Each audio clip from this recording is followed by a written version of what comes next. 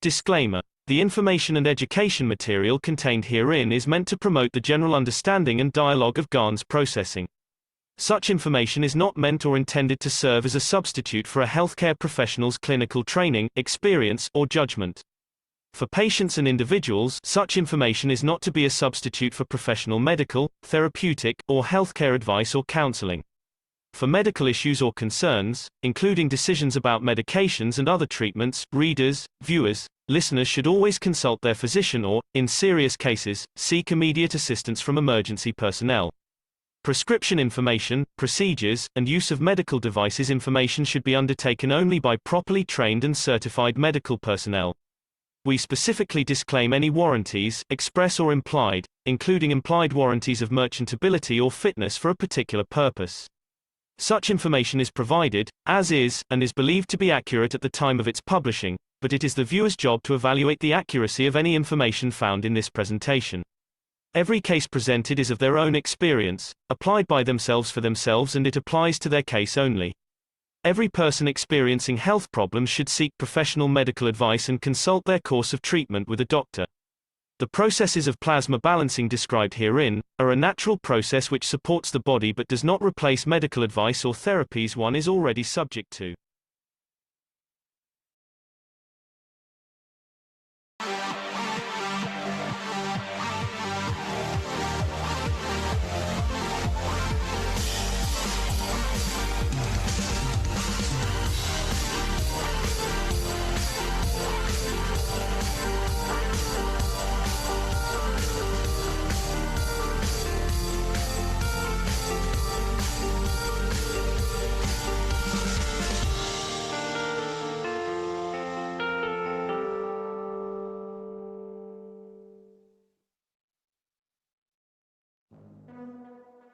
Innovative, revolutionary, stellar development, purest universal knowledge.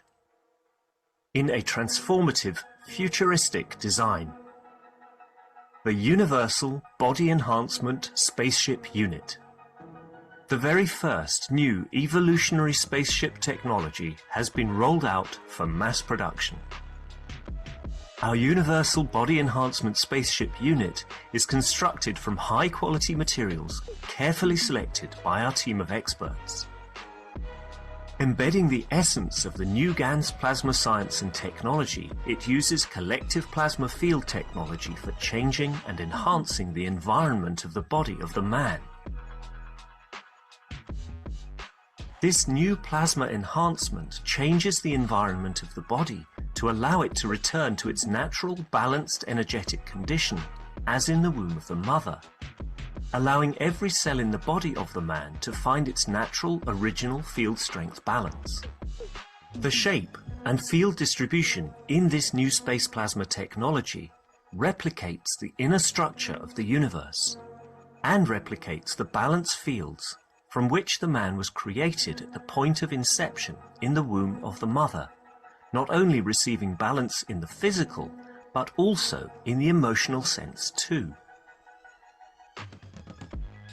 For the first time in the history of man, a system has been developed and delivered which not only enhances the physical body of the man, but also enhances the emotional part of the user of the system, hence reducing and eliminating many problems that could not be solved in the world of science, to bring the body of the man into near perfection, as at the time of birth. This new spaceship technology can be within the reach of every man today and can be ordered by medical practitioners, sports specialists, and healthcare centers. The Universal Enhancement Spaceship Unit, the future you have been waiting for, is here. The journey from space to spaceship technology has started. Every order is subject to a contractual agreement and might require additional accessories priced separately for applications according to each case. You can order or contact us at office@at.kfm.global for additional information.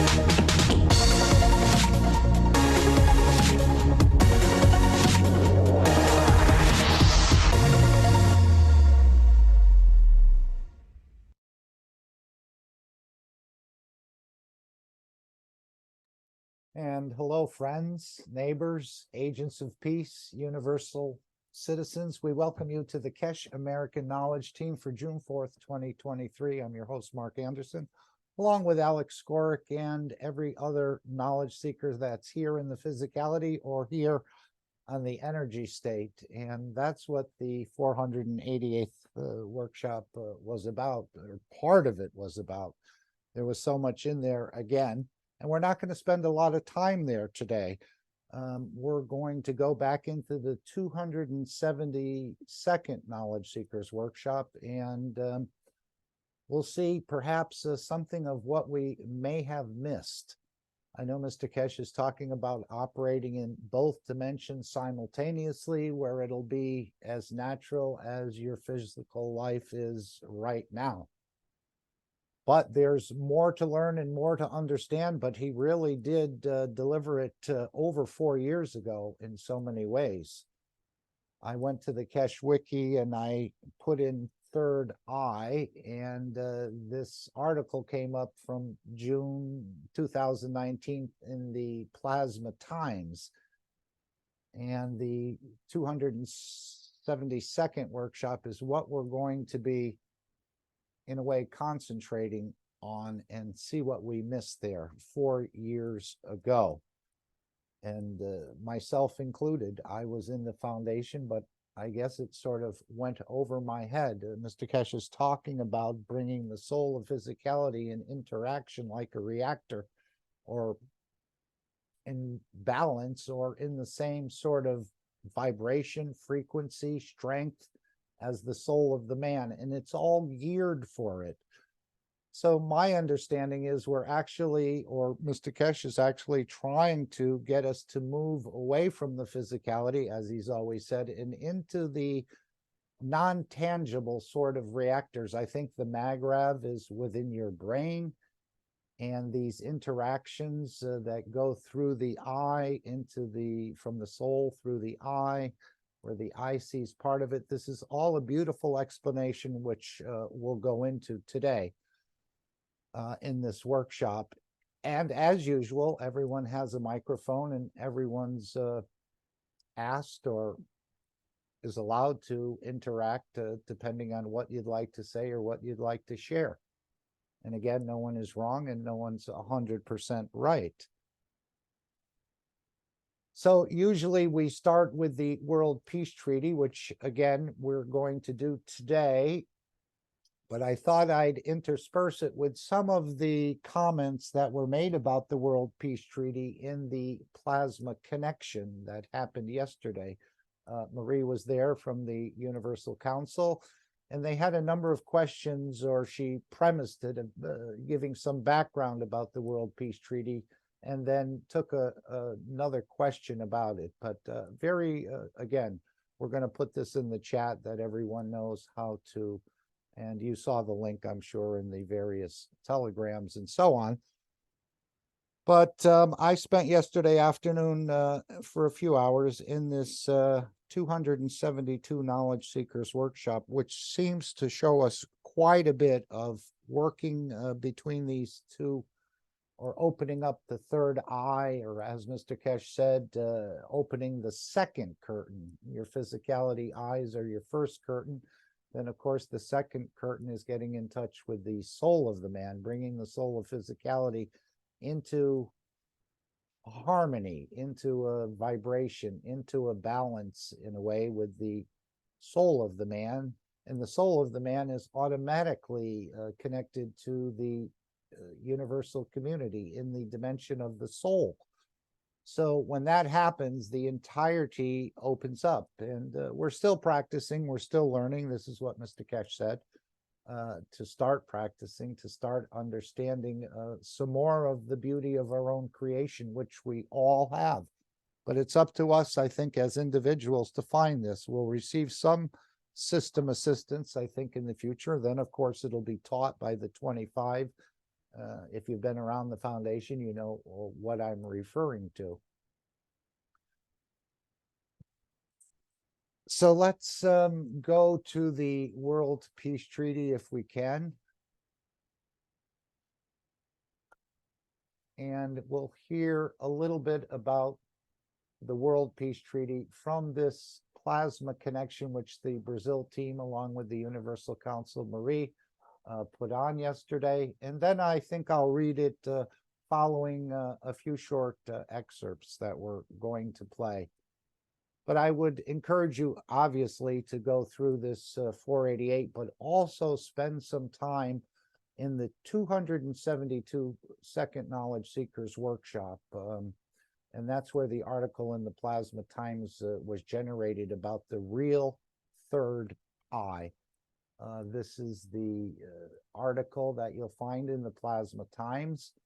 And you can see that, as Mr. Keshe said last workshop, we have many facets and many dimensions. I know we're only working with two, but there are many more.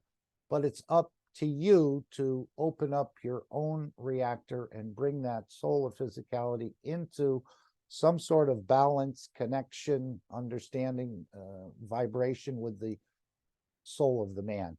And then the entire curtain opens up, as I understand it. I'm not there, I'm still practicing, but this is the understanding that we're working on. So they open up a little bit about the World Peace Treaty, and we will read it, concluding these comments from the Plasma Connection. So if I can, I'll just try to copy this and put it into the chat for everyone so we all know where the Plasma Connection is located.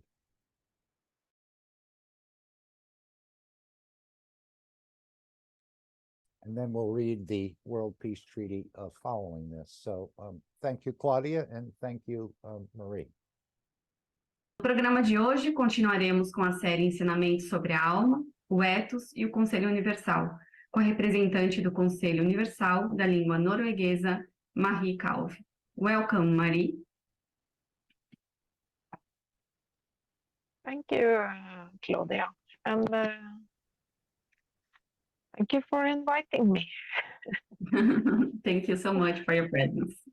I am Marie, and I'm a Universal Council member for the Norwegian language, which is my native language. And today I have made an introduction about the peace treaty, or the World Peace Treaty, because that is very central in everything we do. Então, traduzindo, ela é a Marie, ela é novamente, ela é a membro do Conselho Universal da Língua Norueguesa. Então, ela agradece o convite e hoje ela vai falar sobre o Tratado de Paz. O que seria esse Tratado de Paz? The peace treaty is a contract between yourself and your soul of the man.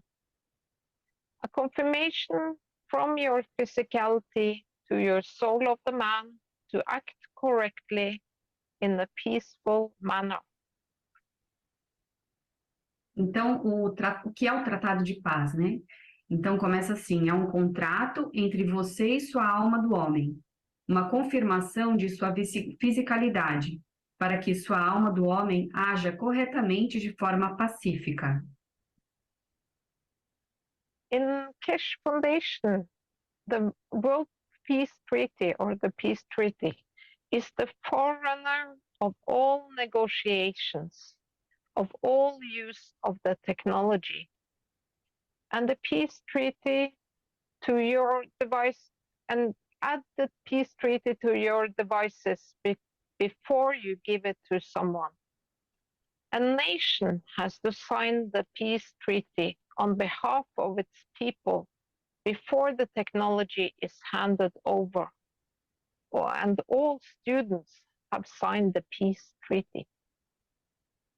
Então, na Fundação Keshe, o Tratado de Paz é o precursor de todas as negociações, de todo o uso da tecnologia. Então, adicione o Tratado de Paz aos seus dispositivos antes de entregá-los a alguém. Uma nação precisa assinar o Tratado de Paz em nome do seu povo, antes que a tecnologia seja entregue. Todos os alunos assinaram o Tratado de Paz. The peace treaty is not the physical signing of the paper. It's emotionally accepting to be peaceful. And sometimes we lose our temper and we remember we signed the World Peace Treaty or the Peace Treaty. And that's how we get corrected. The soul will enforce you or make you become peaceful within. Então, o Tratado de Paz não é a assinatura física do papel, é a aceitação emocional de ser pacífico. E, às vezes, quando perdemos a paciência, lembramos que assinamos o Tratado de Paz. E é assim que somos corrigidos. A alma o obrigará ou fará com que você se torne pacífico por dentro. When you are at peace with yourself, you don't create an emotional condition like greed, stealing, and the rest. Then you understand that the peace treaty is a contract of health. You don't have to worry about war between your family members, war between your consciousness and your physicality. Então, quando você está em paz consigo mesmo, não cria uma condição emocional como a ganância, o roubo e outras coisas. Então, você entende que o Tratado de Paz é um contrato de saúde. Você não precisa se preocupar com guerras, guerras entre os membros de sua família, guerras entre sua consciência e a sua fisicalidade. A lot of people think that the World Peace Treaty we sign is that we won't go into war. I will not become a soldier. I will not pick up a gun. But in essence, gradually it will open you to understand. It means no war even inside yourself. When you don't have to worry or fight to be loved, when you're at peace with yourself, you don't create conditions in your neurosystems or your blood systems that you get different kinds of cancers and diseases. Então, muitas pessoas pensam que o Tratado de Paz que assinamos é o que não entraremos em guerra, que não serei um soldado, que não pegarei em uma arma, mas, em essência, gradualmente, isso fará com que você compreenda que não há guerra, nem mesmo dentro de você, quando não precisamos nos preocupar ou lutar para sermos amados, quando estamos em paz com nós mesmos, não criamos condições em nosso sistema neurológico ou sanguíneo que nos levam a diferentes tipos de cânceres e doenças. When you create the peace of mind by signing the peace treaty, you keep a constant structure in the soul of the man, in the emotional part of you. And then when everything is constant, there is no change. You just serve and live a life which is there and it's nice to be in.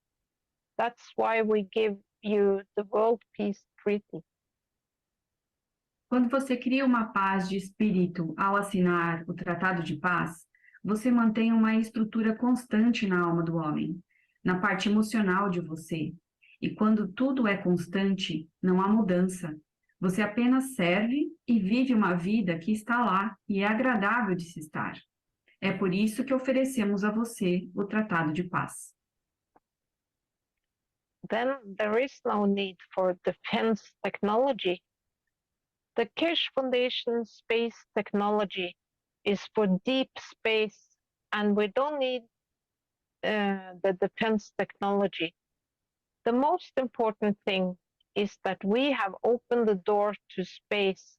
And if you want to be the first passenger in space, expanding the new technology for peaceful purposes, this is your chance.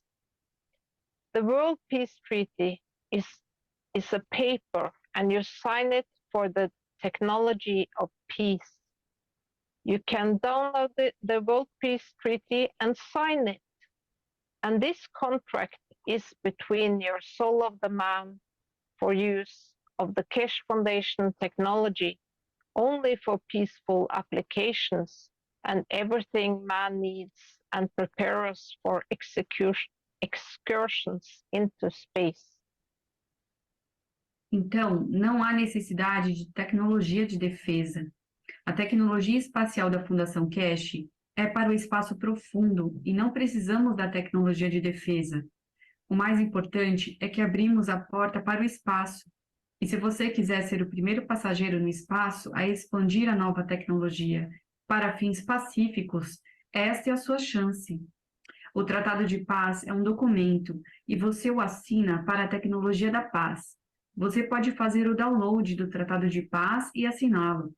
Esse tratado é firmado entre você e sua alma do homem, para o uso da tecnologia da Fundação Keshe, somente para aplicações pacíficas, e tudo o que o homem precisa, e nos prepara para a excursão ao espaço. So that was a little introduction about the peace treaty. There are much more that Mr. Keshe has said about the peace treaty. So go back to the teachings and listen, or search the beautiful documents that is on the transcripts on the Keshe Foundation Brazil pages. It's easy to find. Então, esta foi o texto de introdução sobre o Tratado de Paz.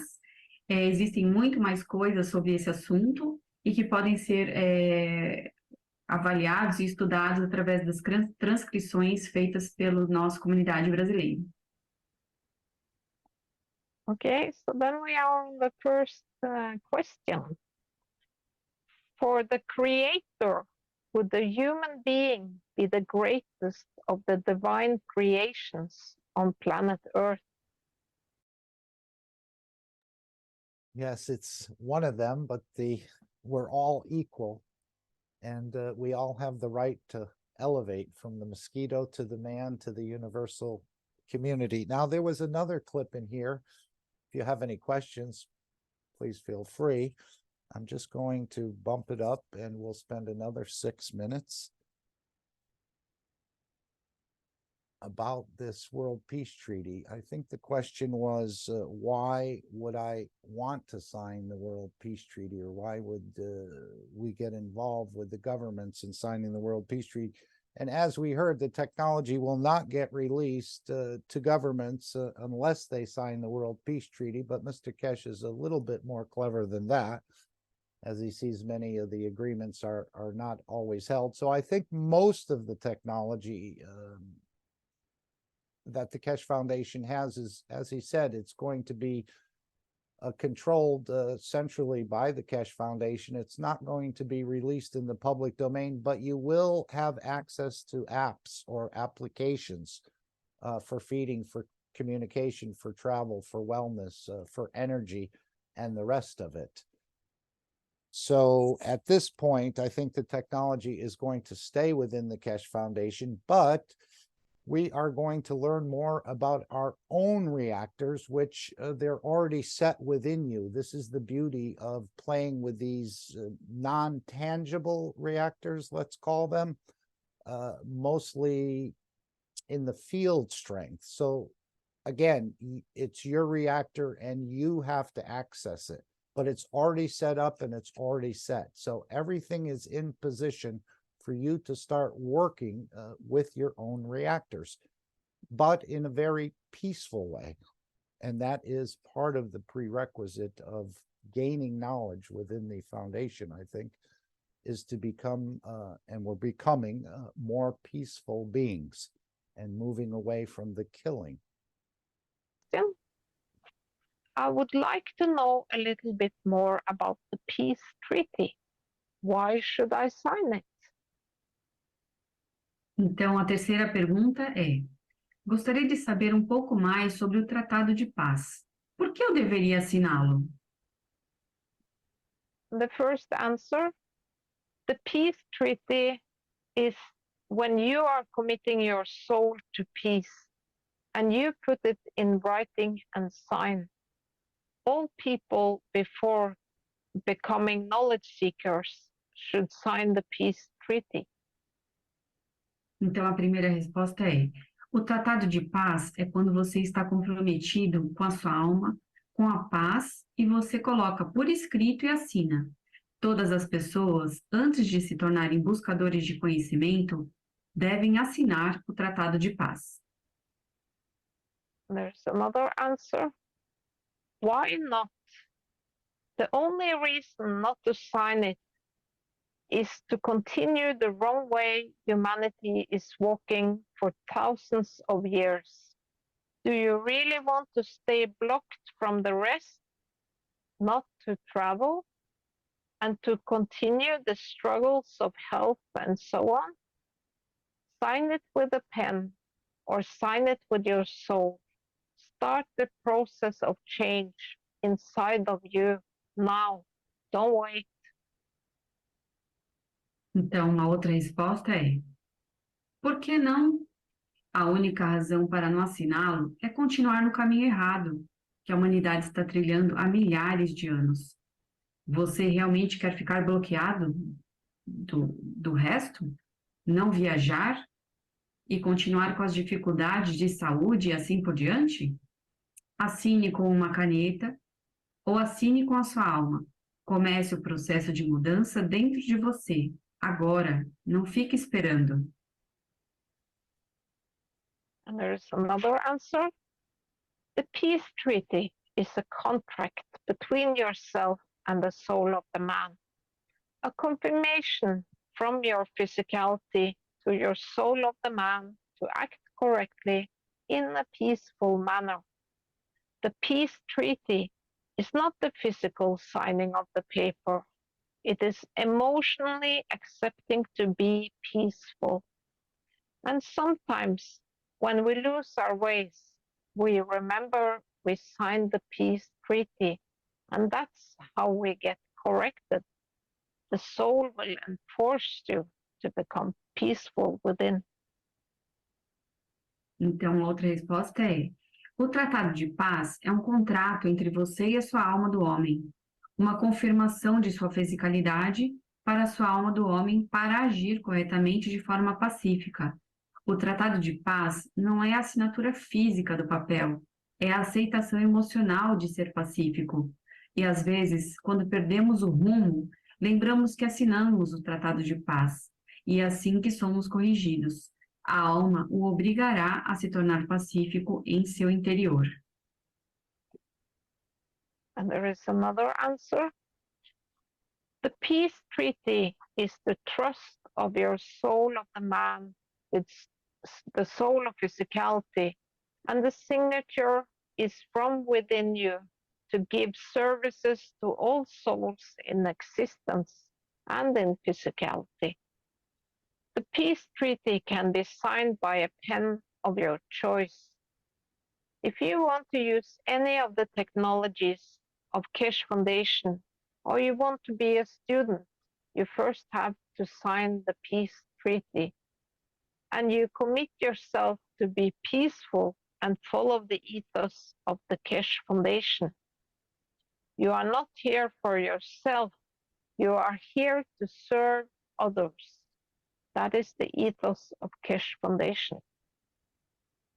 Então, a outra resposta seria: o tratado de paz é a confiança de sua alma do homem com a alma da fisicalidade, e a assinatura vem de dentro de você para prestar serviços a todas as almas na existência, na fisicalidade.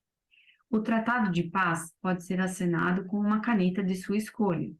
Se você quiser usar qualquer uma das tecnologias da Fundação Keshe ou quiser ser um aluno, primeiro terá que assinar o tratado de paz.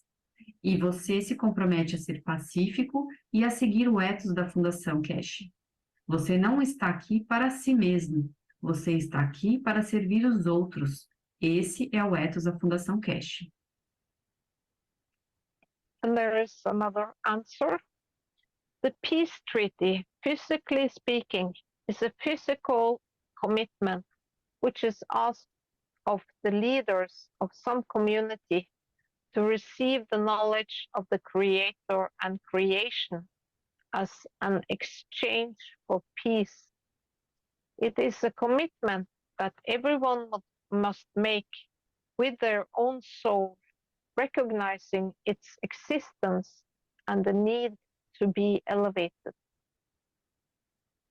Então, aí a última resposta para essa pergunta é: o Tratado de Paz, fisicamente falando, é um compromisso físico que é solicitado ao líder de alguma comunidade para receber conhecimento do Criador e da criação, como uma troca pela paz.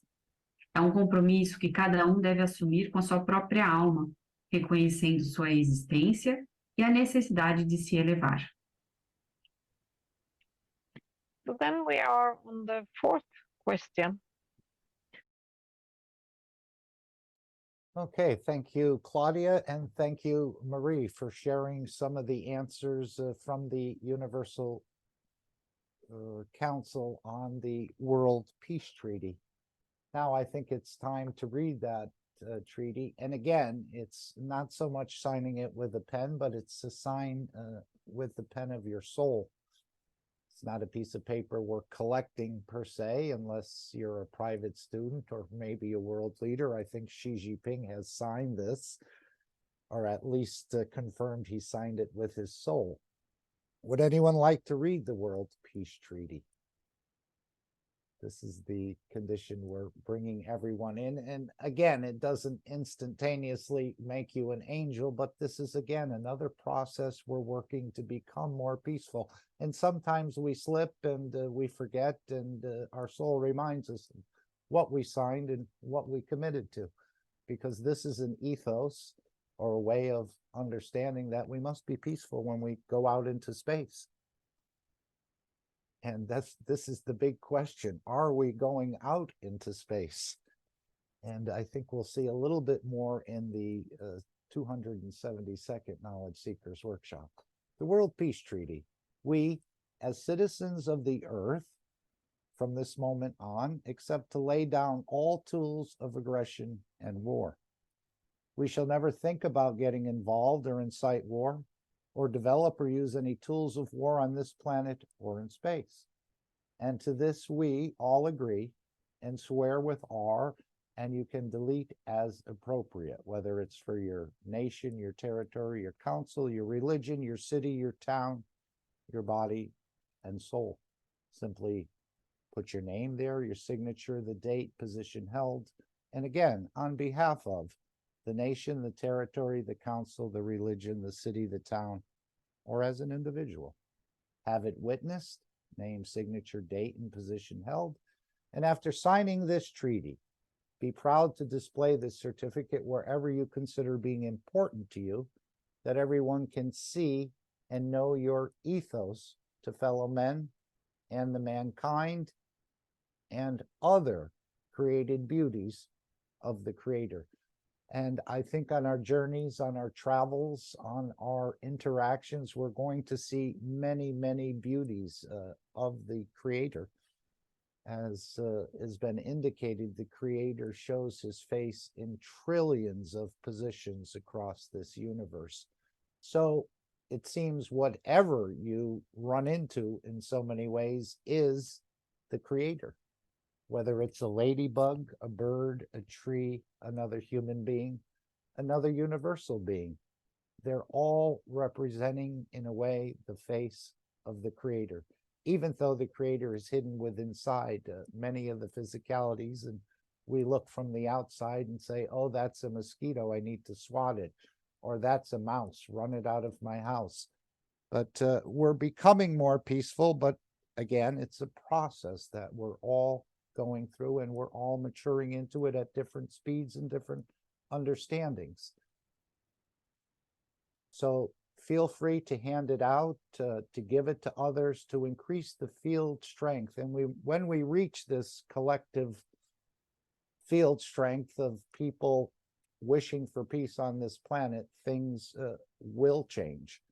And as they are now, the peace is already here. It's just a matter of extending it in a way to a broader population.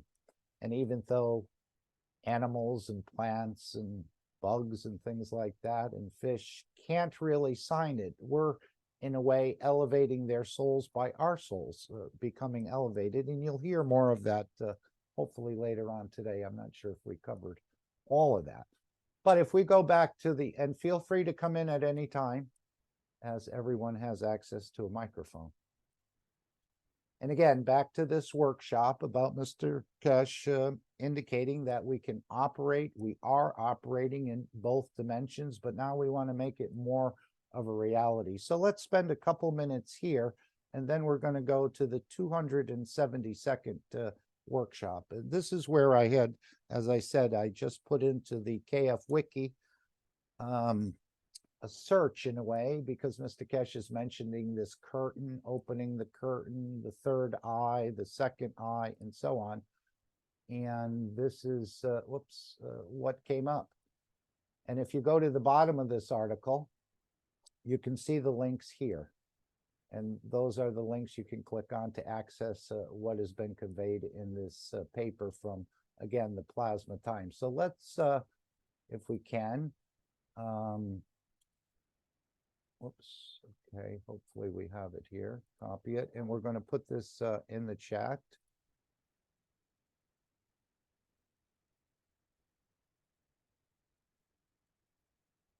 And this is a workshop, as Mr. Keshe said, in the last hour of this, this is the teaching of 6,000 years presented to you in the last 60 minutes. I think he said that at about an hour and 33 minutes into this 272nd Knowledge Seekers Workshop.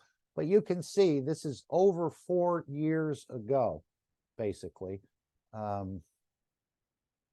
What was delivered and what was shared. And again, I pretty much missed it. Otherwise, I would have gone back to it and we would have expanded it more.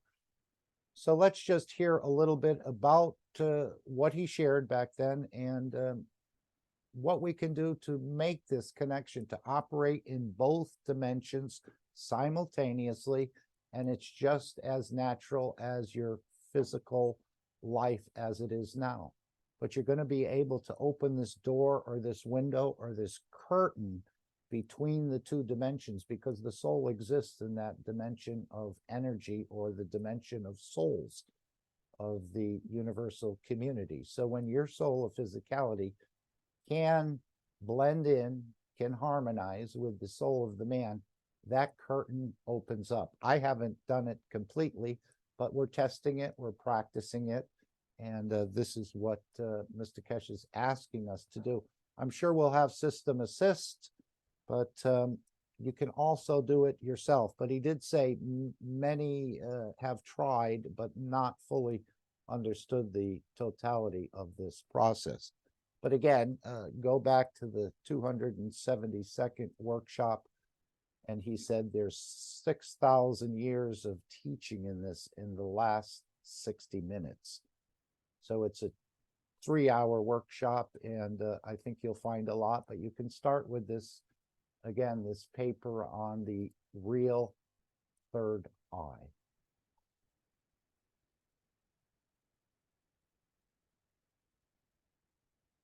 Hello and welcome, everyone. Welcome to the 488th Knowledge Seekers Workshop here on Thursday, June 1st, 2023. This is a broadcast of the Keshe Foundation Spaceship Institute Education Department and part of the public teachings in English. My name is Rick Kremen, and I'll be host today once again in these weekly series of workshops. And once again, we have the privilege and honor to have Mr. Mayran Keshe of the Keshe Foundation here to deliver today's teaching and information. Hello, Mr. Keshe. Are you ready to go? Yes. Good morning, good day to you. As usual, wherever and whenever you this series of knowledge seekers from the Keshe Foundation Spaceship Institute. We welcome you back, and open-heartedly we bring you all the love and care from the universe as we start becoming part of universal community, at least to learn how to be. In the session of last Friday, in trying to elevate the soul of the victims of child abuse with the members of the Keshe Foundation knowledge seekers who were there, we started a tentative touch, as was said in the intro. We start teaching you how to see through the dimension of the soul while you live the dimension of physicality. In a way, we start teaching you to what you are used to as a dream to sleep to become reality in the daily life. It's like having two different mobile phones in your hand, one for one and one for the other. And this is important for knowledge seekers to learn, and important for humanity to learn, that you need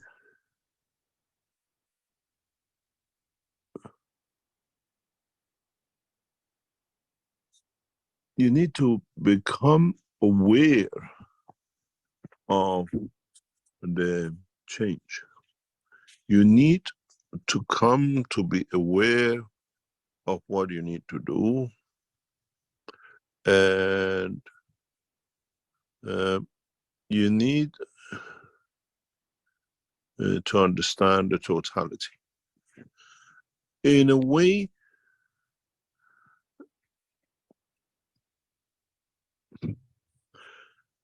you got to learn how to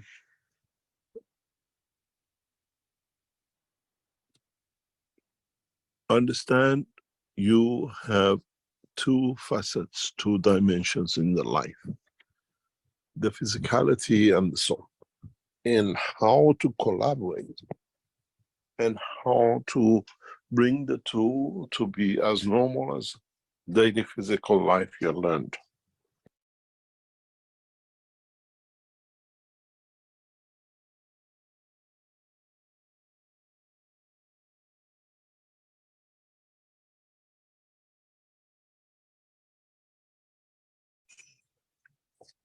In a way, what we need to understand is how we gradually become to see in both dimensions and trust it, and don't call it a dream,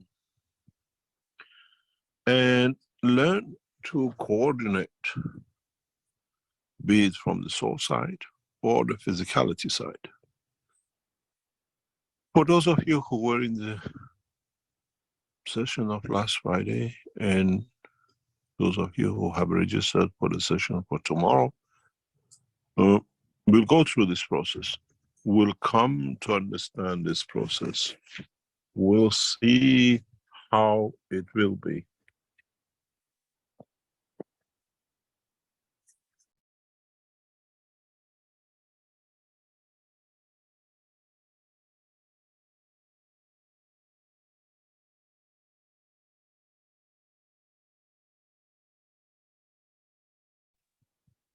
And to understand the change,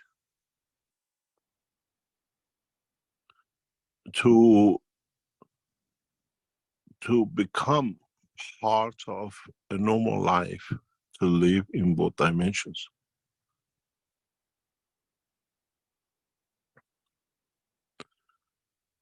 How would we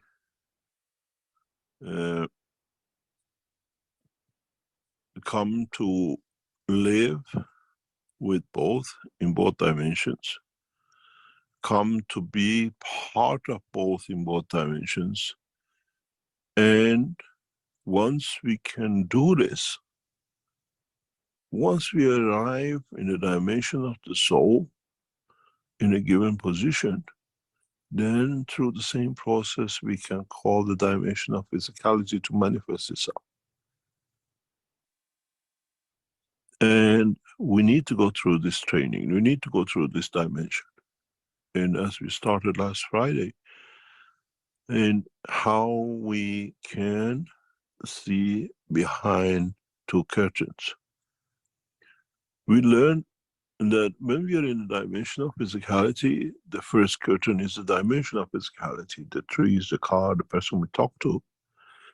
And when we raise the second curtain, we interact with the soul of the person, with the soul of the entity. And as we have a common denominator in both structures, we decide what is the best for both souls to be in a given position or interaction. This process, as you see, is not going to be an easy job. This process of switching between the souls will be taught to the first 25 people who will join us in the first sessions of the 200. And this will be developed into the next sessions of the teaching and understanding. It has to be taught face to face in the first instances till more and more people learn how you raise the second curtain to see the dimension of the soul. It is part of understanding the structure and existence. It's not really opening an eyelash and you see the daylight. You could have your eyelashes closed and see in the dimension of the soul, but the dimension of physicality to you is closed.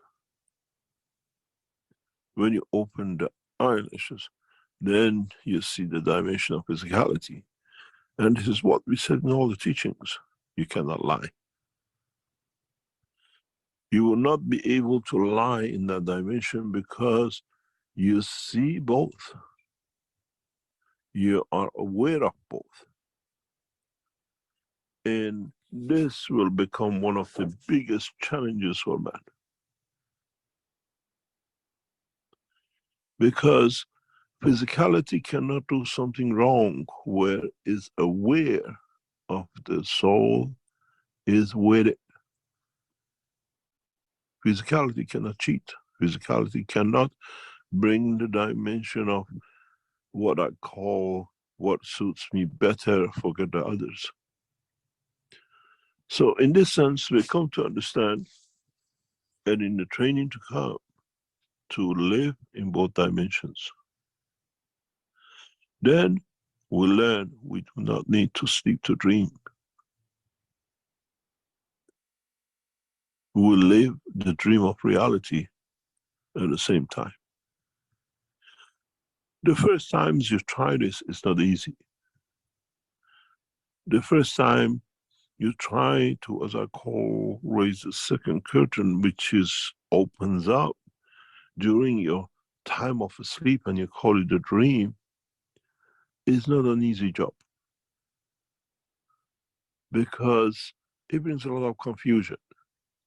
What am I seeing?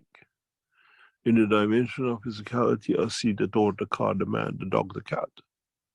Here, I see just light.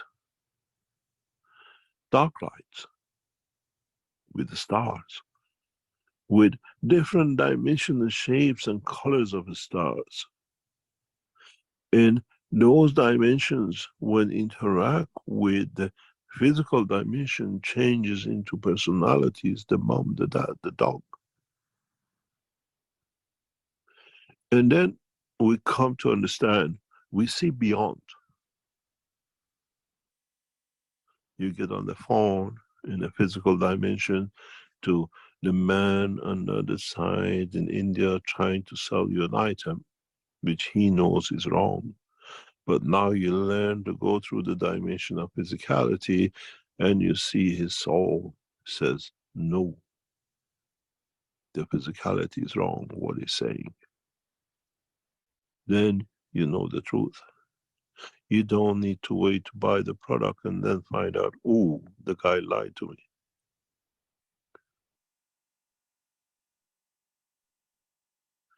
This is part of the process of the elevation of the soul of the man.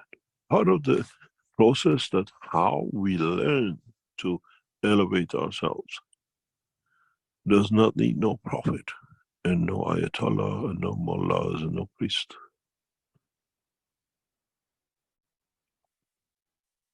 Then it comes to the point that you reach to understand that you read, you go to the church and it says, this is what Christ did, blah, blah, blah, blah. You switch in the church to the dimension of the soul and put yourself at the level of the soul of understanding to the soul of the Christ. And you ask, did you do such a thing? And then you find out what is the truth. And then that's the time that we say, you put the book down and you walk out of the church, because you don't need no false intermediaries. This is the beauty of it. It's the same when you stand in front of the lover and the lover tells you he or she loves you, but actually the soul and the physicality is engaged with another soul and physicality, just passing time.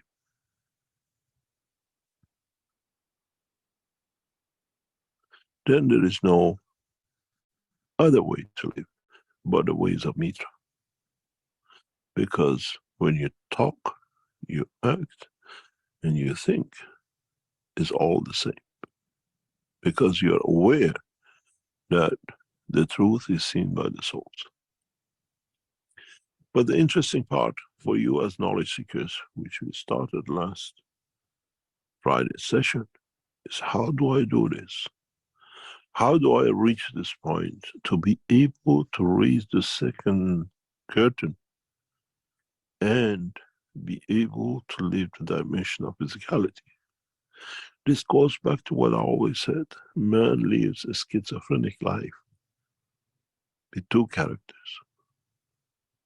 One, the character of physicality, and the other one, the night shift character, we call it a dream.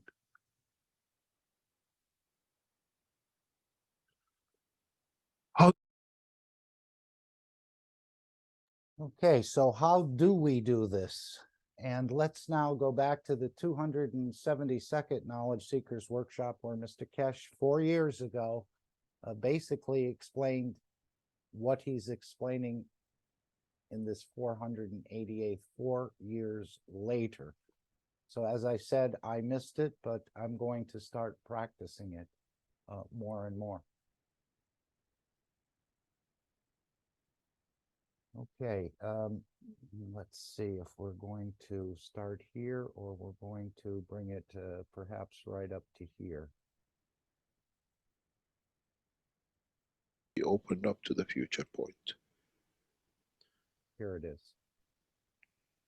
As I said, when we share with one, we share with a lot.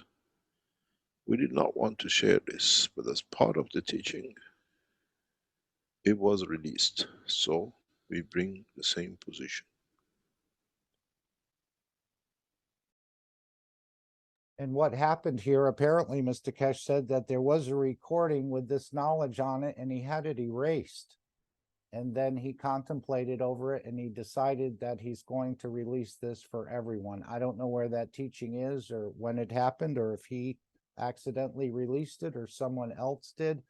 But this is what he's bringing about this knowledge of connecting the soul of physicality with the soul of the man.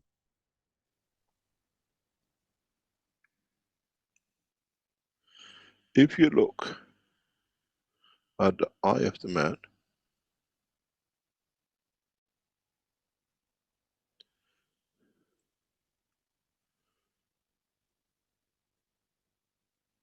and if you put the skull of the man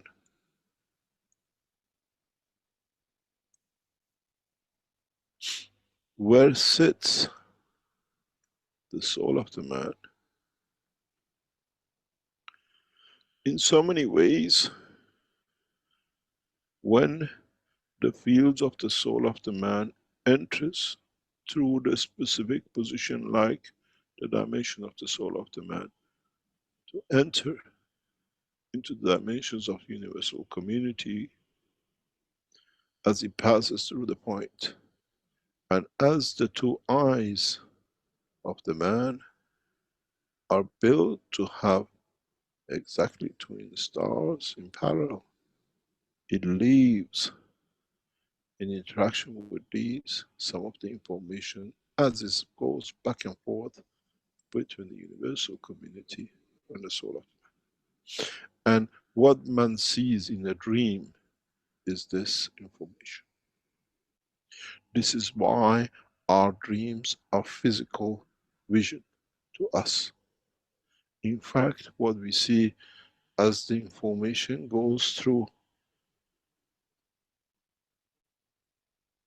if I can draw this as an eye, and this as a soul, and this as a physicality of the man with his nose, as the information travels back and forth, in a way, in that spot, some of the information transfers to the dimension of physicality, and man sees it as a dream. This is the third eye of the man, you call it. But in fact, it's the eye of the soul of the man. And when you look into the skull of the man, there is a specific hole which accommodates for this, as the rest of the skull, the bone structure of the man, has blocked the rest for the dimension of the physicality of the brain of the man. Now many of you might understand what the third eye means, what it means to be the actual, the soul of the man. It's the way, the line of the communication of the physicality of the man, picking up in a way like somebody standing on top of, in the communication between the two parts and listening to the conversation between the soul of the man and what you call the target subjects, the mom, the dad. But what is interesting, man only understands part of this communication which he has the knowledge of, not the other part which is belongs to the communication, understanding of the work of the soul of the man and its universal community.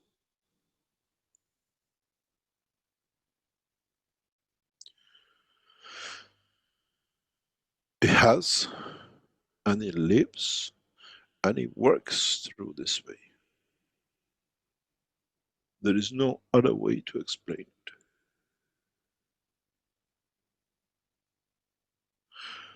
For those of you who were looking to make the line of communication with the soul of universal community, we have given you the key today. If you are mature enough to understand.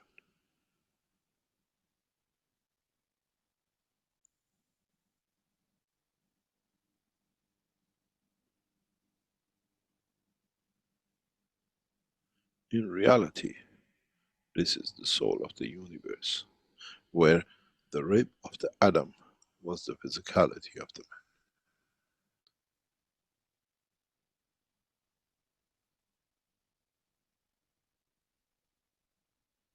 Now, find any excuses or try to create a dimension to understand the work and the line of the communication between the soul of the man and its universe. When man understands this line of communication and become mature enough to understand this, man has entered the everlasting peace. Then he feeds through this channel the physicality of the man, and not for the man to kill to confirm existence in dimension of physicality.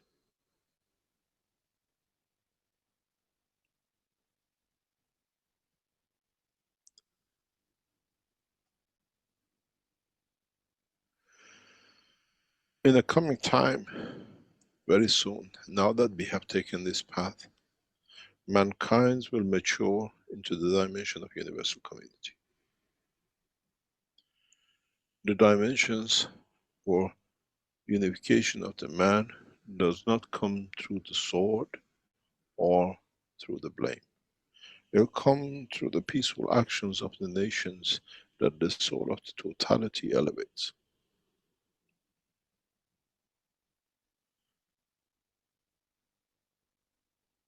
I cannot say much, but it's time for the man to understand that the time of the completion of all the teachings of past thousands of years has arrived. And for man to understand how and where and the time for it has already been planned out. It is part of these teachings which we have to unveil the truth, the reality, and how we shall handle this. The whole operation of the work of the foundation, under the disguise of the knowledge, was to create the condition for peace, for mankind to walk into it by itself and not by lying to himself as it's entered. Not by the motion of the greed of the man to possess all, but by the humbleness that I missed due to my own greed. Greed to kill, greed to possess, greed to be part of the totality when the totality has already been given to the man. Now you understand why many times I have said, I'm ashamed to be in the rope of the man.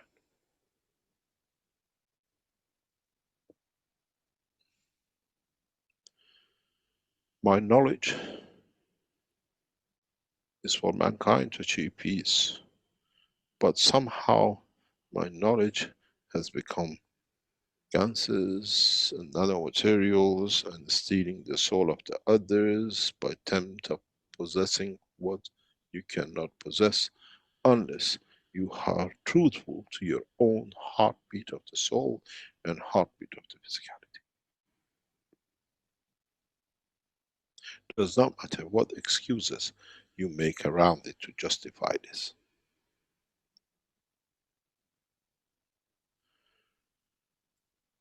World peace will only come when man understands the totality of his own existence, the totality of the heartbeat of the physicality and the heartbeat of the soul of the man and its connection to the heartbeat of the soul of the universal community. So if you understood in a simple language as your heartbeat here tunes up with the heartbeat of the soul of the man, then the same has to be tuned to the heartbeat of the soul of the universal. As none have physical dimension.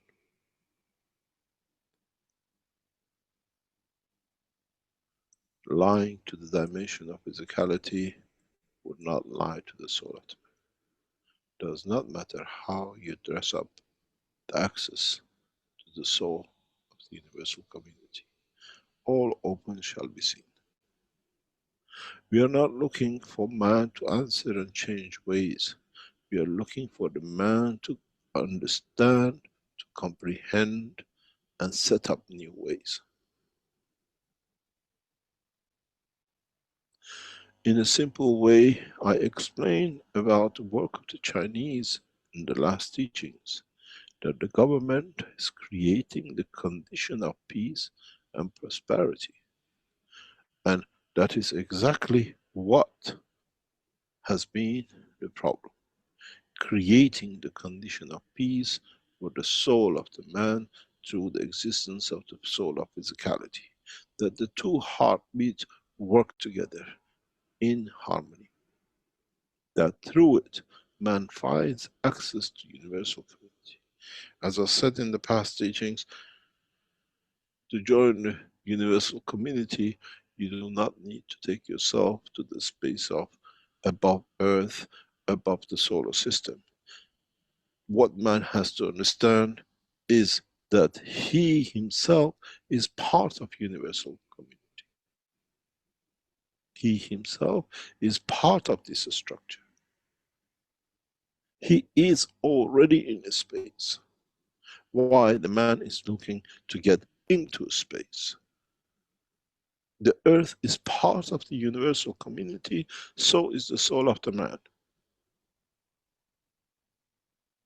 But man has, in a way, embedded himself, entangled himself into trying to get what he already has, and he has blinded himself into.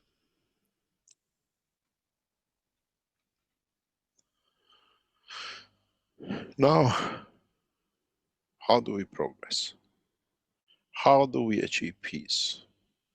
We have always retaliated and we answer back to justify, where the wisdom comes from understanding and in a way working towards the final goal, to find peace with our souls.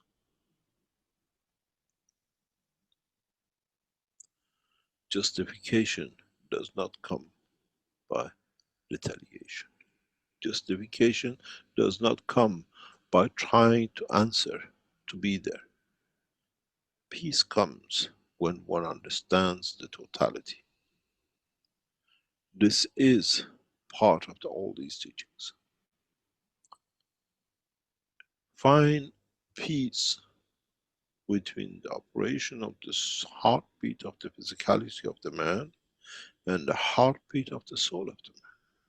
Then, as you have seen, when you put two reactors together and when their fields interact, like gravitational field and magnetical field, they will spread and create a new dimension of sphere of fields.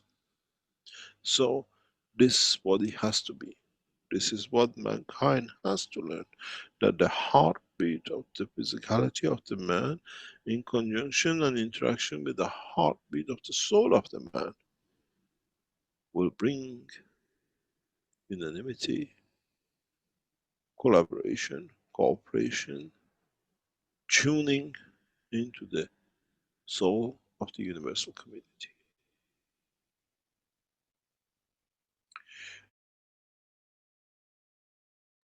Okay, let's just back it up for a moment with this drawing. So as I see it, you have a reactor, another reactor, and a third interaction up here with the universal community. The soul of the man is already tuned into the universal community. And as soon as the soul of physicality connects with this dimension, and again, these reactors are non-tangible, as Mr. Keshe said in the 426, the Magrav is within your brain. Now you can build it physically, no problem, as he said later on in this workshop, if you want to play in that dimension. But this is how you access into the universal community. Another point that I saw here, he said the eye of the man was almost like standing and listening between communication between the soul and the universal community. We call it a dream or a daydream, and you see fragments of it, you see parts of it. So if the soul wasn't here in this location and it was way off, as Mr. Keshe said, you travel the span of the universe, but do you physically travel with the soul? If the soul was outside of the physicality, this eye would never pick up any of those communications, what we call a dream. So to me, the soul is not moving at all. It's expanding and interacting, and that information and that energy is passing through the eye, and you're seeing a glimpse of it. Again, we call it a dream. But it's actually an interaction, again, with the mother, with the place you've been, maybe a place you've worked. So to me, the soul isn't moving anywhere. It's staying right in its position.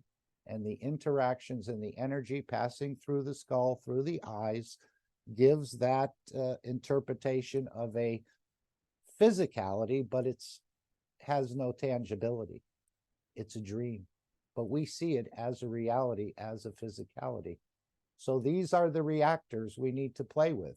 Now, maybe some people will take offense, and as Mr. Keshe said, his knowledge is to be used for peace, and some, he doesn't understand why some people are still talking about the Ganses and the nanomaterials. He says, that means you haven't matured, and that's no problem. You can play any way you'd like. But this is opening that curtain. This is opening that dimension into the universal community. And then you can call upon the physicality to manifest itself.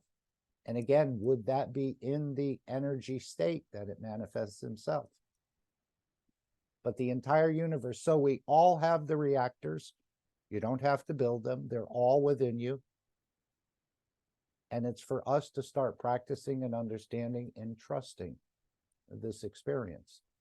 But we're all carrying it, and we all have access, and the soul has a direct access to it. So all we have to do is find that balance, that harmony, that interaction, that feedback, as someone said, when a guitar is brought close to the amplifier, you sort of have that. So it's all there. It's all within you.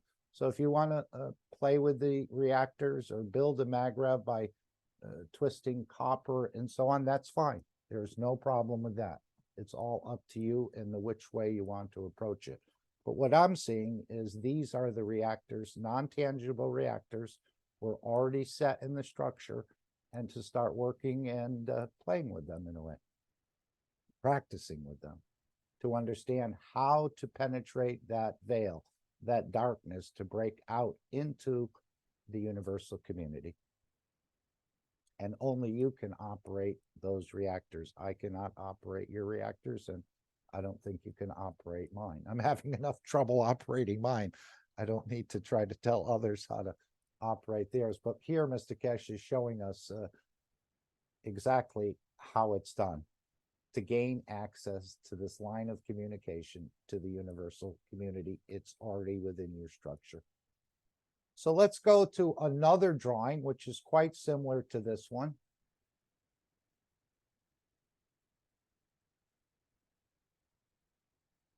And we'll start here.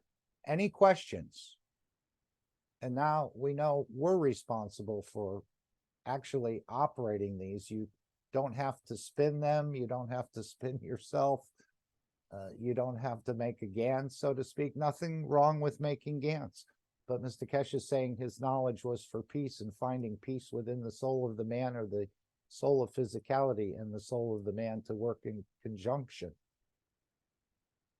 So just a different perspective, maybe, again, many people will want to continue to work with the GANs, but we're just opening up these reactors, these non-tangible reactors that we all have and we can all play with, and we can learn to operate in both dimensions. This will come naturally, and it'll come to all of us.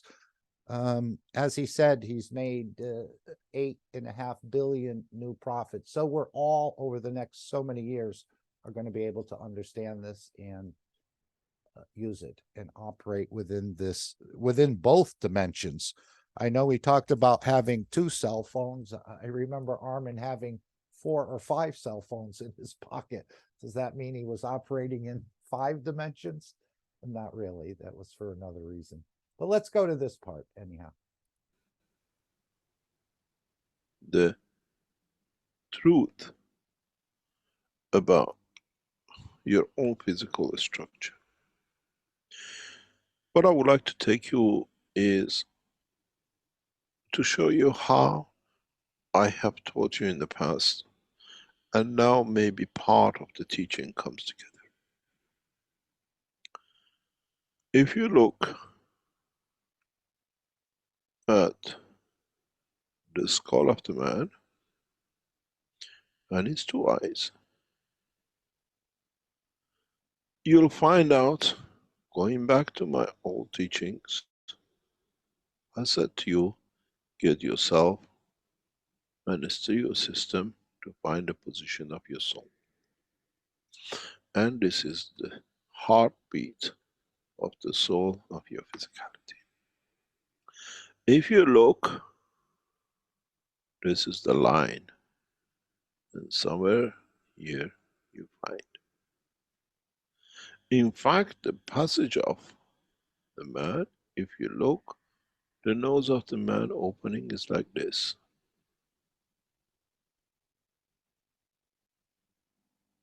But the image of the interaction of the dimension of the physicality of the fields of the man goes the same way to interact. And this is why when this passes through the center of the, it's just, if you look at the skull of the man, the nose sits like this, and the eyes are like this, and the soul sits somewhere there. This is why the vision sees, the nose smells the dream, and the tongue speaks the language. You remember the star formation and the free field plasma that all can take from? There's no difference in the teaching.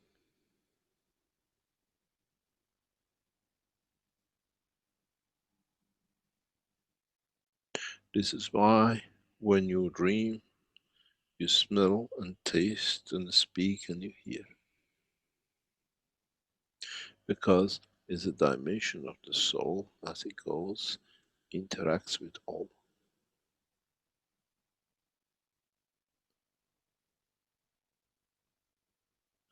If you are looking for the third eye, that's the position of the physicality of the vision.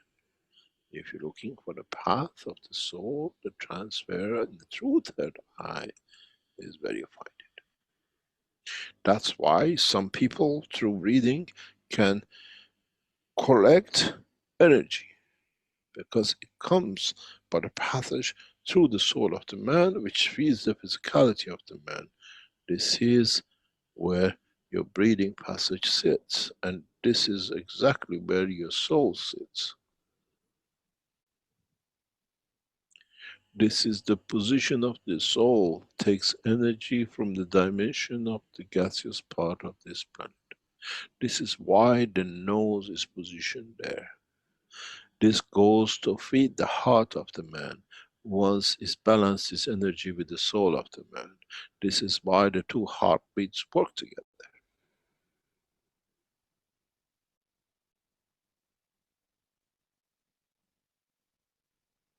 Have you ever understood why you snore? Because the soul shuts down to the reality and it just wants to feed the physicality. Because cannot handle injustices. It's the psychosomatic reaction of the soul not accepting the condition. As the breathing passage, the nostril passes first to feed the soul, not the air to go to the lung, to feed the heartbeat of the man through energizing his physical dimensional motion of blood. The breathing of the man is the feeding of the soul of the man. Without it shall be no life.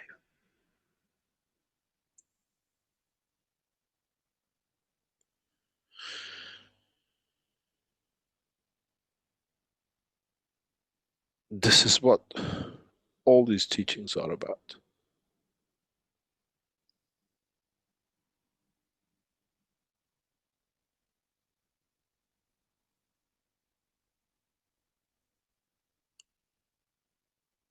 This is what the totality of the knowledge of the man boils down to. Man has been the passenger of the universe for centuries without the jumbo jet and the shuttles and God knows spaceships. And the strange thing is that the man is building more and more machines to get the physicality in the open span of the universe. The more physically he gets involved in to confirm his physical existence. And lower he goes down the chute.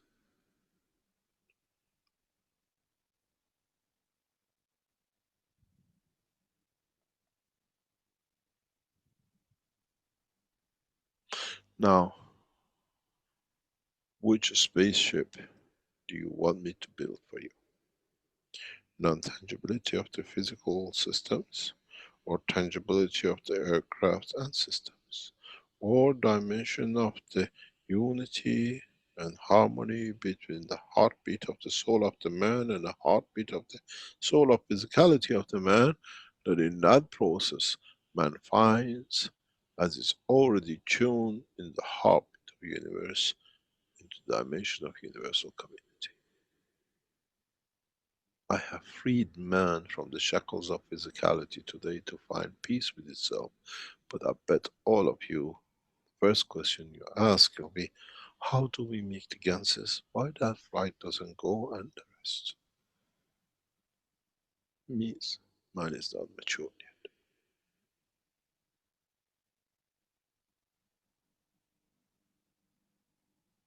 It's very much like you're sitting watching a scientific program that it gives you knowledge of whatever, and your little boy comes and says, Papa, can we go and play football?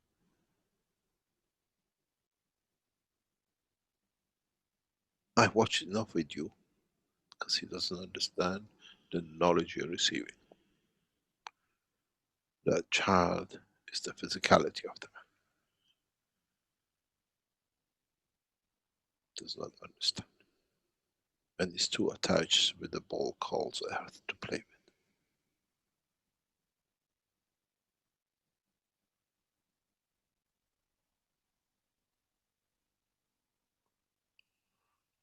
We're not teaching you religious teaching. We are teaching what you have missed in reality in the structure of your own life.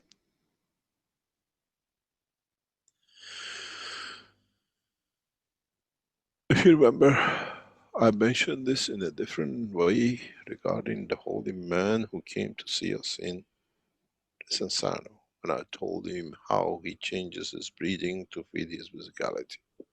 Now, when I explain the position of the soul of the man and the way the energy passes it, how the soul of the man feeds the physicality. I'm not changing anything. Now you have matured to understand.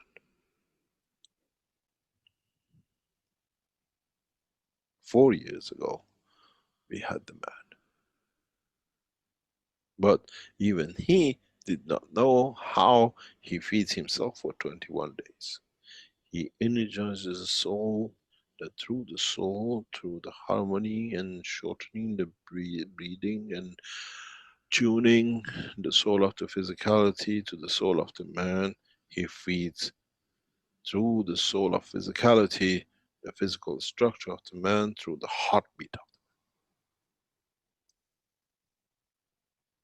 the man. And as the heartbeat of the soul of the man is tuned with the heartbeat of the physicality, gives the essence of existence to every soul within every cell of the body of the man. Now you understand. Go and fight for homes and lands and cars and clothing. When would you fight for the freedom of the universe to find peace within yourself?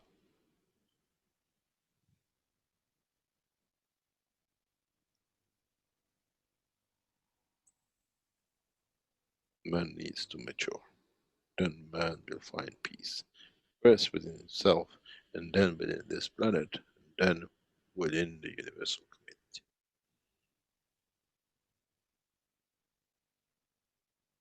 You already are passengers. You already live, but you're not aware of.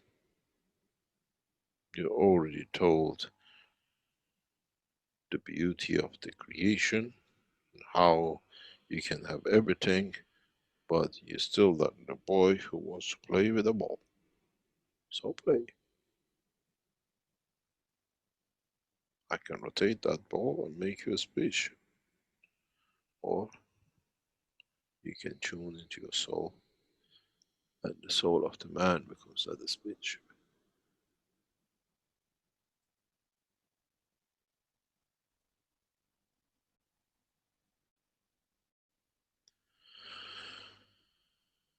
It's taken 6,000 years to explain what I explained in past 60 minutes to mankind. So you have 6,000 years of teaching in this workshop, which is about, well, he said the past 60 minutes. So I would encourage everyone to, again, we put the link in for the real third eye. And at the bottom, you'll find the links of what is written here. And it's all in the 272nd Knowledge Seekers Workshop. So again, do you want to build reactors? Do you want to build cups to feed yourself? Or do you want to start learning and playing with the reactor that the Creator made within you? Or the soul of the man, which is the Creator, has made within you, to access these different dimensions. And of course, Mr. Keshe said there are more dimensions, but right now we're working on the physicality dimension and the dimension of energy. But this is what opens up this third eye, or opens up this curtain, which we've all been trying to do in a way with ganses or with spinning balls and other things. But you have the perfect reactors already set up in your structure, each and every one of us. It's for you to decide whether you want to play with the wall or you want to play with the energies and access to the universal community. This is just the way I'm seeing it. Any other thoughts on this from anyone? And again, I would spend some time in that workshop 272 and see what it opens up for you, practicing this understanding. Again, this is 6,000 years of teaching in 60 minutes. So you have the full understanding. No one can fool you. And as he said, move away from the physical dimension and go into the dimension of energy. And this way you'll operate in both simultaneously with the two cell phones, whatever time and position you're in. Again, we haven't been given all the keys or all the hints about this, but this is, again, 4 years ago, and I completely missed it. Otherwise, I think I would have been practicing. I don't know how I missed it, but I did miss it. And I've probably missed most of the knowledge. But we keep going back and reviewing and understanding more, which is all right in front of us. But we just are so physical. We want to build something, we want to make something, but the feeding, the traveling, the balancing of the health is all within the structure of the man. Anyone have any thoughts before we go to our next section here?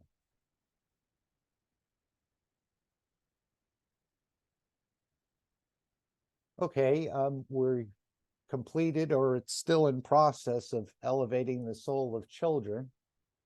And now the next step will be to elevate the soul of the abusers. I was hearing a musician, a famous one, he's passed, but he was telling a story of how he spent in his younger days about 5 years in the juvenile. He went into many, many juvenile detention facilities.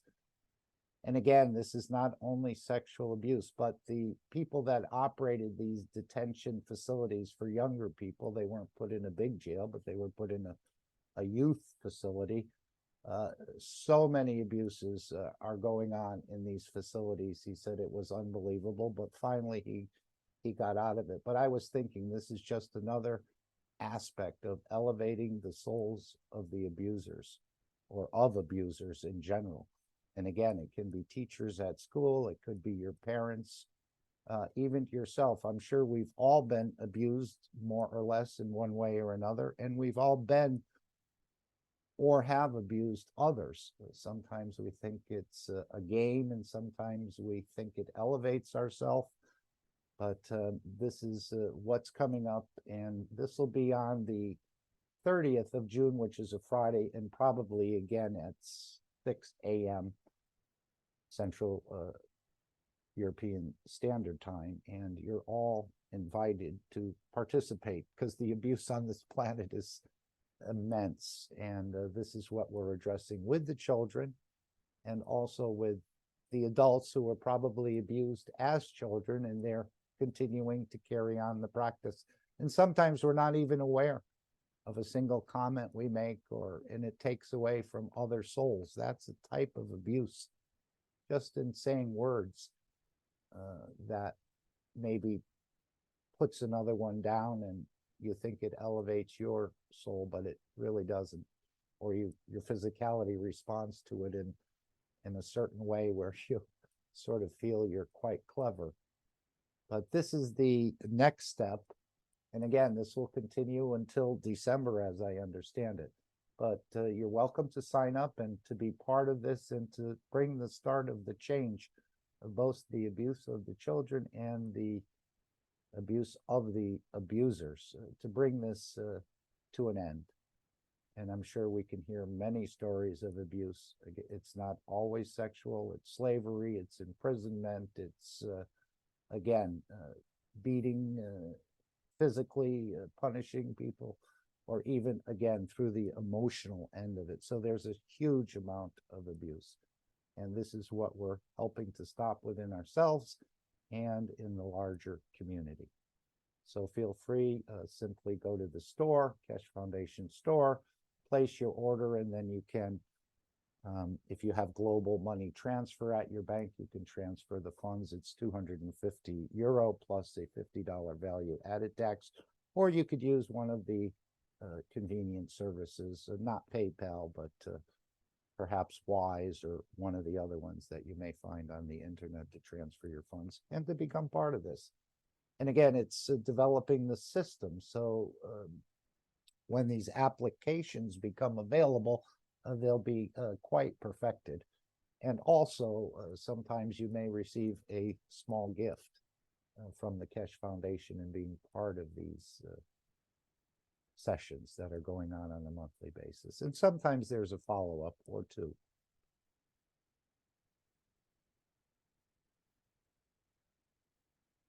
Okay, I think we'll go to creating the peace tone, but maybe we can go back to this 472, and we're going to go to a different location here.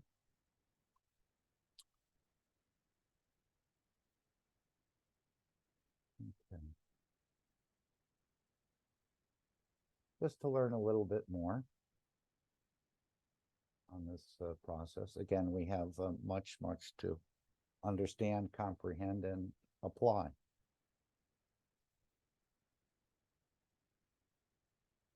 We'll start at 21. I wanted to start at 21. There we go. And this is just a prerequisite about creating this conditions for world peace in the world leaders. To start this kindling process, as Mr. Keshe calls it, where we're creating the first conditions for peace on this planet. Even though we've been doing it for a long time, we continue to do it. But it's this kindling of the peace that it's made available to the world leaders and to the rest of the souls on this planet. But let's take 10 minutes here before we actually go into that. Conduct of the physicality of the man to confirm is my right to have. But the greed of the man has to understand the position of the soul of the man, the heartbeat of the man. Sorry, I actually put it in the wrong spot. And we're going to go here. And we'll start it about here. Again, this is all from the 272nd Knowledge Seekers Workshop, and we're trying to connect it, which, again, all the teachings are connected. It's just we haven't seen it, and we're trying to understand more of it and put it together.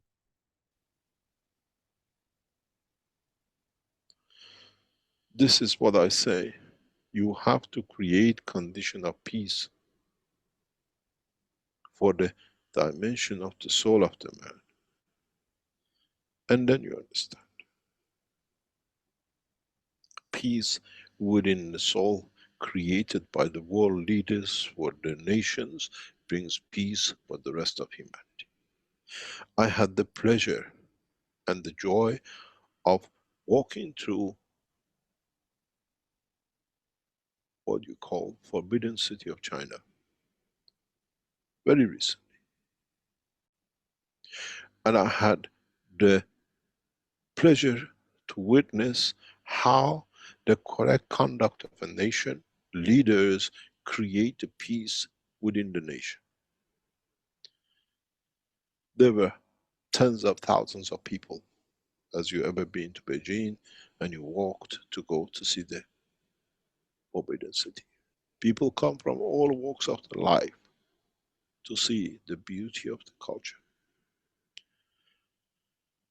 In a crowded path, on top of the stairs, I noticed a backpack with a beautiful young girl, wide open. iPad, laptop, with a zip open, and on the back, and she was busy with her phone. I said to the knowledge seeker, I said to tell her to close her bag, people will take. And I was made to ashamed. She says, no, the girl which had the backpack, says nobody touches anything here. The country is safe. I am safe, nobody will put hand in my backpack. And then I enjoyed how peaceful the nation is. And at the same time, some times ago, I was standing on the central station of the Belgium train station to get the train to Ordine, which is in the south of Belgium. I saw a Belgian unzipping a Korean woman's backpack and putting his hand in. It's the nature of the nation. I said to him, what are you doing? He said, nothing to do with you, it's not yours, what I'm stealing, is it? A nation is thief by nature and its citizens. A nation is at peace by its nature, that people have the confidence they can leave everything open. Created of condition of peace has to come through the leaders of it, that gives the condition for peace for mankind.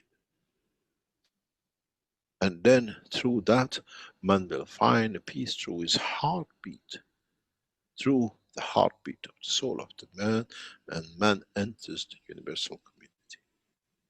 Why does man has to wait till he dies, till achieves a freedom of physicality, where man can find that in the time of his physical existence, and then extend the life of the man to for everlasting?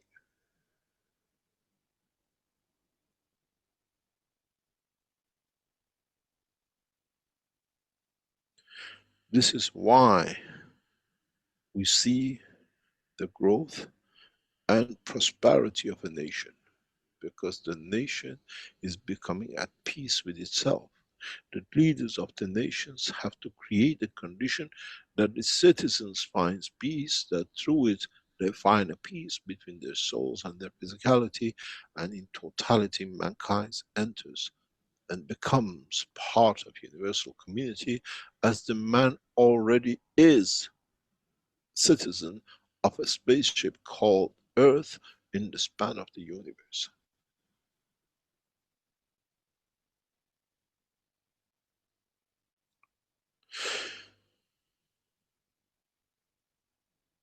When you have misguided leaders, you end up with misguided citizens.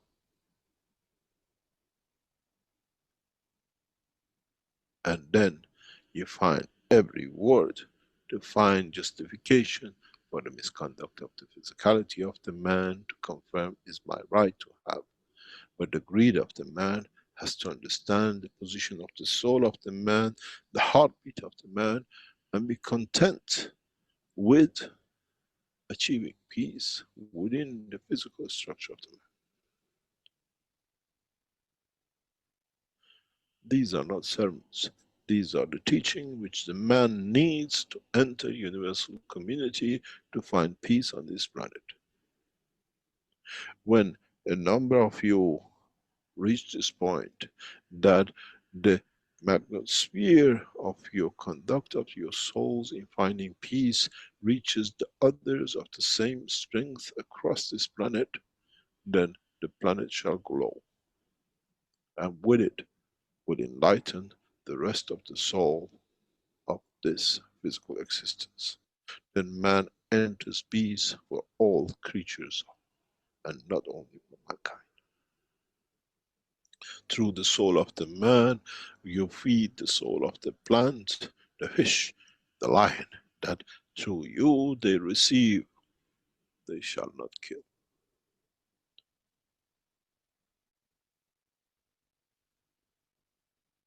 And this is the wisdom of the time.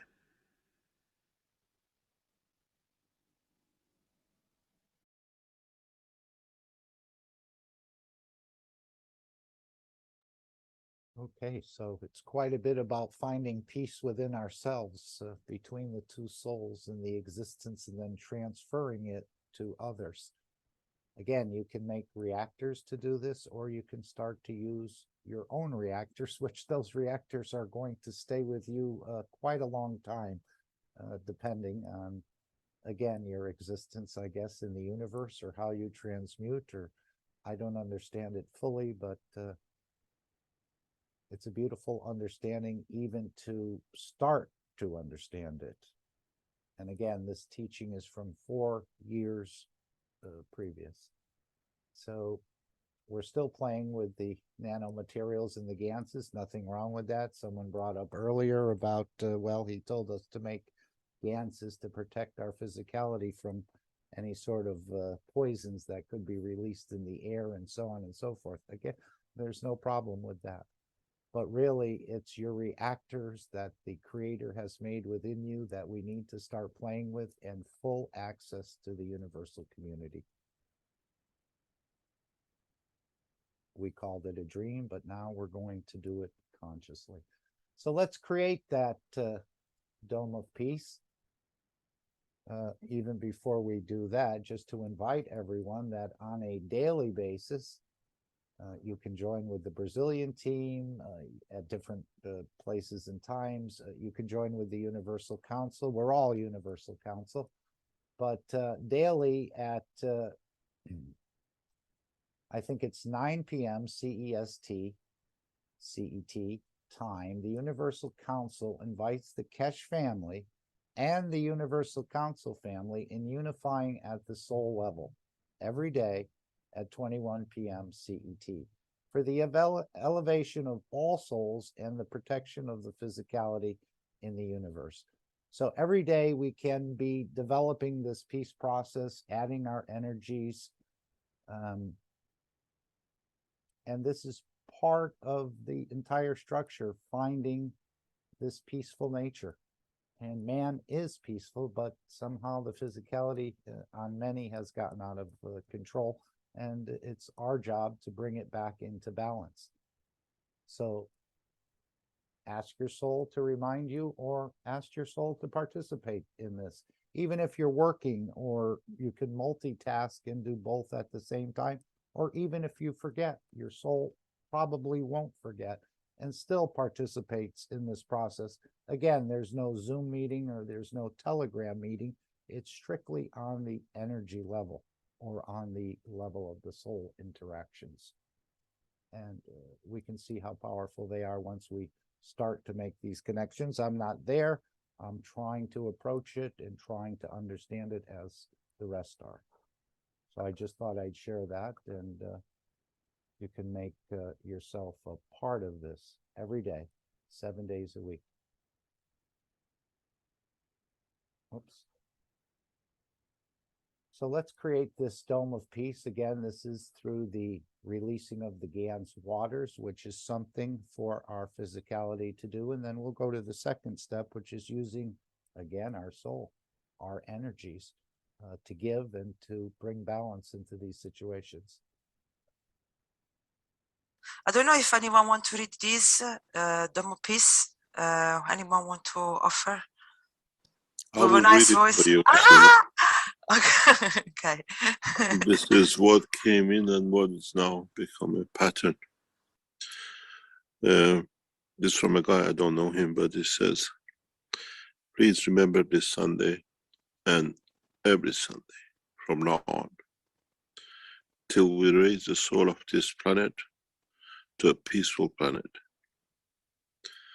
Keshe Foundation knowledge seekers worldwide will spread the gas waters around the world at 12 p.m. Central European Time and or 18 p.m. Central European Time every Sunday at the same time as they choose which time to suit them. Thank you for participating in this greatest movement by the soul of the man to bring about the peace on this planet as the permanent feature of the life of this planet. So you can see this is matter state, even though it's the fourth dimension of matter, but it's still in the matter state. It's something for our physicality to do. And now he says, let's take it to the next level. The same way of what we just saw in the 272nd. You can build reactors, you can play with the Ganses in the nanomaterial, but let's take it into connecting with our own reactors that are within us, these non-tangible reactors in a way on the dimension of energy. So this is the second step. And this is to bring about the change collectively using our fields, our energy interactions to give and to elevate the soul of the world leaders that they can, we're kindling the conditions, so to speak, creating these conditions for the world leaders and the others, the other inhabitants of this planet and the universal community, apparently, to find peace, or at least to locate their soul and start to work with it.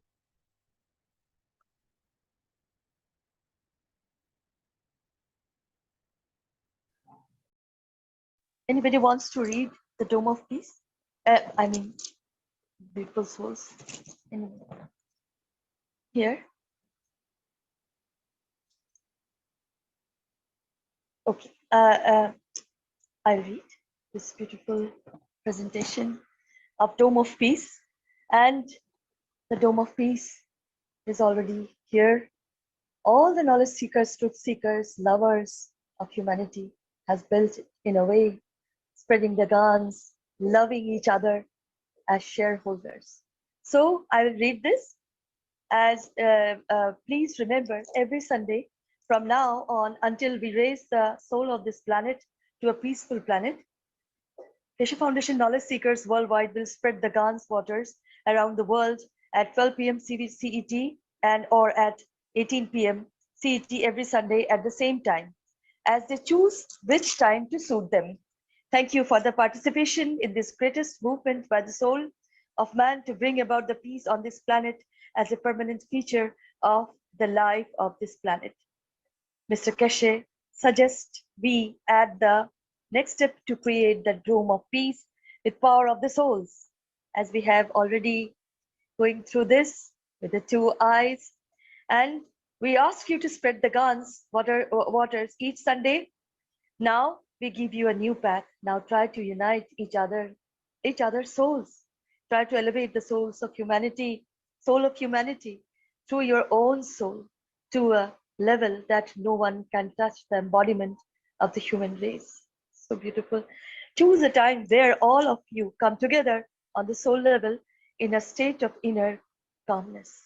At that time, don't spread the water of Gans, but spread your soul. unite, and in time, we will make a new race out of the soul of man. And then, instead of doing it once a week, do it all the time. MD Keshe. Thank you. If any Thank you, Stefania, and thank you, Shweta. So any comments from anyone? You can see first he was asking us to operate in the dimension of the physicality, and now he's asking us to operate in the dimension of energy. And I think it's the same with what we were building, what we were trying to create with the ganses and the nanomaterials and reactors and everything else. We can move into this dimension of the non-dimensional reactors and start to play with them. And this is access and peace and feeding and so many other things in elevation. And I'm sure there's many surprises Mr. Keshe has ready in the wings in a way. As he said, so many of these technologies are beyond even our own of the knowledge seekers' beliefs. So let's take 5 minutes collectively. I hope we're in peace. We've spent a number of minutes here going through these reactors and going through the peace process, what the peace treaty means. So this teaching today, or this class, was all about peace. I don't know what Alex is going to bring, but I'm sure it's in line somehow as the souls are connected. Now we just need to bring our soul of physicality into this connection with the soul of the man, which has open access. It's part of the universal community. So we've been carrying around the access to it our whole lives, except we weren't aware of it, and now we are aware of it, and we can start using and playing with it in a way, or experiencing or trying to penetrate and open this up. And only you can do that. As I stressed earlier, I cannot control your reactor, and I'm sure you cannot control anyone else's reactor.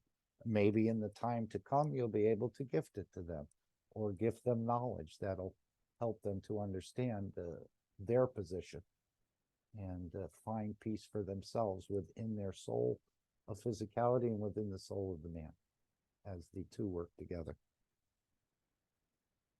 So we'll take 5 minutes. Let me just bring this back here. Oops. Let's see where we are here. I'm going to take 5 minutes of silence. And same process when you're trying to unite the two souls of yourself. Maybe silence would be good. But again, once we learn it, whether there's noise around us or whether you're in a shop, as Mr. Keshe said, and someone's trying to sell you an item, and rather than buy it and take it home and then find out it doesn't work or it's broken, at that point, when you're interacting, the soul will tell you yes or no. What that person is trying to sell you is not what it's purported to be. And I think we can use this across the spectrum. Once we understand it and once we've broken through that curtain, you have the two cell phones, you'll be able to work in both dimensions simultaneously, and so much more that I'm not privy to at this point. So let's take 5 minutes and do this sort of work. Again, it's practice, as Mr. Keshe said, but it's this point of giving also. This is what it's all about. Not so much taking, but giving. And it works so much better. And in that process, we're elevating our own souls, our own understanding, just by giving from the fields of your soul. So we can start now.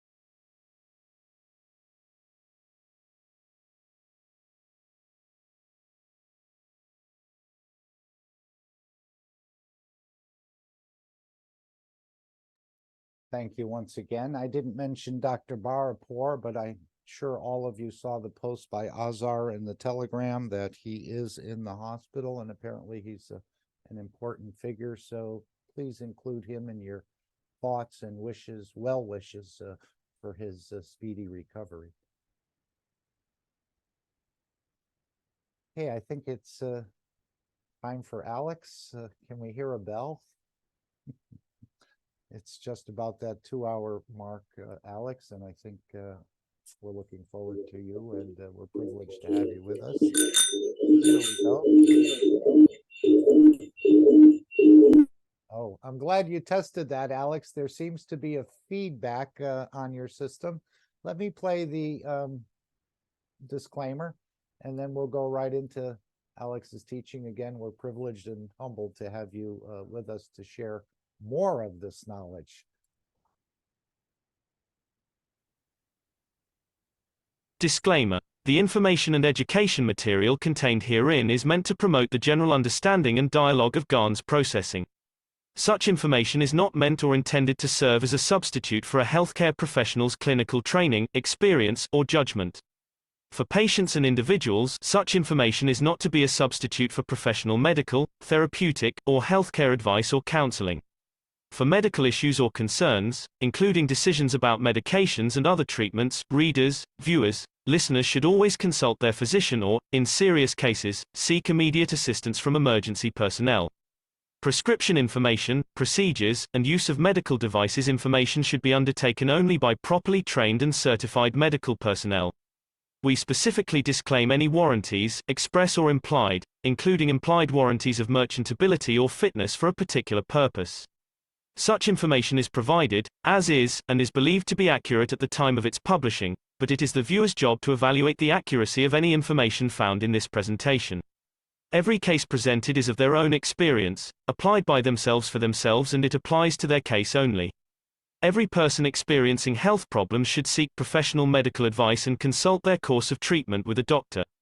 The processes of plasma balancing described herein are a natural process which supports the body but does not replace medical advice or therapies one is already subject to.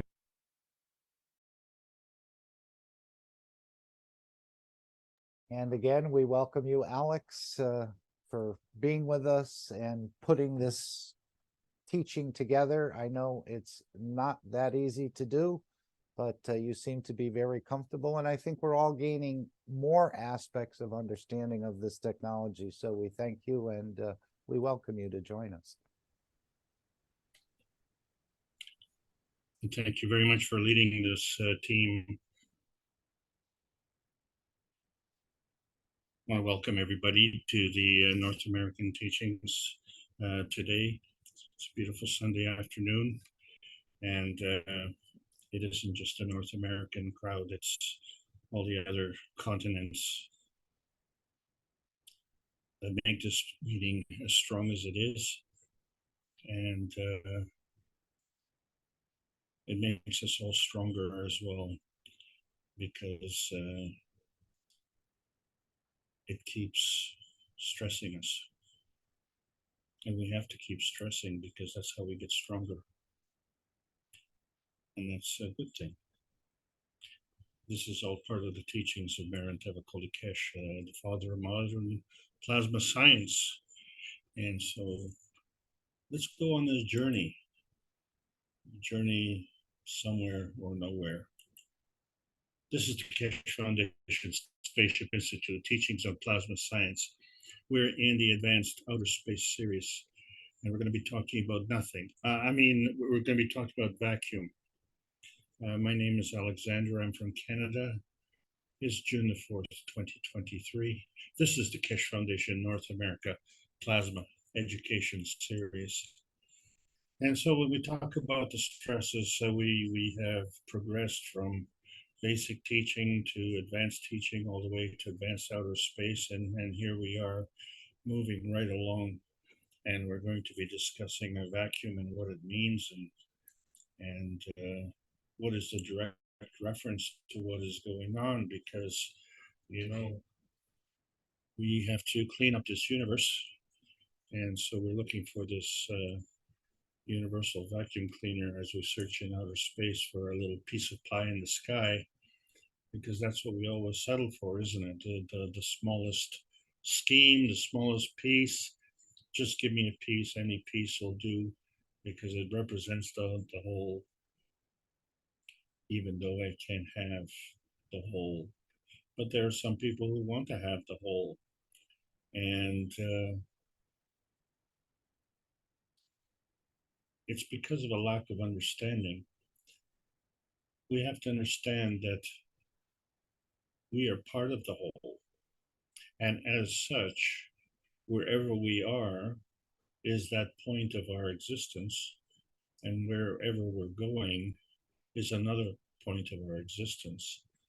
And so the transmutation process is articulated in the structure of light, which is book number 2, which shows how we go from here to there. And in order to go from here to there, we have to understand that we have to go through a vacuum. And if we are going through a vacuum, and if there's nothing in the vacuum, how does that work? So as we try and paint pretty pictures, and we understand now that Earth is heaven and we are the artificials, and we have to paint these pretty pictures because we simply dream of bigger pies, and these simply pies are simply irresistible. But we have to understand there's still a whole piece of a whole pie. And as long as we have our little piece, we can violate Earth space. Because you know what? We can always go to another piece, can't we? All we have to do is abandon this ship. And the answer is no. That is not an alternative. That is a violation. And that is a violation of humanity's domains, which includes our man space, which includes our domicile, the Earth space, and that inner space that allows us to travel through outer space. And so there are rules, and there are pictures, and there are paints. And one of the problems with these pictures is they seem to classify creativity as an art form. And then we see war as an art form. And so that's not a pretty picture. And some of you will have total recall of another pretty movie where we had distress on another planet. And there was a perforation in the dome, serious perforation. It was a violation. And as a result, everybody inside the dome was going to perish. And so there was a hero. And in that process, he had to go outside of the dome to activate an oxygen generator so that the residents inside the dome could survive. Anyway, that's just a very brief synopsis. The thing that I want to draw your attention to is the fact that once he went outside the dome, he was having trouble with the vacuum condition. And as a result, because of the pressure inside himself, his eyes were bugging out and his face was expanding. And if it reached a critical point, just like a balloon, it would burst. Not a pretty picture. So there are two problems with this movie. Number one, the hero saved not only the inhabitants, but the whole planet and all the structures that were on the planet. But those inhabitants now were able to go back and enjoy their life, which was basically spending time in a bar, talking about nothing in particular. And this was the kind of quality of life that our hero saved. But the real problem with this movie was that we didn't understand the vacuum condition. And so maybe the commentary was that there was a vacuum condition in our understanding. And so when we look at this Plasmagen travel agency that we are embarking on, we see that we were born to Earth. And we don't know how we got here, and we don't care to know. It's a human trait, isn't it? But we have to understand that we were born for a reason. And just because we don't know why or don't care to know why, it doesn't mean that we weren't born. What it means is we didn't travel to Mars. And it's not that we didn't know how to go there or don't know why or don't care to know why. We were born to Earth. That was our preference. And so those who want to abandon this planet are ignorant. And that's not an insult, because you can't insult the ignorant. But what you can do is insult the soul. And so when we're operating in this vacuum of darkness, we have to understand, as we see in book number 3, The Origin of the Universe, how carbogen becomes part of the nuclear creation. And so from one begets two, and then from those two begets another two, and they just keep on going. But the universe is operating on a two-way street. And so the connection is this vacuum condition. And it's pretty dark. And so it's interesting, because when you look at the Earth's atmosphere, we see the light. And yet when we go outside of the Earth's atmosphere, we don't see that. We see a darkness. And so we understand that the difference between our Earth space and our sun space is in a vacuum condition. And so if it's a vacuum condition and we have a lot of pressure here, oh, wait a second.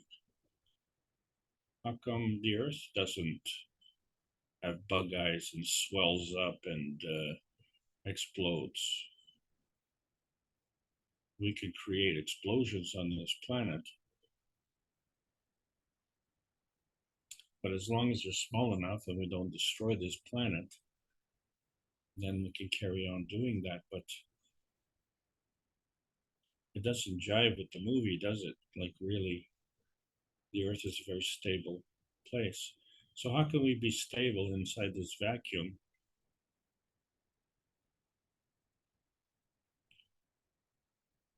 It means that life is a two-way street.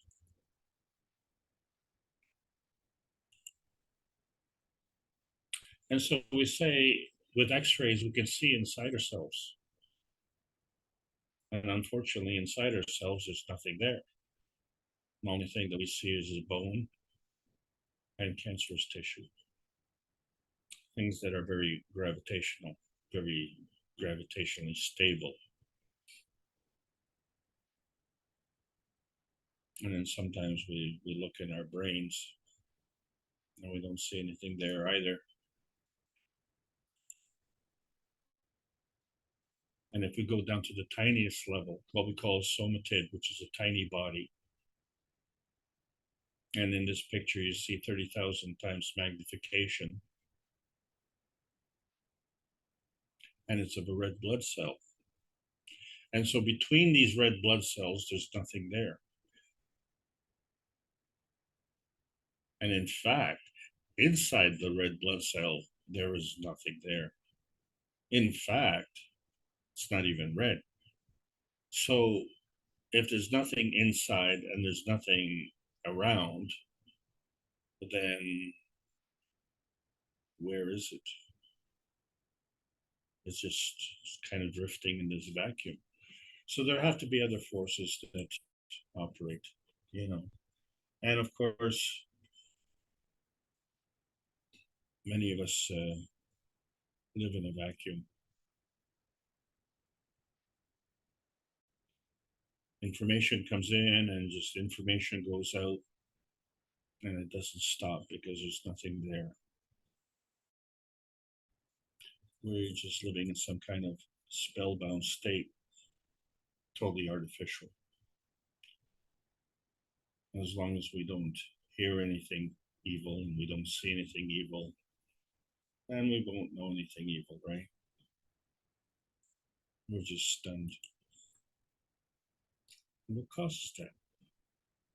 And so we realize that when we look at the constituents of PM ticks in a matter-gen state, we find that it has 3 different energy levels as it's identified in book number 1, the antimatter, dark matter, and the matter state. And so if we see that the vacuum is in a dark state, maybe the dark matter is in a dark state.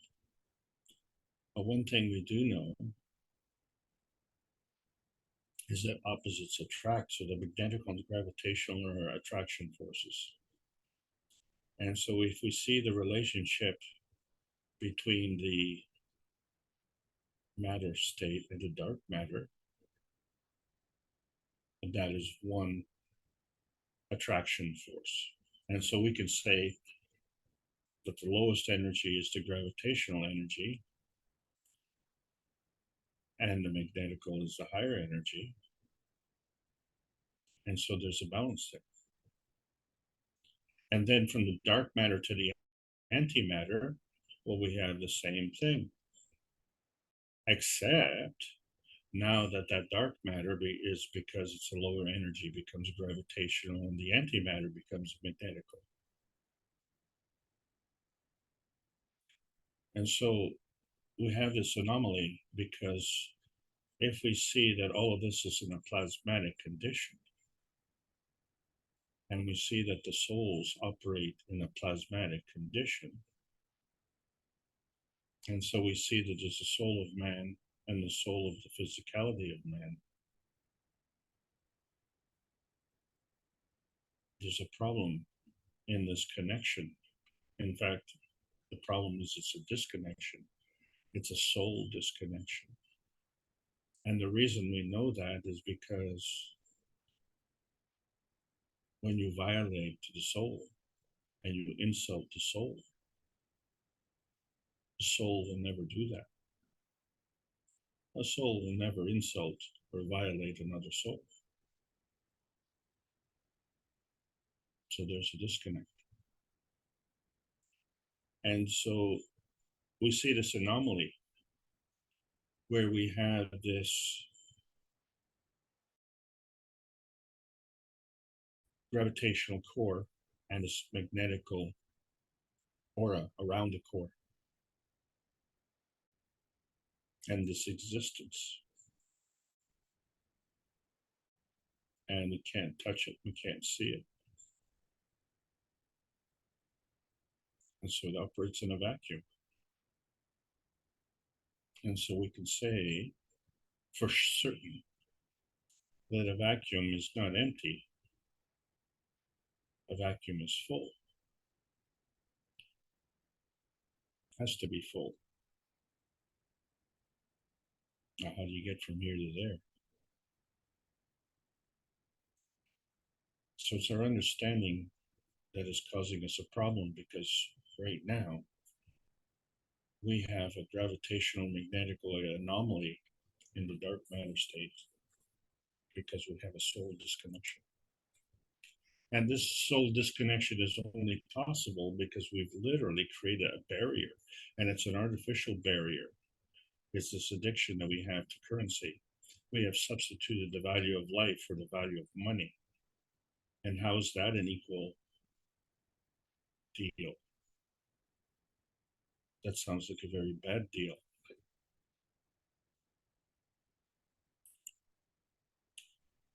And so it's governed by the family of emotions that we have.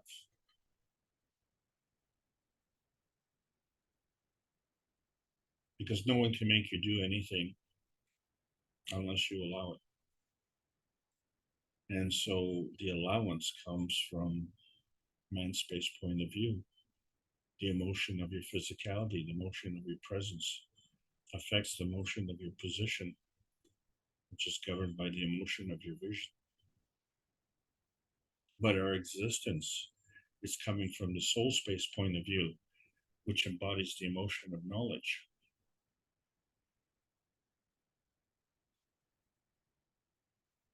And the emotion of love, which is simply irresistible. So we've seen the transformation from the emotion of love to the energy of love.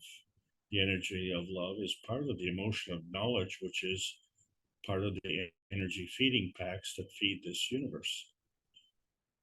And so as such, being a two-way street, we see that the energy, the PM tick,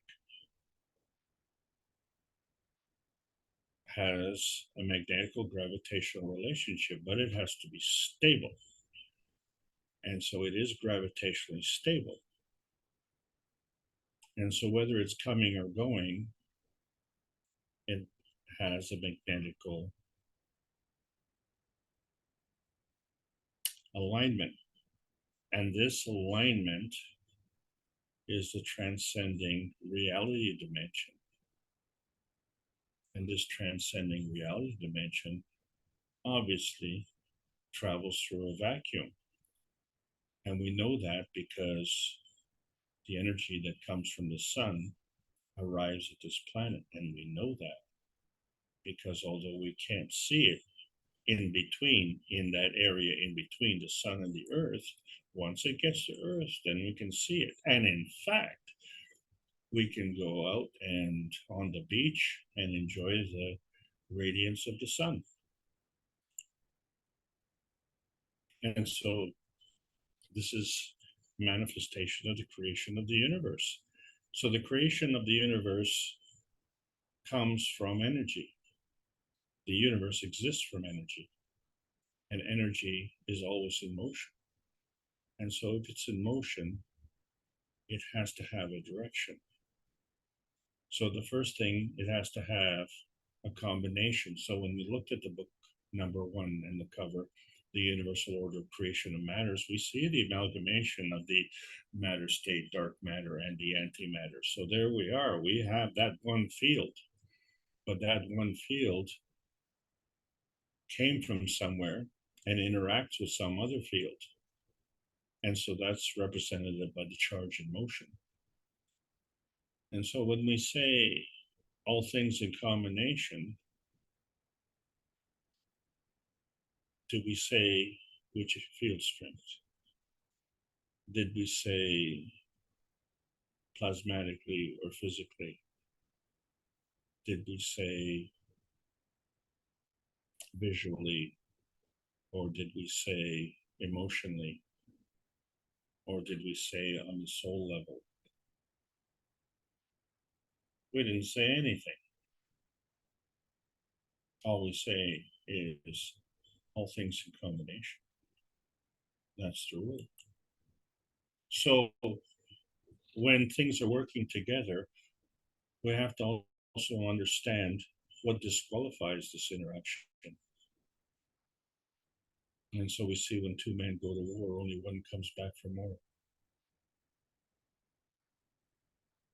We have to question why he wants to come back for more. But when we look at the relationship between the polar orientation and the fields, and we see the result, so like poles repel, but the fields could be common. The result is good. And unlike poles would attract, but if the fields are uncommon, well, that result is still good. But if the poles are unlike and the fields are common, wow, that's the best result. And so obviously, if the poles are alike and the fields are uncommon, oh my, that's the worst condition.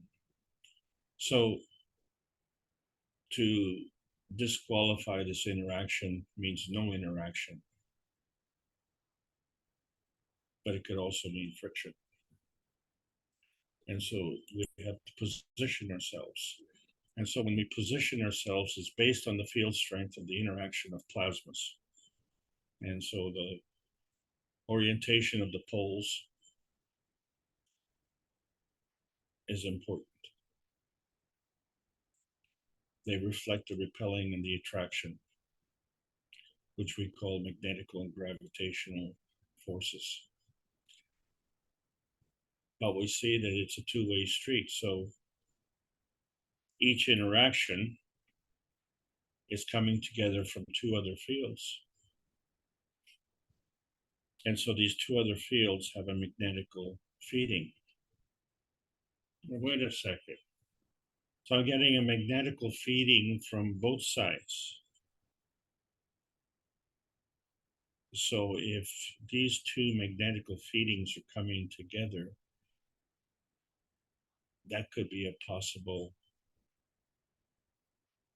friction point. So if you put in a gravitational point, an attraction point, then we can feed both together and create this plasma in attraction field. In order to maintain that plasma attraction field, it has to be stable. And in order to be stable, it has to have a magnetical field. And ironically, when we look at the structure of an atom in its basic form, when we see the electron-proton relationship, the proton is very gravitationally stable. The electron is not so stable, but it's not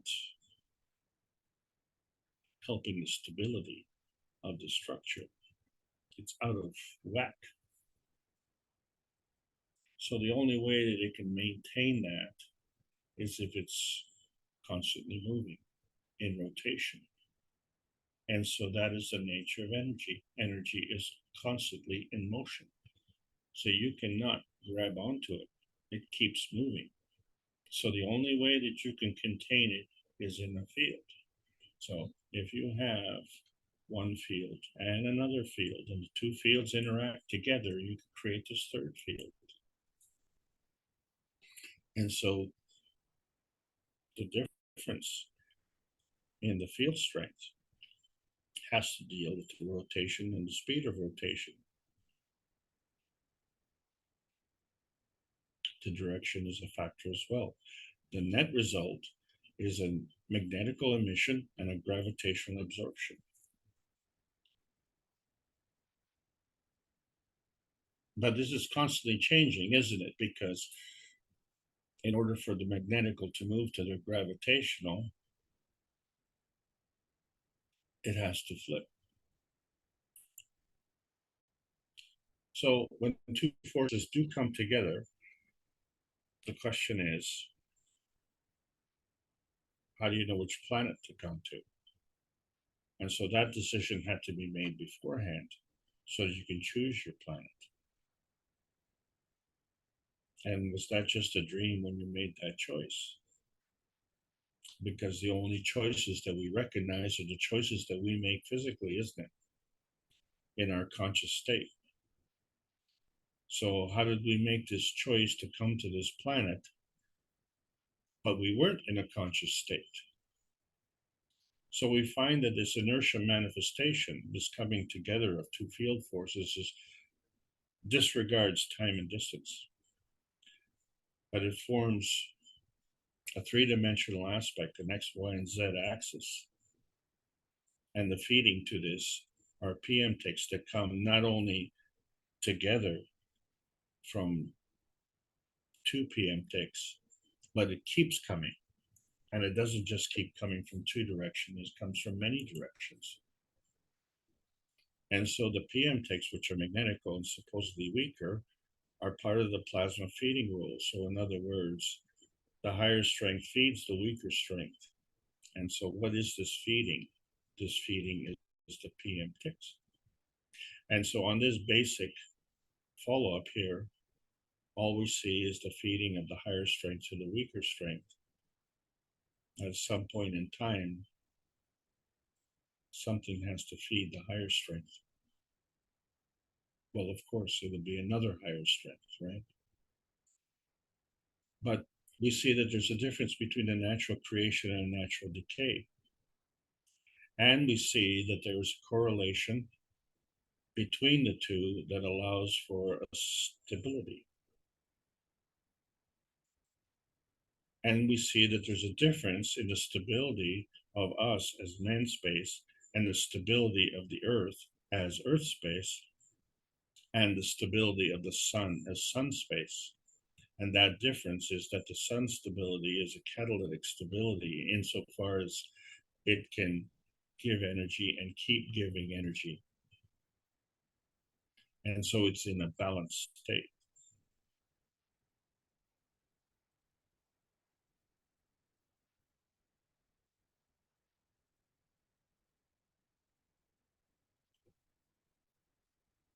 We can't keep giving energy. We have to go to sleep. We have to recover. In fact, it's a kind of a pseudo catalytic state because when we go to sleep, we recharge. And then when we get up in the morning, we're full of vinegar and ready to go. So we've recharged. That's not really a true catalytic state. It just allows us to continue.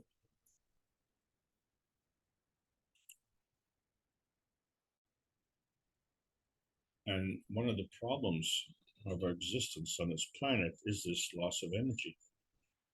And we've accepted this because we've made some feeding choices. And we need to have these binding choices to ensure stability. The problem comes is when we bind our stability at the expense of others. Because if we steal from others, then we're undermining their stability. And compound the fact is that their energy level is low, as is our energy level. And if our energy level is drawing from a lower energy level, how is that contributing to the stability? So it only becomes relative. And that is to say that the stability of some is dependent on the instability of others.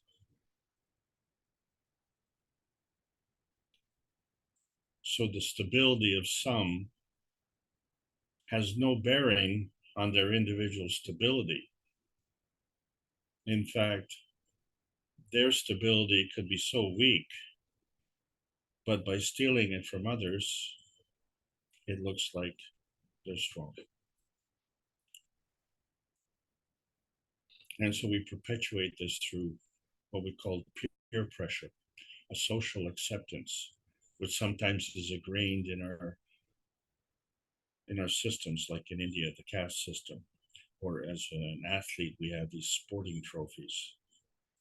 As a country, we have this nationalism. And we even go so far as to, although we're all human, we come in different colors. So we're like Smarties. We want to eat the red ones last. And so if you choose and someone else chooses the same thing, there's a conflict, there's a pressure, and it leads to war. So if you remember, we were talking about musical chairs, and what's interesting about the musical chairs, of course, is that we all go around, dance around the chairs, and then we all sit down, but there's always one left over, and that one that's left over has to leave. And when that player leaves, we also remove one chair. The point being, the circle in the musical chairs gets smaller and smaller, and we have less and less players. But the object of the game is when the last two come down, they fight over the one chair, And there's one winner and one loser. And so it's a fun game. Now, what happens to the winner? Because you see, in life, there are more participants coming in. Okay, you started off with a bunch and you ended up being the winner of that bunch, but guess what? Here comes another bunch and you're stuck there in the middle. And they keep on coming and more keep coming and they all want to win. And so this puts a lot of pressure. And so when you come to the center and you have all this pressure, where are you going to go? Because you can't go back out because they keep coming. So you're going against the traffic, aren't you? And it's kind of hazardous. In fact, you can't. So you have to go another way. And this causes a lot of stress. And so we deal with this stress on many ways, emotionally, physically, mentally. If we're not doing a good job, then we have this health stress. And of course, it doesn't help if we have an attitudinal stress. But it fundamentally boils down to a plasmatic versus a physical stress. But that's only two fields. And so when we look at what we're looking at, we become judges. Like beauty pageant judges, right? The beauty is in the eye of the beholder. But when we look at this earth space, we have to also add in our ear vision and our nose vision and our mouth vision, because these all contribute to our vision, because it's all part of the feedback vision. And it's this feedback vision, which is the field manifestation of our emotion of inertia. And this is exactly how we produce the GANs and the cups of life. Because they're representative of our emotional and physical field strengths. And so they weren't the cups of the pandemic, they were cups of life.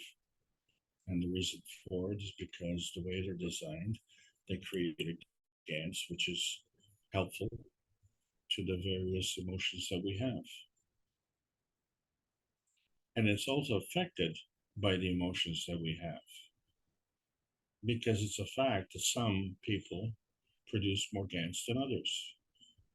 So it only stands to reason because some people do things better than others.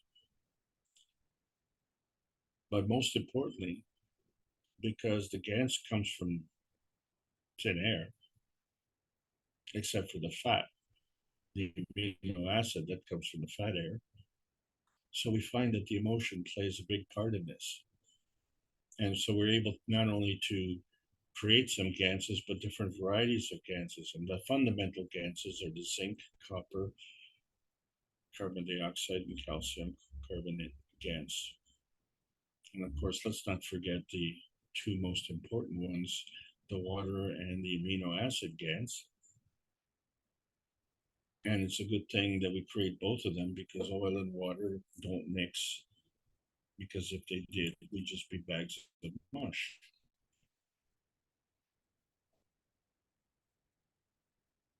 And the fact of the matter is, the earth is not a bag of mush. The earth is well organized as well. And we're on earth. And so our existence on earth is a relationship between our cups of this emotion, cups of physicality, cups of the soul, interacting with the cup of the earth, creating this cup of inertia. These are all relationships. So we understand that these relationships are part the plasma inertia family. And so this is why we can see it's solid, but it's transparent.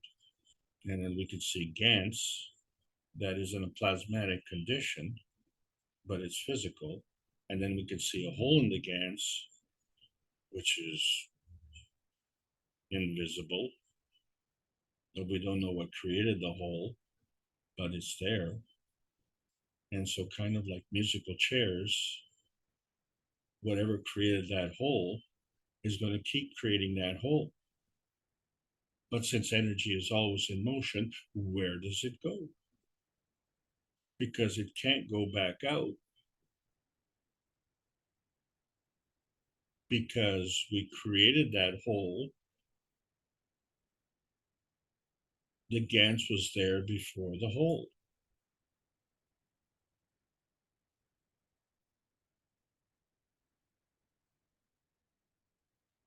Where does it go? Does it just disappears? And so we have to make choices.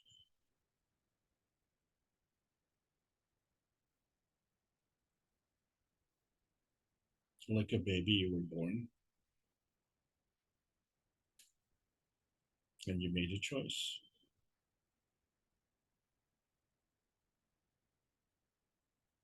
You were the last baby crawling.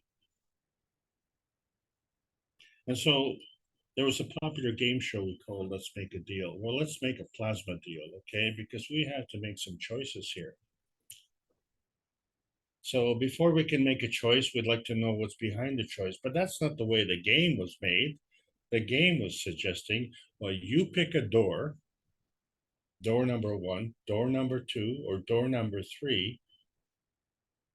And then once you pick a door, and you have no basis for making that choice, except you could say, well, you know, I have this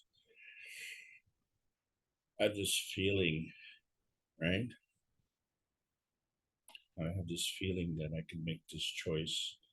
And then what they do is they ask you, well, now that you've made this choice, do you think that maybe you want to change that choice for another door? Which again, under no basis can you make that decision except your gut feeling.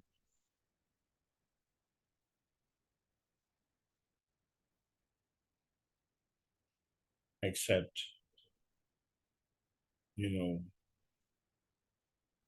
sometimes what they do is they'll move the choice behind the door that you choose because they have already picked a winner. And then, of course, just to tease you,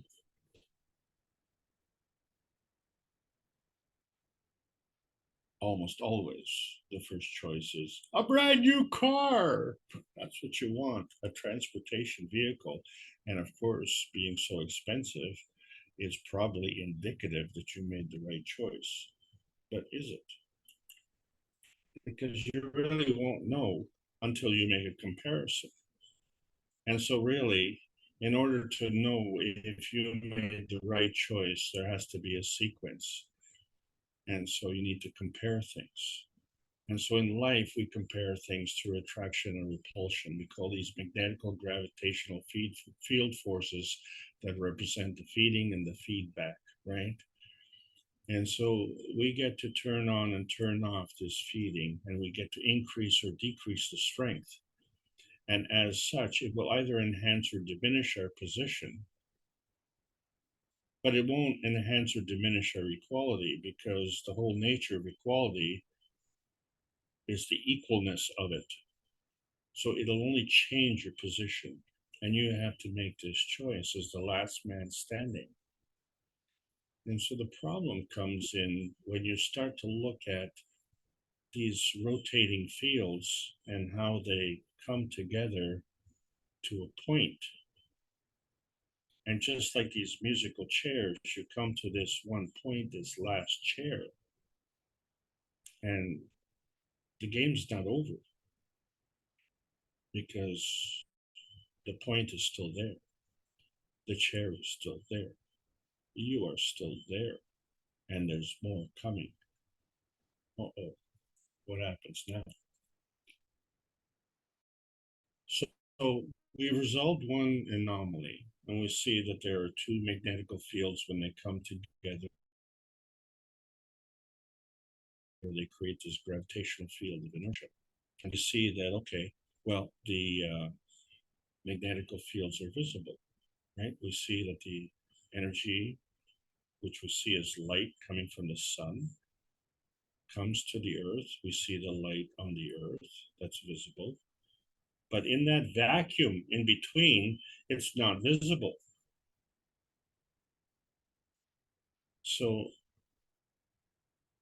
if it's a two-way street from the sun, then the energy is coming into the sun and the energy is coming from the sun. But the sun is in a catalytic condition, which means that it is continually giving us that energy. Whereas the earth doesn't have the same field strength, but the earth is giving and taking energy, albeit from a lower field strength. So what we have is a manifestation of our existence coming from this interaction. But we are neither the sun nor are we the earth, so we are man space. So we are also having this interaction magnetically and gravitationally. And so our manifestation then becomes a magnetical aspect of it, because the energy is coming from the sun magnetically. But our relationship as a magnetical is to the earth, which is gravitational. Well, that's why we sit on chairs and not on the ceiling. Okay, well, things are working out, but you know, sometimes we want to take off and sometimes we want to come together. And so when we're looking at these interactions of plasmas, what we have to understand is that it's a two-way street. So there has to be a difference.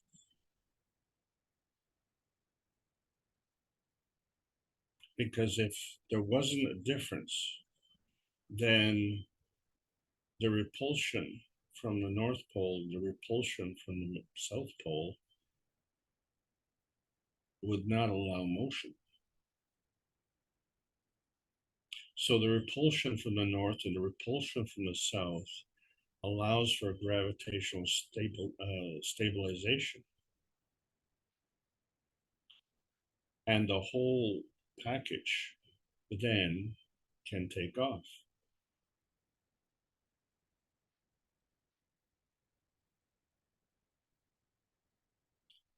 So if it doesn't take off, then it has to remain gravitationally stable. But if it's going to take off, then it has to veer off. And then conversely, wherever it's going, it has to come in for a landing, and then it has to align itself to be gravitationally stable. So this is going on all the time. So the coming and going from a gravitationally stable field has to also be stable.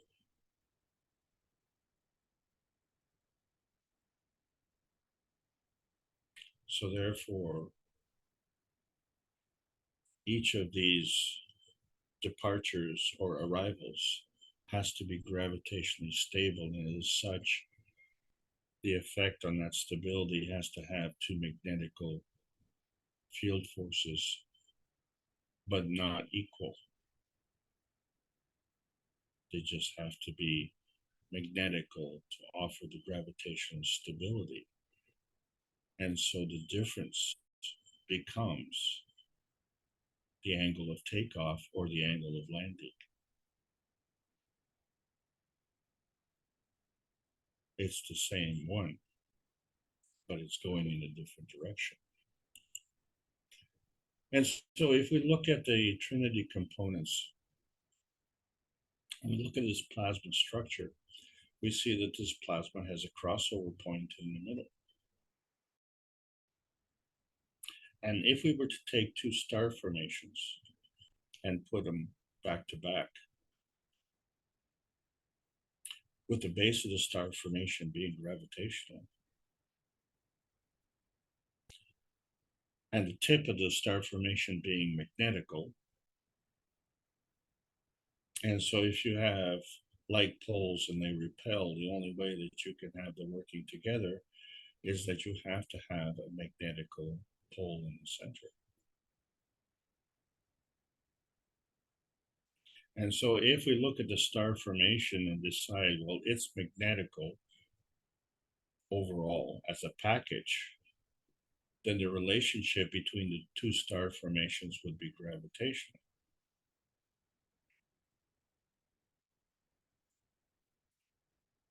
So the total picture has the magnetical fields on the outside and the gravitational field in the center, and that offers the stability. And then we have to understand that one of the magnetical fields has to be stronger than the other one so that we can impart a direction. But we still have this anomaly where if we want to have this crossover point that it's magnetical, and if that is magnetical inside this gravitational field, what's going on? And so we see the same problem that we have in our soul positioning. So our soul positioning is at the crossroads, isn't it? Between that plasmatic reality, which is part of our inertia feeding vision, and then that plasmatic symbiosis with what we are creating, and that manifests into our physical reality. So we understand that our plasmatic reality affects our physical reality, and our physical reality affects our plasmatic reality. And so this is an ongoing process. And so when we look at the matter plasma dimensions, we see that the physical state is gravitational of a lower energy state, and the feeding matter-gen state is magnetical of a higher energy state. But wait a second, the gravitational energy is stronger than the magnetical. So it's terminology. Stronger and higher are two different aspects.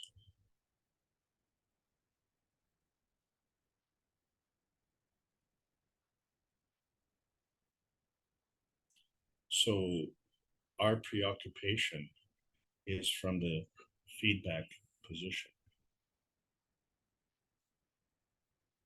because we see the gravitational physical state as the higher energy state.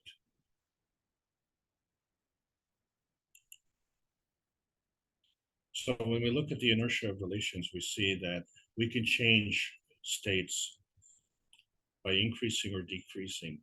And the rate at which we do this is by at least an order of magnitude. So it's very fast.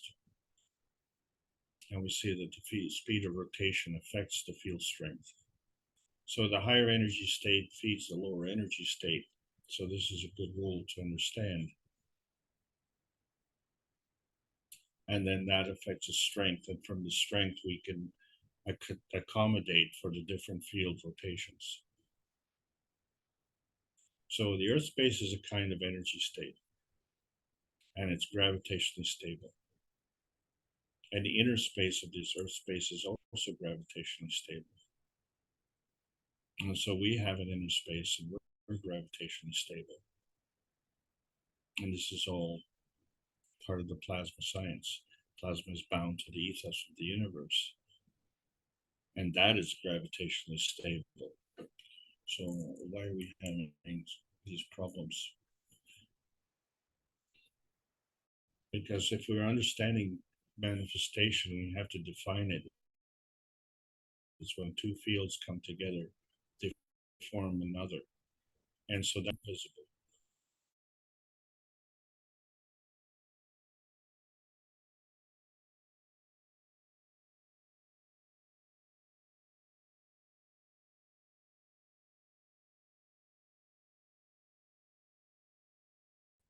So that means the emotion of presence is a manifest fact, regardless, physical energy in motion at that manifestation point. And so the point of view, whether it's a launch field or a target field, is dependent on your relationship. So what we're talking about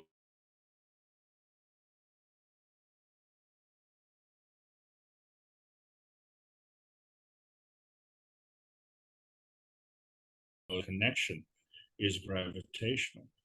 And so when we create the GANs in the cups of life, the carbon, oxygen, hydrogen, and nitrogen, this is all part of the creation of life. And so that becomes the amino acid, which is the building blocks of life. But those building blocks end up into a structure. So the building of the amino acids are a structure that carry on to be a structure within another structure. And so the connection, of course, is this plasmatic connection. And that connection, as is the connection between the Earth and the Sun in a vacuum condition. So we see that the star formation is part of creation, but it's also part of decay. And so the soul of the inertia of the connection is the conversion into a field strength of inertia. And so we say each star formation is magnetical, and what you get is this inertia field of gravitational stability.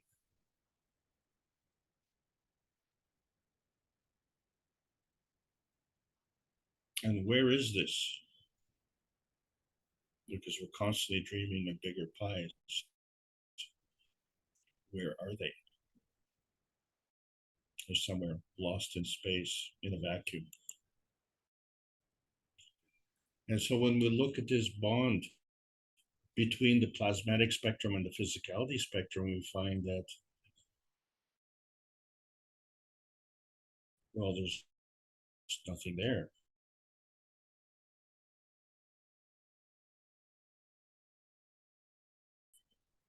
But it affects everything, the reality of operation. Each one has its own, let's call that just a vanilla radiance. So whatever it is, it has a reflection on the plasmatic spectrum and the physicality spectrum. But there's a bond, there's that bonding dimension.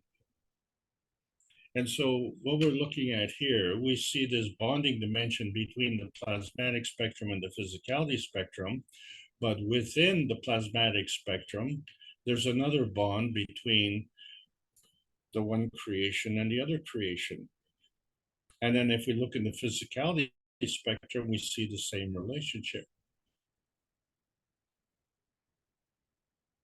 And so the red parts become the magnetical and the blue parts become gravitational. And they can stay within the energy strength of either plasmatic spectrum or physicality spectrum, or they can transcend the spectrums. But it's a two-way street. And it's a two-way street which way?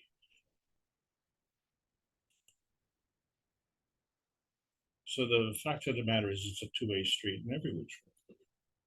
Because if we're looking at a cylindrical type of spaceship, and we say that the ends are star formations and the core is gravitational, so the direction of this cylindrical spaceship is determined by the difference in the magnetical force field.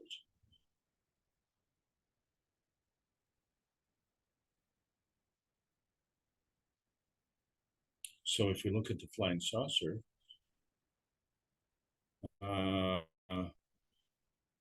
which way is magnetical?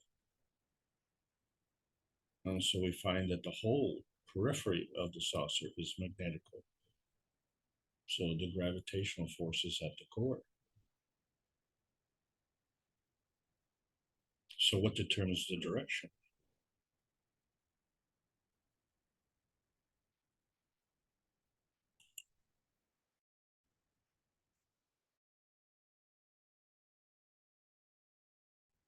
So we see that when we're talking about the soul of the earth relationship, the earth itself is rotating, and then the earth is revolving around the sun. So while it's revolving, it's also rotating. So it's constantly changing. So which is the most important direction for the earth?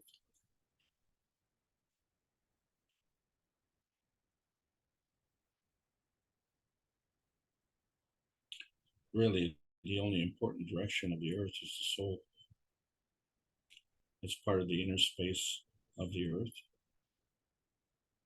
and it's part of the soul of the earth body. So the combination of the soul of the earth and the soul of the earth body determines the physicality of the earth body. And so we have the same relationship. So it becomes instructive to review some of the teachings of the Keshe Plasma Reactor Group. And we have to understand that we do not operate in a vacuum. We operate in the field force. So we have had 488 knowledge seekers workshops. They have been hosted by the same individual, Rick Grant. So first of all, that's 488 Thursdays in a row. Not a flippant or a casual commitment. But Rick is also the host of the Keshe Plasma Reactor Group. And it has been running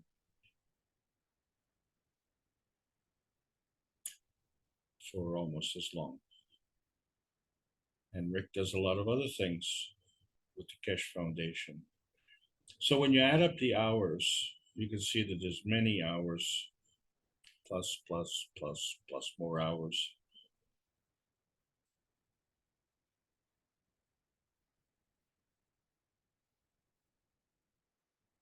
And one of the major contributions was to help us understand the plasma and how it works.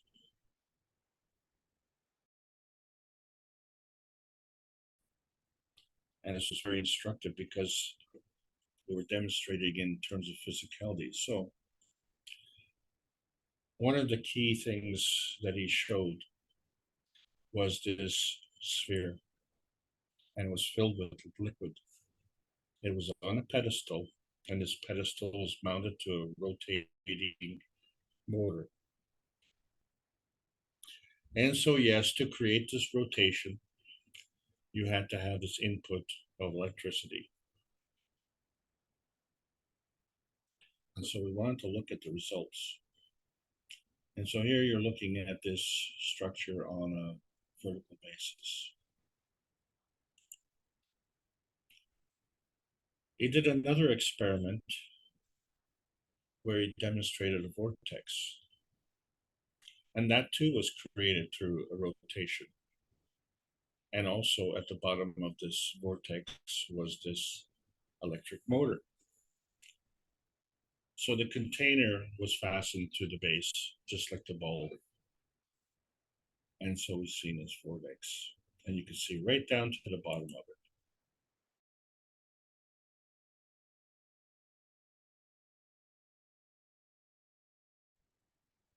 it. And it brings to mind how when we make concrete telephone poles, they have this hole in the middle. And it brings to mind when nature makes bamboo poles, well, they also have a hole in the middle. But the difference is, it's very hard for us to understand this rotation of the earth. We don't necessarily feel dizzy. And the bamboo poles, well, they don't seem to be rotating on the ground. But for us to make these concrete poles, we have to put them in a rotating kiln. So there's all the same result, but there's different ways to arrive at that result. So as we say, when we are being judgmental and we judge others or we judge ourselves, when we talk about art and beauty, it's in the eye of the beholder. And so one of the things about these hurricanes is that they have an eye as well, and this eye is very calm.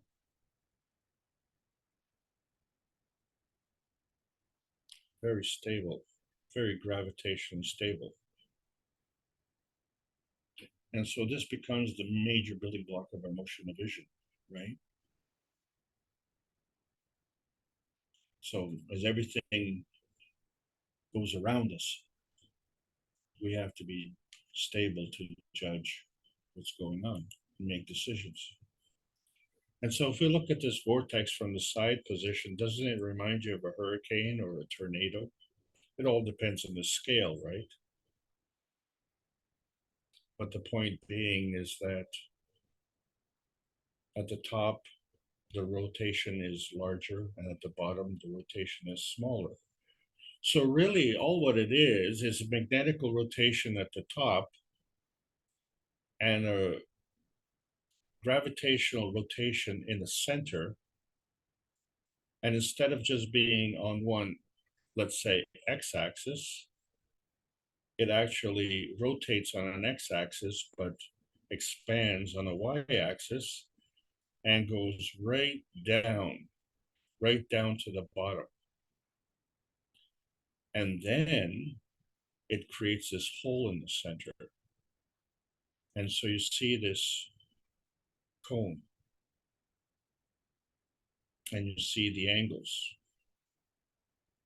And so if you were to look from the bottom to the top, you see the angle going out. And if you look from the top to the bottom, it's angle coming in. Kind of like your launch and landing forces. Getting back to the ball, we take this rotating vortex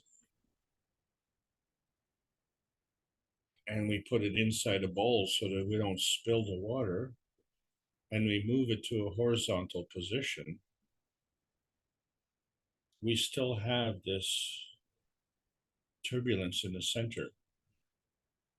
We still have this vortex in the center. The difference now is it's horizontal and not vertical. And so it seems to be almost uniform. It doesn't have this cone shape. But there's a lot of turbulence because there's a lot of air inside. So when we look at the construction, and of course, for safety reasons, it had to be put in this transparent case. And so we're looking at the electric motor now being on the side, the pedestal being on the side. And we see the air bubble that's at the top of the cone, which actually is inside the box. So it's at the side of the bubble, the side of the sphere. And then on the right-hand side, there's a seal, a septaseal,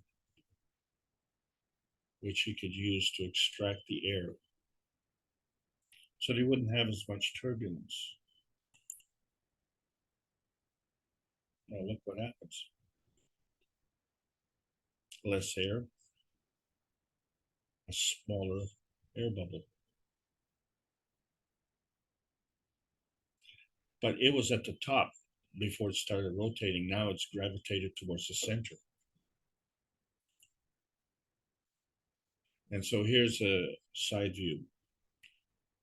And so we see it's horizontal, it's rotating, and it's in a vacuum condition. Because at the core is the gravitational force field. It has moved from the top to the center. It is stable. And in order to maintain its stability, it has to give off energy. So giving off energy means it's beyond gravitationally stable. What would that be? It would have to be magnetical PM ticks. And if that's the case, then this bubble in the center of this rotating ball is in the vacuum condition. Well, wait a second. When we look at the vacuum condition, we see it between the Earth and the Sun.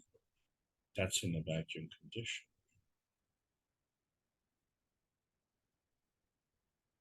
But we don't see the Earth's eyes bugging out and getting ready to explode from this vacuum condition. We see it very stable. And when we look at the somatids and we see the blood cells that are inside the body, and they have this vacuum condition, now we understand why our eyes won't be bugging out. We are stable.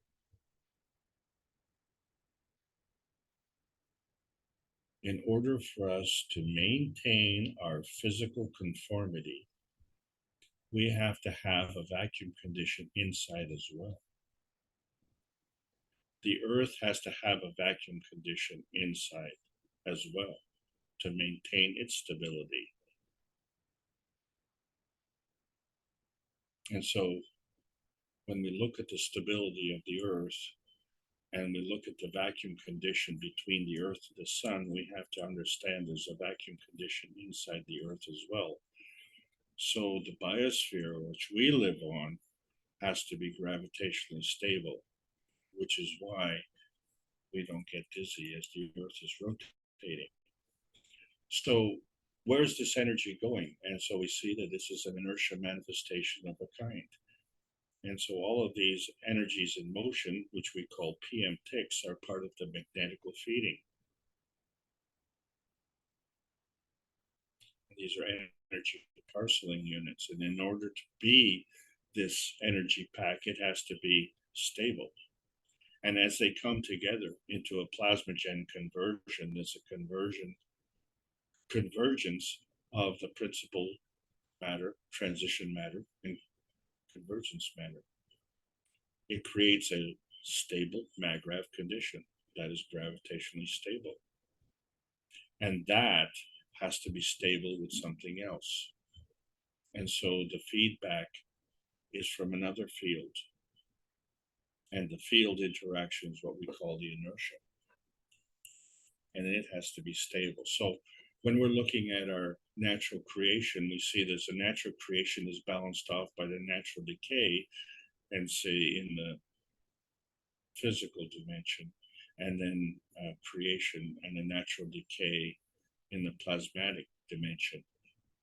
And then within each dimension, we can have an interaction. So the bonding fudge factor is in fact a vacuum condition. And the travel from one to the other is in a vacuum condition. So the way the PM ticks are traversing is in a vacuum condition. And if the vacuum is full of these PM ticks, then a vacuum is not empty. So when we see the creation of matter, it has to come from something. And so when we look at the combination of the matter, dark matter, and antimatter, there has to be an emission and a likewise absorption, and as such, a creation of another.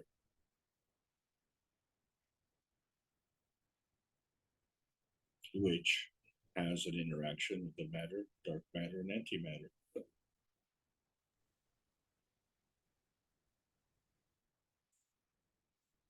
This is a schematic of the dynamic PM ticks of matter and fields.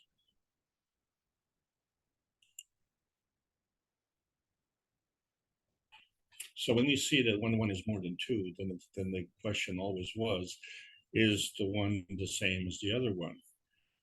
And so we have this balance between the magnetical gravitational field forces, which we call mag-grav condition. And so one field in terms of scientific relationships, one is the scientific community, that's one, and we have the spiritual community, well, that's another one. And if the two could get together, then we could affect the rate of change. And so the combination of these two, of course, is the plasma science, which adds to the knowledge.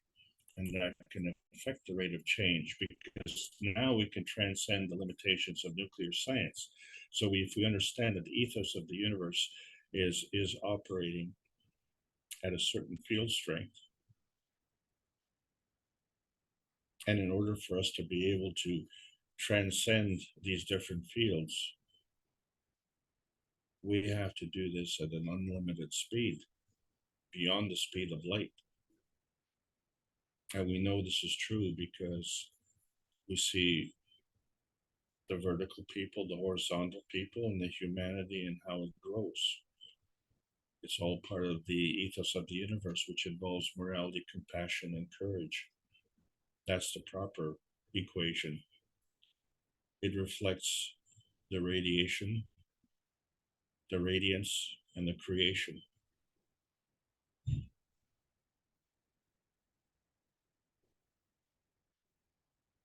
And both sides are constant, because both sides operate in a vacuum. So the missing link is actually this, what we call the speed of life. There's this bond, and it goes right across the vacuum condition. And it's not very simplistic. It's quite complex.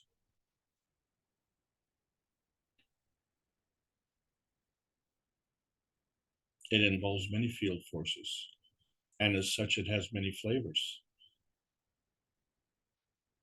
And so these flavors each have different field strengths.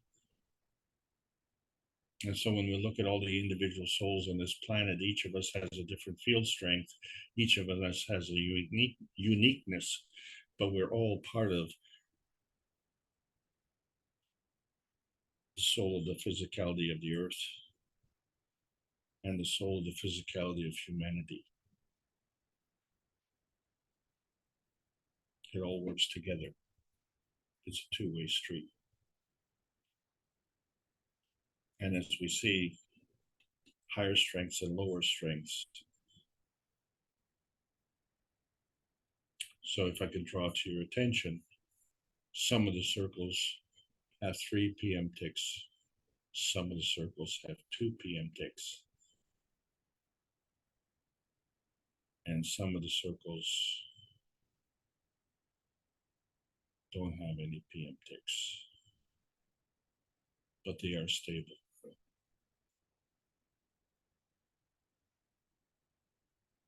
And so there's an outer core, and there's an inner core, and there's an in-between area. And so if the outer core is in a vacuum and the inner core is in a vacuum, that makes the Magravs condition very stable. And so we see that gravity seeks density. And so now we understand why this electron-proton marriage, which we call an atom, is actually a magnetical, because an atom is a density seeker. And as such, it can either follow the spiral orbitals or it can go directly to the core. And therefore, it can go in different dimensions, it can transcend dimensions, and it can cross vacuum fields. And so when we're defining plasma, we have to understand that plasma is a kind of energy state, and there are different kinds of energy states in each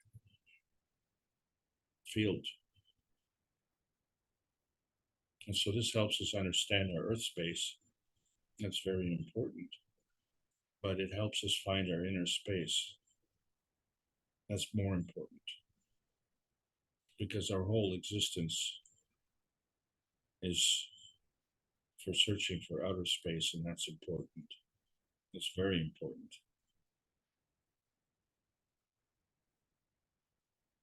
But the search for outer space begins and ends with finding our inner space, because that's all part of the plasma highway. You see, the plasma highway comes in the different energy states. And so if we take 3 different energy states together and we say each one is a dimension, and we find the commonality. One is landing and one is leaving. But it's a two-way street.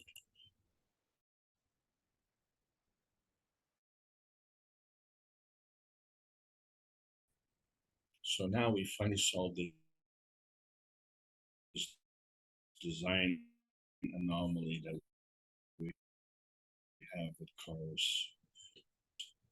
And so when we look at the car, we see, but it's gravitationally stable. Because what makes it stable, obviously, if it's not moving, it's gravitationally stable, sure. But when it's moving, it's still gravitationally stable. Why? Because it has a driver. But for years and years, car designers have been having trouble because they've been trying to make cars more efficient. But the fashion sense of humanity does not allow it. We have accepted the fashion statement of a wedge-shaped vehicle. And so based on conventional science, we would say the pointy end would be magnetical and the flat end would be gravitational. But we know that the driver is gravitational. So really both sides are magnetical. But the problem is when you look at the cone in the back, you find that the core is in the center and it has to go somewhere.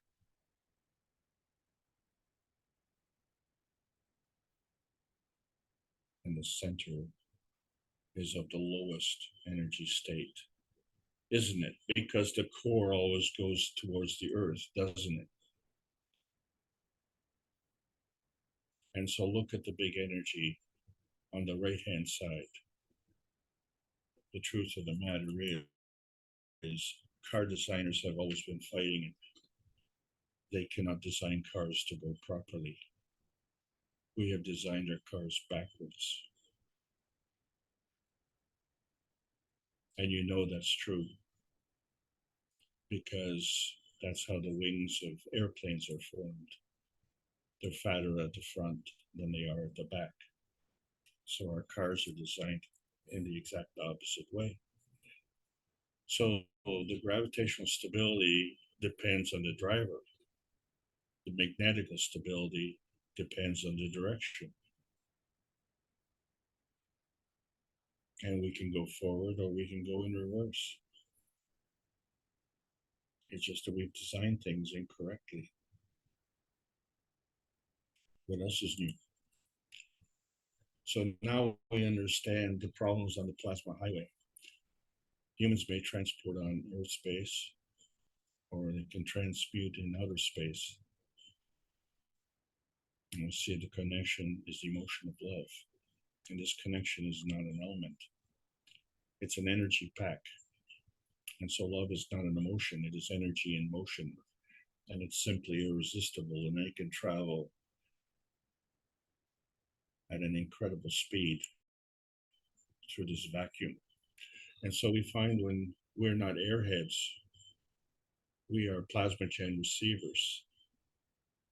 And so the reception comes in from the ears, from the eyes, from the mouth, and from the emotions all around. And we are gravitationally stable. And we have always been spacebound. The physical dimension is the X and Y axis, the transmission, the transition, and the Z axis, the transmutation. We have always been spacebound. And the connection emotionally is a two-way street.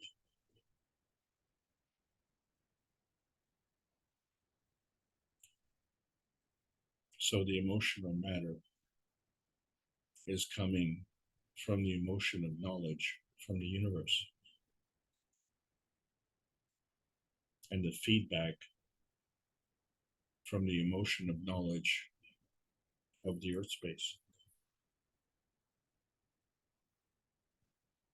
And all we have to do is substitute Earth space for any space, and then we understand how we can traverse through outer space, because that's how we got here in the first place. So we see that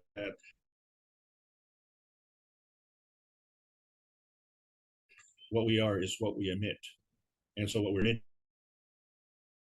emitting now, this anomaly of magnetical plasma, which we also have this magnetical plasma, which we absorb gravitationally.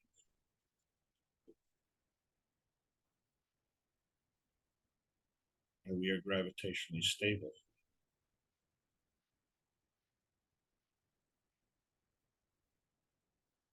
But this energy coming from our core is ongoing. It's part of our radiance. So when we try and choose which door we want, it isn't just, is it door number 1, door number 2, or door number 3? And it isn't just, is it magnetical or is it gravitational?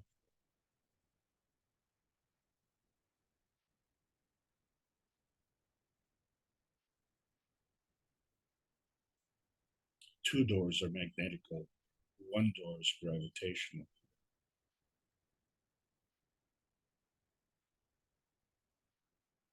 The field strength and direction of flow is determined by field strength, rotation, and positioning.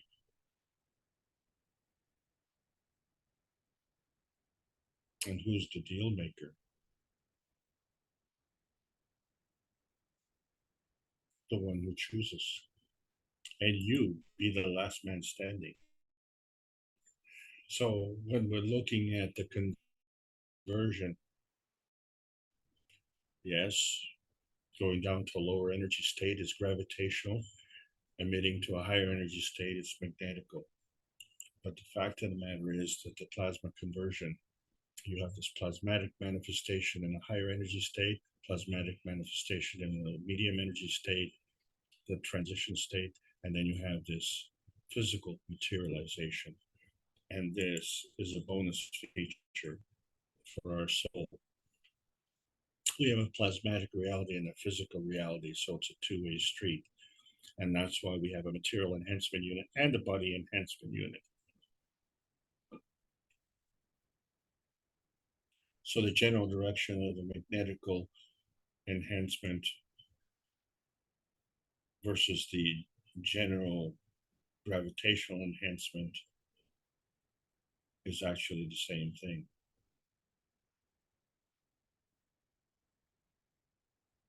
It has to go from one vacuum condition to another vacuum condition. And the only way it can be done is in exchange for peace. And not just on earth, but peace on earth as it is in heaven. And so this relationship vacuum that we're talking about is this outer space relationship. The fields of outer space, the photons in outer space, and the PM ticks in outer space all travel through a vacuum, and they gravitate to our inner space, and they do through the inner space vacuum to balance off. And this is where the soul of the man resides, along with the soul of the body. So our physical space is part of this inner space of man space and this inner space of the environment space, and the two, how they work together. And that creates another field force. So when you look at the center of this maggrav, we see there's this core. That core is a vacuum. And so when we're searching for outer space, we understand that the reality dimension is a magnetical force field. And it's either going through the gravitational of dematerialization or the gravitational aspect of materialization. And so the transparency point is magnetical and the manifestation point is magnetical also.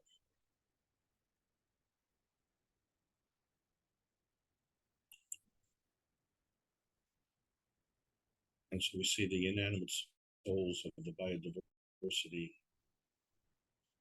of the rocks, the vertical souls and their biodiversity, and the horizontal souls and their biodiversity. They seem to get it. The diversity of the souls of humanity are having trouble. And we need to understand that this relationship, if we want to cross over, we have to understand how we go through these vacuum conditions. So our plasma emotion, which is part of the vacuum bonding factor, and our interaction with the earth and its vacuum condition, we create this existence.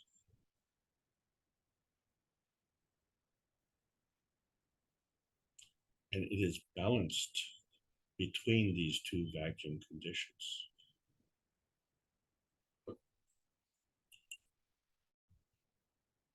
This is the way the earth works. It's taking energy in, more and more energy in from this vacuum condition. And it gives out, it's emitting more, repulsing energy, more and more magnetically from this vacuum condition, right at the core, right in the center. And so the balance is this coming in from the vacuum and emission from the vacuum.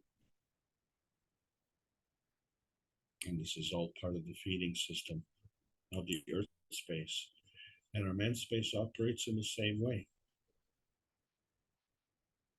And so we are existent in this environment and sharing this environment between the vacuum of the core of the earth and the vacuum in the core of our soul. Our residence of our soul is in that vacuum. And that soul can transcend the whole universe through the vacuums of outer space. So we see that the peace stone is magnetical, and the emission of the soul of the earth in the core is also magnetical. So the earth is gravitational, and that's why we are in this biosphere range, in between the magnetical force fields and the gravitational force fields. And we have our own existence. And so we've resolved this anomaly. We see that our cells are structured the same way as the earth, which means that in order for us to be gravitationally stable with the earth, our earth is magnetical in nature as well, because it has to maintain its position. And so our cells are magnetical as well, because they have to maintain their position.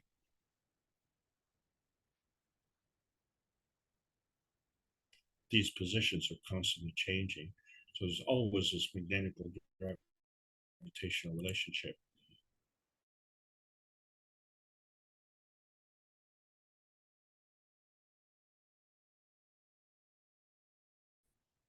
And so it is not a vacuum condition. Man has never launched a rocket into outer space because the outer space rules overrule inner space and earth space. Our radiance travels in the vacuum.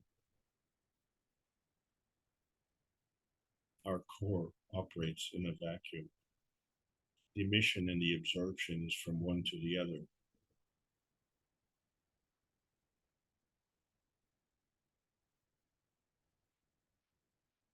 And that emission is the radiant you. And we have this proof of concept because we preferred Earth. And we have a sentimental attachment to Earth. We were born from this radiance. We were born using the outer space system. And we were born into the earth space, inner space, and the man space, inner space. And this combination was simply irresistible.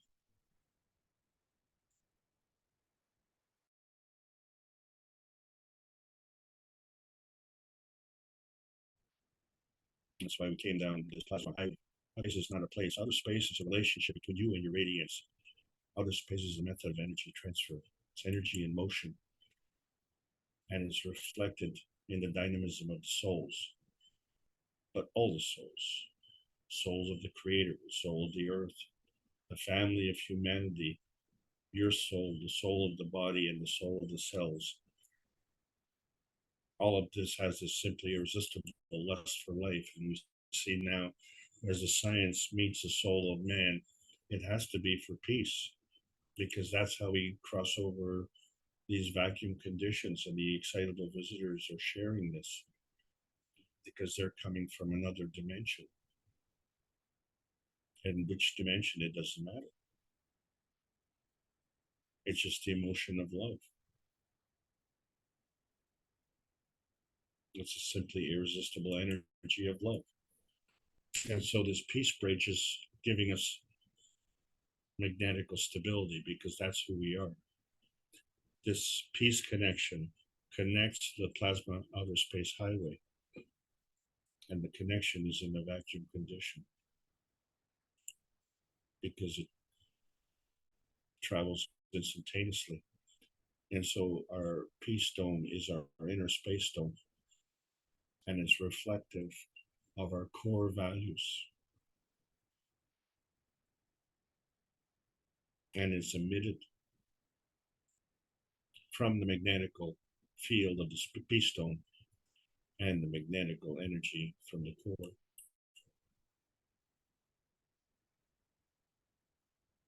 And another one of Rick Kramen's hosting duties is the one nation, one planet, one race for world peace. The number keeps getting bigger. But the momentum is there, and we will have to do this in one go, because as people realize not only are we in the post-June the 6th, 2022 era of choices, but we're coming fast to our first year anniversary, our transcendence into outer space as we find our inner space peace.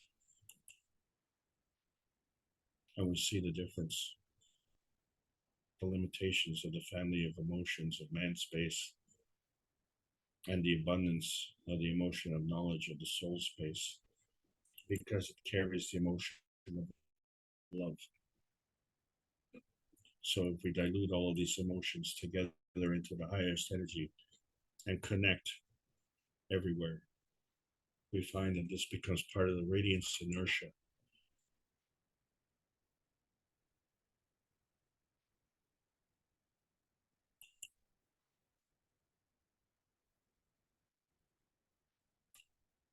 This radiance inertia is a combination of the various emotions that we have and the susceptibility of the vacuum condition,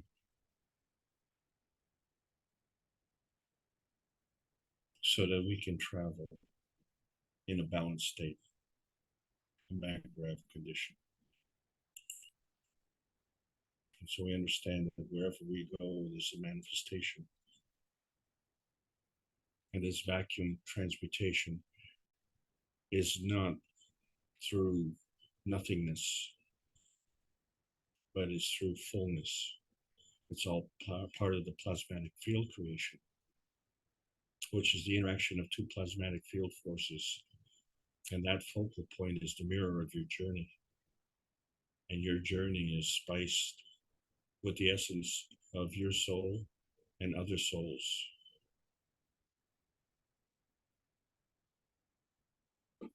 So all we have to do is stop self-defeating practices. We're all equal.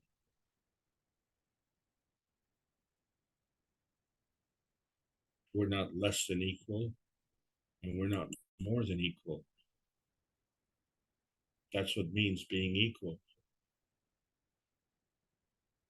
And so if we abide by the morality of the universe, and then we find this abuse that's going on, then we have to elevate the soul of the abusers. And so join us Friday, June the 30th, 2023, to elevate the soul of the abusers. Part of the ongoing process, Keshe Foundation, Spaceship Institute, Teachings of Plasma Science, calling all artificial Earth-based sweethearts. The vacuum condition transcends the limits of your soul growth. There's a world peace treaty. Sign it. Sign it with a pen. Sign it with your heart. Sign it with your soul. The dilution of emotion allows the field of life choices free from boundaries or abuse. And the ethos maps your position. And the universal community is your travel guide. The speed of love manifests and determines your inner space emotional construct. So you're looking for a gravitational transformation of the earthbound soul family, elevating its physical and emotional stability.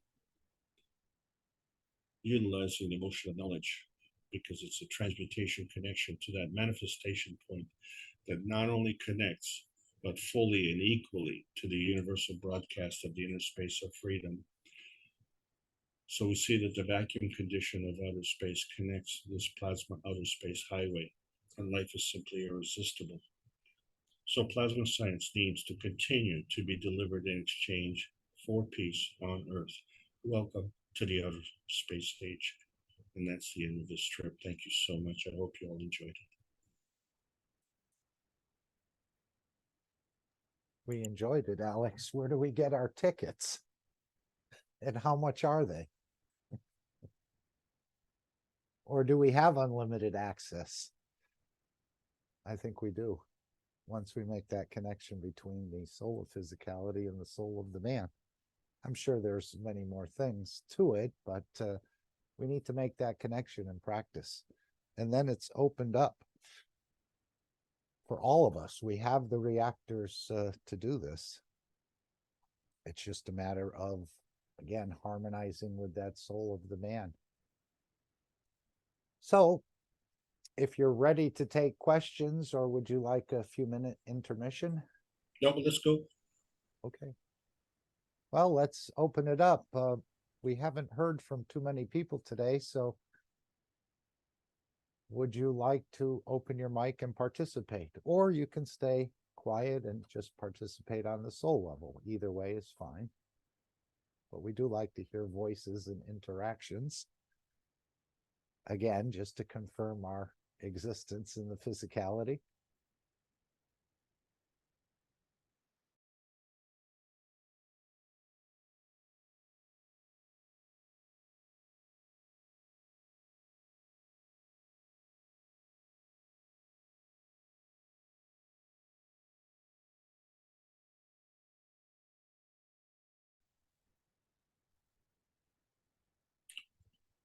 Maybe I can add a few more notes while people are thinking. Sure. A big problem for me in understanding science was not knowing where everything is, so that, you know, when you're comparing things, when you're trying to make relationships, you know, what is it and where is it, kind of. And, you know, like one of the easiest things to do is, if you're looking, let's say, at sports, is you'd have a league, and within that league you have a standing. So there's a first place team and there's a losing team. And so that's okay for sports. But let's say if you look at the caste system in India, then would you say that, you know, the Brahmins are the winning team and the untouchables are the losing team? You know, would that be fair to say? And so that means that life is a game. And if life is a game, where do the winners go? Well, I guess the winners get to play again next year. Well, where do the losers go? Well, I guess they die. Well, if the loser is losing his physicality, what happens to the soul? So we find that the whole house of cards comes crashing down because there's no stability. Everything's based on instability and the wrong point of view.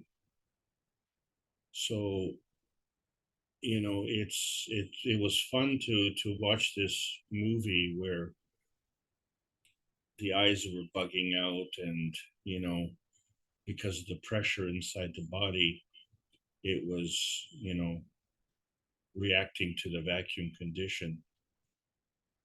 But, you know, if you're looking at the pressure inside the body and you see that the vacuum condition is ahead of you, because that's how we move into the vacuum condition. And you say, well, how can a car move? Well, if a car is moving through the air is giving it its resistance. But remember that the resistance of the air is of a physical nature. And so if you look at the emission coming out, that emission is magnetical. So one of the first discussions that I've always had with people, and I was part of the group that was objecting, was to understand the negative charge of the electrons. So we know the electrons are negative, but didn't understand that the negative charge was the giving charge. And then we had so many arguments with so many people, except for the physicists, because they knew that the negative charge was the emission charge. And so the fact was that the emission charge is always negative, and like poles repel. So if they repel, what happens in that process of repulsion? And it creates a vacuum condition. So as the emissions come out of the North Pole, and as these emissions go around and come in at the South Pole, now we understand why there's a vacuum condition around the Earth. But if the poles are coming in and they're still negative, and they're negative on both sides, when they come in, how come they converge? Because they're both negative. They should be repelling, so they should never converge. So obviously they do converge, so something's wrong. And if they were being gravitational, so say the emission is negative and the absorption is positive, well, it doesn't matter. Even if they were gravitational, two like poles would repel. So whether they're negative two poles or negative or positive two poles, they would still repel. So that's not working. So there would have to be an attraction. And so we say, well, the inner attraction would be gravitational, because as the magnetical goes around and then it comes in, then it would be attracted back into the gravitational.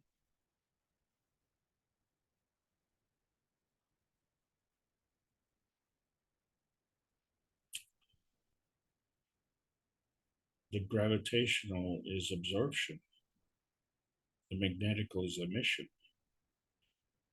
So that doesn't work.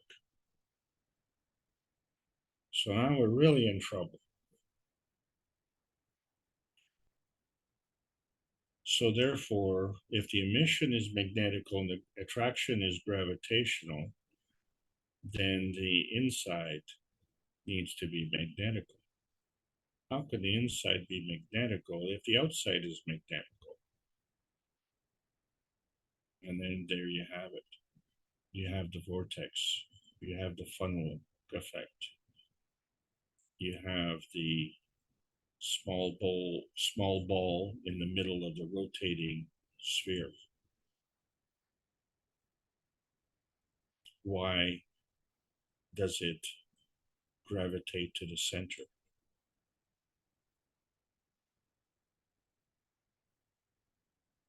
It's magnetical. In order to be magnetical at that point, to be able to go out the emission pole, it has to have a gravitational stability.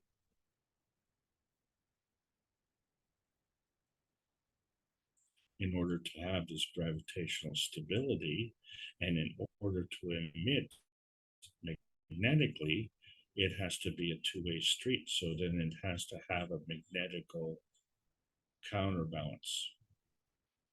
If to be gravitationally stable, you have these two magnetical poles, and the net being a direction of flow, then the direction of flow and the field strength are two different things. So to be gravitationally stable is dependent on your field strength, but the movement of that field is dependent on the direction. And the factors that pertain to it are magnetical gravitational relations. So that was the first problem I had, was with the negative emissions. So now I realized, then I learned that the negative emissions create a vacuum condition on the outside. And so there has to be a balance. And so there has to be a vacuum condition on the inside. So that explains that. And then in terms of direction, well, that depends on the position. And so the launch point and the landing point is a field. And if we are transferring from one field to another, we are not that field. Whatever field we're in, we're not that field. We're in a field. We are a field within a field. And if we're going to another field, then we're going to be a field within another field. So the transference from one field to another field has to be in a vacuum condition, because it's instantaneous. But it has to have a carrier.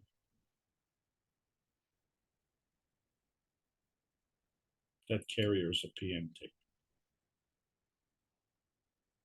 And we are within that PM tick. In fact,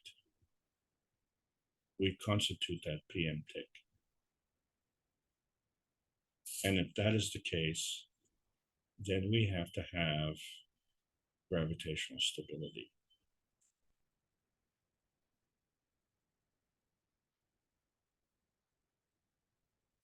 So where do we get that stability?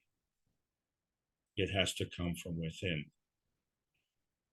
And that's when the light went on, when the soul is inside. And it's a two-way street, isn't it?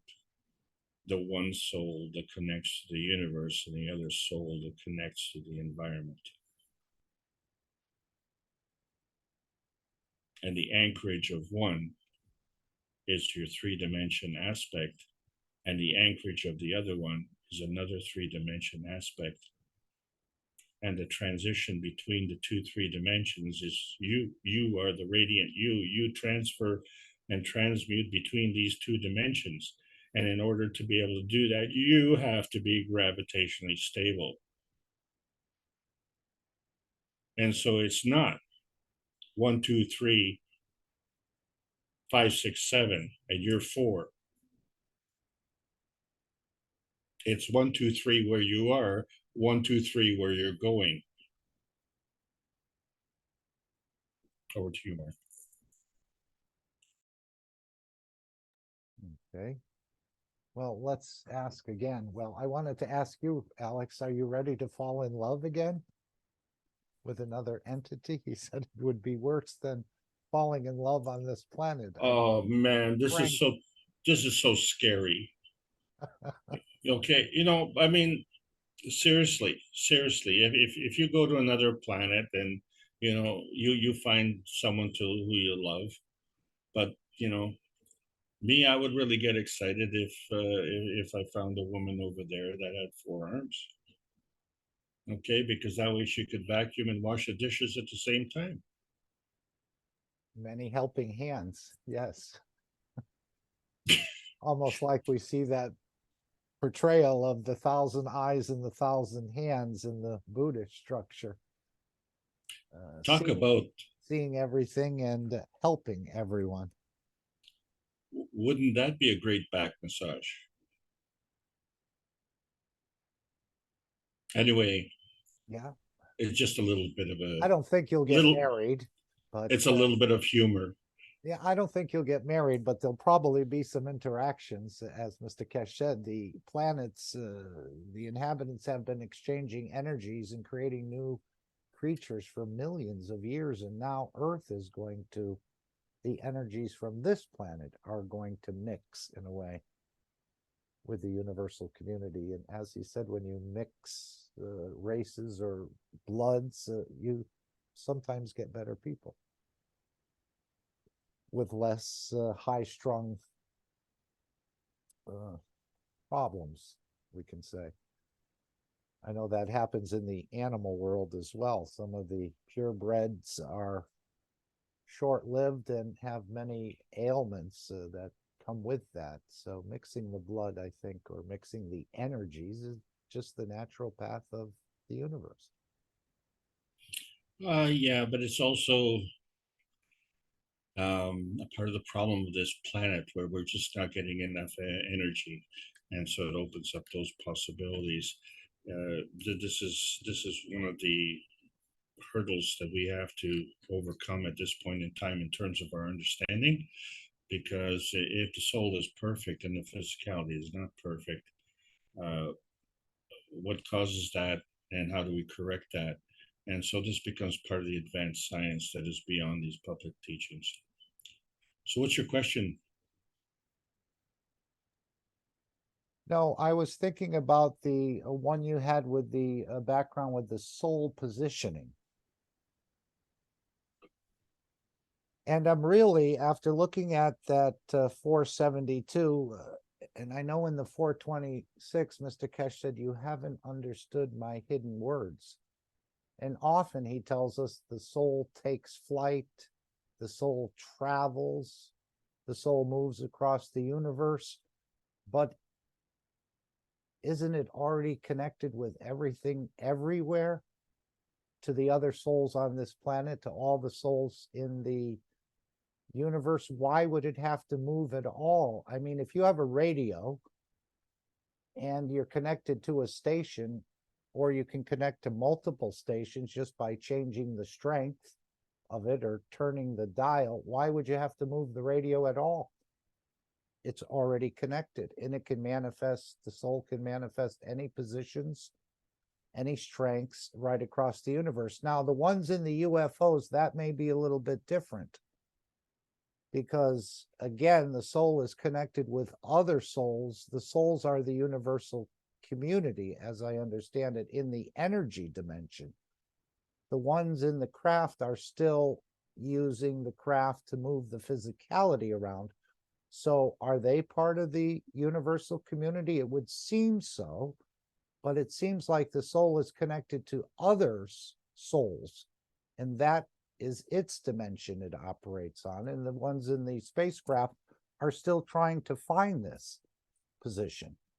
Even though they're very advanced in knowledge, we couldn't hold the door for them, but this is what I'm seeing. I don't think the soul actually moves. Maybe when the separation comes from the physicality, it moves. But we can interact on that level. The soul of physicality connecting with the soul of the man then opens up this curtain. And if you can go anywhere and interact any place, as I understand it. And then if you want to, you can call upon the physicality and you can manifest. But the physicality, I think, is within the soul of physicality. So I don't think the soul travels or moves. It doesn't have to. And the reason is, well, we saw the drawing from the 472. And if you bring up that drawing of yours with the soul positioning, the background, and this was my question earlier. How could the eye of the man receive fragments of information that's being transferred, or energy, between the soul and the universal community if the soul wasn't there?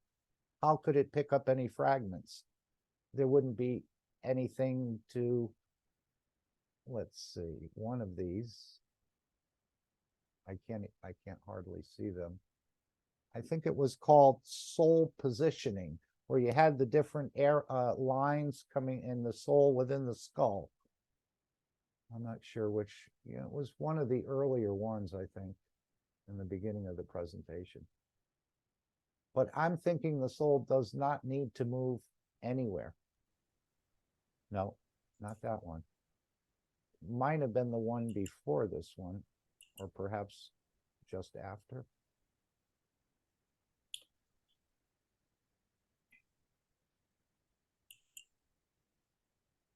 There it is.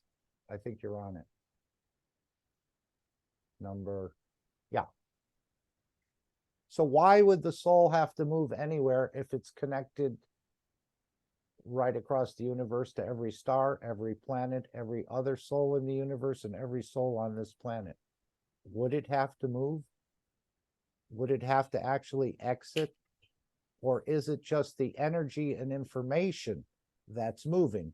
And you see the position of the eye. How could the eye pick up fragments of a daydream or a dream unless that information was transiting across the eye sockets or in that area? Maybe it's the nose. So to me, the soul is not moving anywhere. It's just connected right across the universe and right across this planet to every other soul. It doesn't have to move. Yes, my understanding is that too. Okay, I'm just Right. coming to this understanding because we've heard Mr. Keshe tell us when you dream, the soul travels to the other side of the universe. But is it actually traveling, or did he use that just because we're so physical to help us to understand it? I think you have a very strong point there. And I think we all have to Especially with the eyes, Alex, how could it pick up information if the soul was outside of the skull? There would be no information. Which soul traveling. are we talking about, Mark? The soul of the man. Well, is the soul of the man connected to all of the souls of the man across all time and space? And the soul of physicality is the one that's picking up the information? No, the eyes are picking up the information because that's where the energies are transiting and coming back through to the soul. So if the soul wasn't there, there would be no dream. There would be no fragment of a dream. It's picking up, and you probably weren't with us earlier where we shared that 272nd Knowledge Seekers Workshop. I could bring it back up just to show you. The thing, Mark, is that the memory is part of the physicality, the conscious memory, and our existence is based on the emotion of knowledge, which is, shall we say, a plasmatic reality. So just to throw a thought at you. Sure. So I'm going to put it in my hand, and I'm going to just whip it at the computer screen, and somehow, hopefully, it's going to hit you in the forehead. That's a figure of speech. Sure, but why would you have to go see your brother-in-law if you're already connected to him? You wouldn't have to physically move anywhere. No, you don't have to do anything. It's just like, your example with the radio stations, they're all operating, but you have to turn the dial to figure out which one you're going to tune into. And so I think the answer to your question is purpose. Our life has a purpose. Okay. And if you think, your purpose is to sit there and watch video games that some, programmer has created in his image, and that's your purpose in life, then I would question that. So the question is, what is the purpose of our life here on this planet? And then if that purpose is fulfilled, then would we stay here? And then if we go somewhere else, what would that purpose be? Would we want to leave for no purpose? Is there anything that we'd want to do for no purpose? I think life has purpose. Well, it's just for maturing the soul at this existence, at this position, to gather whatever energies it needs to go to its next position, to So mature what? it. Why can't we be childlike? We are. Why? And my understanding, some mature souls come here too. Let me just share the screen for Nikolai, if I can, and then you take it back, Alex, please. Sure. This is what we covered in the 472 earlier, where this is the non-tangible reactor, let's say, of the soul of physicality. This is the soul of the man, and this is the connection to the souls in the universal community. This is the dimension it operates in all the time. It can also see through the eye. So here's Mr. Keshe's drawing here of this is the eye, this is the soul. And the information travels back and forth, or the energy travels back and forth. And he's saying these eyes pick up fragments of that information. So my point was, if the soul actually physically leaves, how could the eye pick up any fragments of the information passing through it if the soul wasn't there? So my conclusion is the soul is not moving anywhere. It's just connected. And if we connect this soul of physicality, and he said it's up to us, each one has a individual, you already have a set of non-tangible reactors, magrevs, within the brain or within the skull, within the body of the man. And you use those to make that connection. And then that third eye, that curtain, opens up to every other soul that's in that soul dimension of the universal community's family. As I said, the ones in the UFO may not be there because they're not in the pure dimension of energy. They're inside a physical craft. So that may be a little bit different connecting with them. But to connect across, the soul doesn't have to move anywhere. This is just my thinking right now. Go ahead, Nikolai. So your question, Mark, was in terms of why do the eyes pick up something that the soul is receiving? Yeah, that's what we call the dream or the daydream, Mr. Keshe indicated. Well, what if the soul has not left, as you say, but just expanded its field beyond the physical body? And as it returns back to its smaller shape, so to speak, the brain receives certain information that the soul gathered in that trip. And as it comes back in and condenses back in, the eyes pick up pieces of it. But my point is, why would it have to move anywhere if it's connected to everything everywhere? I'm not saying it went anywhere. I'm saying it stayed there. It just grew in field. Its fields expanded. Well, here's the reasoning for that. If the blood flow in the body drops, like it does when we are in a sleep state, or in the condition of what we call death, and the magnetic field of the blood is lowered, then the expansion of the soul is easier, and it expands into that open space. So if the same thing happens in sleep, it would stand to reason that that field in the center of the brain would expand and receive more information than it does in the smaller condition. That's my consideration. Okay. Yeah, I don't know if it expands or remains the same. It doesn't seem like it would need to expand. It's already connected to everything on the soul energy dimension of the universal community. And if you bring that soul of physicality in touch with it and they harmonize, then the physicality, soul of physicality, then becomes a passenger and can participate in that and go anywhere. So this is the reactors he's telling us we need to practice and work on, and joining those two souls together at the same strength in a way, or the same harmony.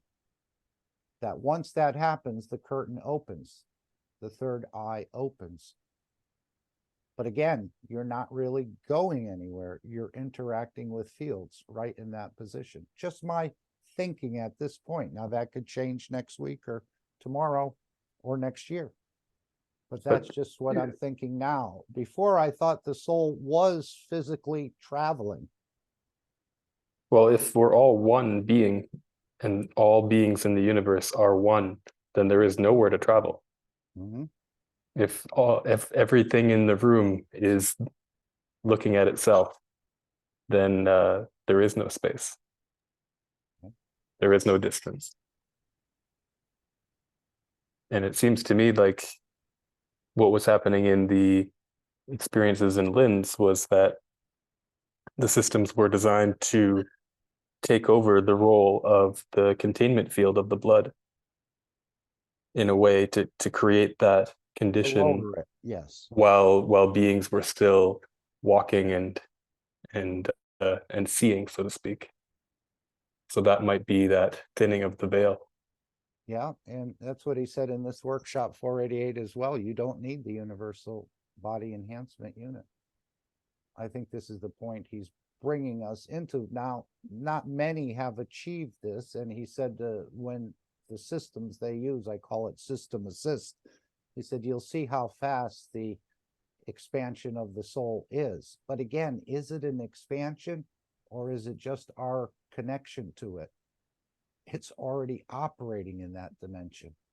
It's now going to bring on the soul of physicality to participate in that as working well together.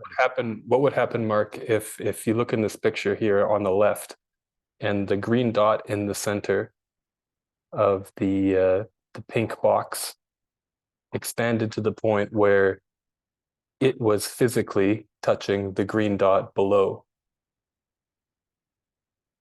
That, in my opinion, would change the interaction between those two souls, and you would have perhaps a merger of the two in physical space, so to speak. But he always spoke about elevating the soul of physicality. That's it. And so if we elevate the soul of physicality into the other position, then they're in a different distance from one another. Distance in air quotes, so to speak. They're closer. So the interaction would be different. They have a If closer. you put the sun and the earth in the position of the center of the brain, and then the earth where that the green square on the bottom is, and then you change those positions or you grow one into another size, it would radically change the experience on the other, in the other location. Okay, well, we have to practice this and get to understand it, but this is what he's asking us to do, is to bring the two souls together to open up the third eye. Third eye opens up the entire universe. Go ahead. Can I talk? Oh, okay. Let's talk about a little bit practical thing. I already long time ago I spoke about, I saw my 5 life in one day. You saw your So what? 5 lifetime, 5 places. 5 lifetimes. Okay. Yeah, long time. Keshe used to come your show, right? That time I talk about that. I think so. I didn't know that time you didn't go that far. So I asked Mr. Keshe about that. So he, that day I felt a little bit shy because I didn't know. We all do. We didn't touch. We all do. Yes. Yeah, but right now is, I think so we can talk about that. Now is time.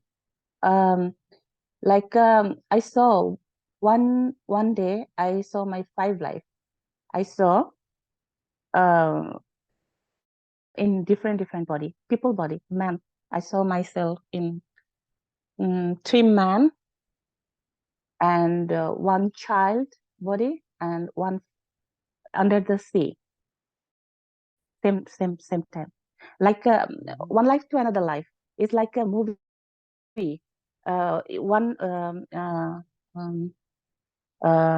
Few minutes ago, we are talking about the radio station. It is like a radio station, TV station. I saw a fragment of life, one life, and then suddenly I saw another life, fragment of another life, and then say another life. Then the last one was under the sea. Last one was under the sea. I'm moving with a big wheel, but I didn't see my body that time. But I was maybe something like a whale, dolphin or something like that. Mm-hmm. I'm smaller than the big whale, and I'm moving with him. And suddenly I felt he doesn't. I am following long time him, and he doesn't right now. He want to stay alone. So I left him there, and I'm coming up to the water to the upper side, and then I'm seeing the sun shining the water, and I'm coming from the ground. That is my last life. So I understood everything is there. Everything in my soul. Was it a I dream just or touch. were you conscious of it? No, conscious of it. And I see a lot of stuff. I talk a lot of time, a lot of stuff, but I can't say everything together. He said it would be perfectly natural to operate in these two dimensions. This is what we're trying to do. And even bringing the soul of physicality up into the soul, he said the soul of physicality would be fed by the soul, and that would transfer energies to every soul of every cell within the body, eliminating more of the killing. Yes, it could. Yeah, and when and that is the one day I saw five lives, but other day maybe a fragment of hair, fragment of their those kinds of stuff happening all the time. So this way I understand that everything is happening in there and inside my soul, and I am touching just here and there. I'm bringing the information from here and there, but and accidentally I go there. That is my understanding, and now I'm watching everything. We used to talk about the nano-coating, right? I understand right now our skin is nano-coating, right? So there is a whole lot of hope. When we sleep or meditation mode or relaxing mode, we pick up information from our skin. I think so. I don't know. I don't know that. Sometimes I feel when I'm so relaxed, maybe very peaceful, and then suddenly I touch somewhere, and then bring some a little bit fragment from here, and then fragment from there. And another thing, maybe we are not in only one body. Maybe different kinds of body. I feel I am not in here alone. I feel everywhere. I think I have a lot of body. Maybe not everything is human too. And before I told about the spaceship, that has happened one time only. We last last or before the last, I talk in rickshaw too. I saw myself lifting the spaceship. One day I saw that, and so overall the thing, I'm trying to fix my puzzle, always trying to do connect everything, and right now my understanding is we don't live only one body. I feel it is my feelings and my understanding. We live in different body. We gather information from everywhere, and everything in us. If we want, we can connect. That is my point. Yeah, we're already I think they're all connected. Myself, all the souls are connected here and in the universe. The soul is operating in that dimension of the universal community. It's us to connect to it with the soul of physicality. And I know in the previous workshop, he said, don't try to connect the physicality to the soul. Try to use the soul of physicality to connect with the soul of the man. Elias has put a number of things in the chat here. Perhaps he'd like to add something. We are talking about field expansion of the soul. And again, Mr. Keshe said at 1 hour and 33 minutes, I think, into this workshop, that this is 6,000 years of teaching I explained in the last 60 minutes to mankind, something along that line. So in the 272, you'll find quite a deep understanding. And I think this is where he's bringing us to open this curtain in the 488. This was over 4 years ago. And now we're circling back around to it.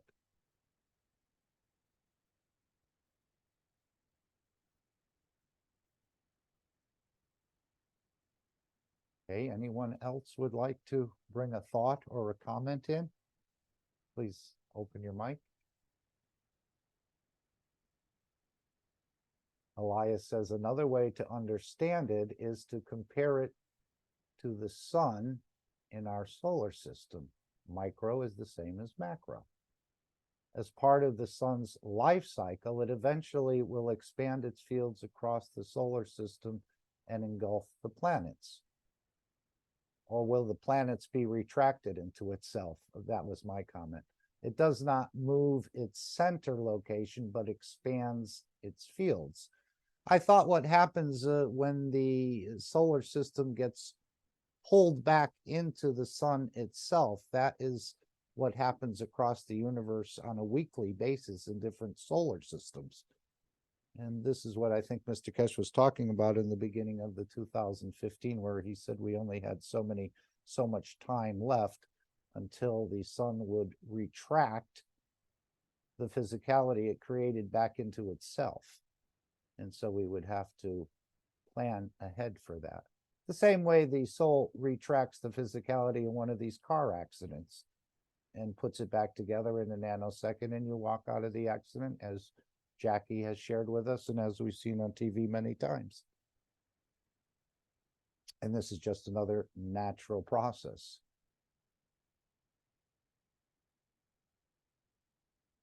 Ike says, let's explain more in scientific scope, not as in testimonies. Well, I think we listen to everyone, and we don't critique too much. We believe what people tell us. Go ahead, Alex, if you'd like to take back the screen, but I'd encourage everybody to spend a few time. Again, this came from the this one, Plasma Times, the real third eye. And this is opening the curtain, or switching, Mr. Keshe is calling it as well, between the two dimensions, like having two cell phones, as he said. Armin has 5, so he must be more advanced than we are. I think that was for other purposes, as I indicated earlier. Alex, if you'd like to take the screen back. Okay, I'll do that. What a great interaction we're having today. Isn't that something? Well, I'd like to hear more voices share something. But again, it's fine to participate on the soul level. As Mr. Keshe said, there's different lines of communication. But the souls are still in touch with each other all the time. And they're working together. Yeah. 2 points I'd like to bring up. Sure. As per your discussion there is, to one, energy is always in motion. So you're seeing that this is from the book, and some model of plasma dilution. And so to maintain this MAGRAPH position, you see that there's a lot of activity in here. And the thing about this activity is it's unique to everybody. So everybody has their own field strength. And that field strength is representative of their journey. So energy in motion and journey, that means movement from one field to another field. And the confirmation of that is the energy from the sun is coming to the earth. So there's a traveling of this energy. And this energy has to travel in a certain format. And that format is a PM tick. And in order to travel, and to travel at the speed that it does, it has to go through a vacuum. So once it gets into that gravitationally stable thing that we see as our Earth, and we see that during the day, we see the sun, but at night, we don't see the sun because it's on the other side of the Earth, but we are still getting the energy from the sun. It's just that now the radiance from the Earth is stronger. So the point I'm trying to say is energy in motion and journey means that there is a movement from one field to another field. So there is a connection, and there has to be a common denominator in order to facilitate that connection. So the soul in our body has to maintain the connection to our soul. That's why we're able to go to sleep at night. But also we have the capability of traveling. The question comes in, do we want to travel on a temporary basis and then come back just like we do in our dream state? Or do we want to travel and move to another location and stay there? So, it would be kind of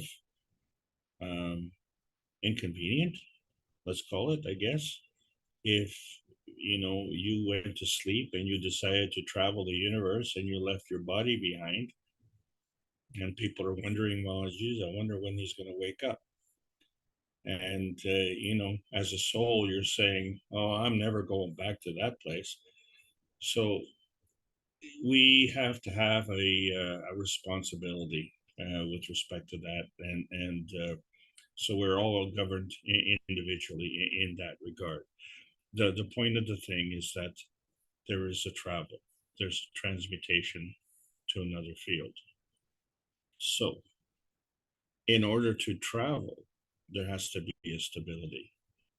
And so the soul can travel the same way the light can travel from the sun to the earth. And the light traveling from the sun to the earth is very stable because it gets here. So we are using the same method for doing that. The physicality is limited in that capability. Why? Because it goes less than the speed of light. So the energy is all in the binding. It's not in the traveling. The soul has all the energy in the traveling. And because energy is always in motion, the soul will also travel. But the soul has made a choice. And that choice is to come to Earth. And that choice has a point. So our problem here is that we are susceptible to input. And we have to be discriminatory to understand if that input is accurate or beneficial to us. And the problem on this planet is that that input sometimes is malicious. And because we're susceptible to that input, then we, shall we say, fall victims to that. However, if we could discern the lie, so in other words, just because we're in physicality, we don't have to listen to the physicality. We have to listen to the soul. And since the soul will never lie, then, and I said this in a few previous classes where I ran into a lot of trouble because I started listening to the soul and not the words of the person. And it was upsetting to me because I could tell if they were lying. I didn't need a lie detector. I was the lie detector. The GANs was the lie detector, the GANs within our body. But the problem was that I had to pretend that I didn't know that they were lying. So it became my burden. So not to hurt their feelings, I had to pretend that they were telling the truth. Right. Mr. So Keshe has done this many thousands of times, he said. Many thousands of times. But I don't It think he happens to me reveals too. it. I don't think he tells them they're lying. He just knows this, what the soul has revealed to him. And then, you know, thank you very much. I'm not going to buy that car or whatever is going on. so we have a large disproportionate part of the population that is continually lying. And as a result, they accept that lying. We are going through a transition where more and more people, you know, like Selena says, she can see the liar. Well, more and more people will be doing that. And then when that happens, those people who know and can see the lie have it's disagreeable to them to also lie. You'll get this aversion immediately to that lying situation, because you're either part of the problem or part of the solution. So, you know, if the problem is the lying, then you don't want to be a liar. And so we try and be as truthful as possible, but, you know, we also have to be gracious at the same time. So if 10 people are in the room and 9 of them are liars, you better not disclose that you know who the liars are. Right. But if 9 people are truth tellers, then, you know, it's time to either wake up the liar or put them in another room and let them mature at a later date. Because by entertaining these liars, we are retarding the progress of humanity. And if the progress of humanity is our purpose, then now we see the task at hand. And I'm offering that as a purpose. So the purpose of the Keshe Foundation is to bring peace to this planet. And the caveat is the technology. And it's not just bring the technology and you bring the peace, but the technology can enforce the peace. So if we can enforce the peace, that makes us bullies also. So what we need to do is to elevate all the souls so nobody bullies anybody. And then we can decide, if we choose, do we carry on with this mission because it's a big mission, or do we say, okay, my part of that mission is accomplished, now I'm going to move on to something else? And he's expressed, Mr. Keshe has expressed a concern that a lot of us will see that as a mission accomplished and want to move on. And I'm a little bit hesitant because the job is so huge at this point in time. So, you know, I would like to defer that decision down the road in terms of leaving, but in terms of elevating, we need to do that in one go. Back to you, Mark. Okay. Well, yes, I think if you understand how this works, you wouldn't probably want to tell the person that they're lying to you. It be something you just keep to yourself, especially if there's 9 liars in the same room. I think you Just be quiet that time. yeah, it's just something you're learning to understand. And if other people start to learn that other people can see through the soul or communicating with their soul, maybe this lying aspect will start to subside quite a bit, because everyone will actually know what's going on.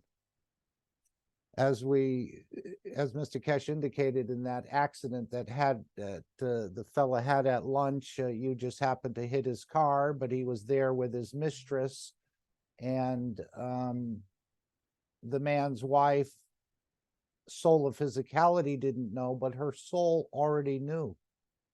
But the accident confirmed it to her soul of physicality, and then you know the rest of the story. Separate bedrooms, a divorce, and the rest of it. Can I give you a story, an embarrassing story that my friend had? Do you want to? Okay. Yeah, I do, because he was a clairvoyant, and they went to a public meeting, and they were guest speakers, and the subject was being clairvoyant.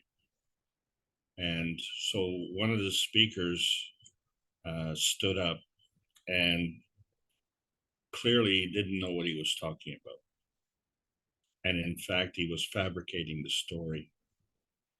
And so this became very embarrassing because my friend was speaking after him. And, you know, he had to kind of gracefully unravel all the misconceptions and false information that the previous speaker had given. And as the punchline, you know, it says one has to be aware of the audience and the circumstances.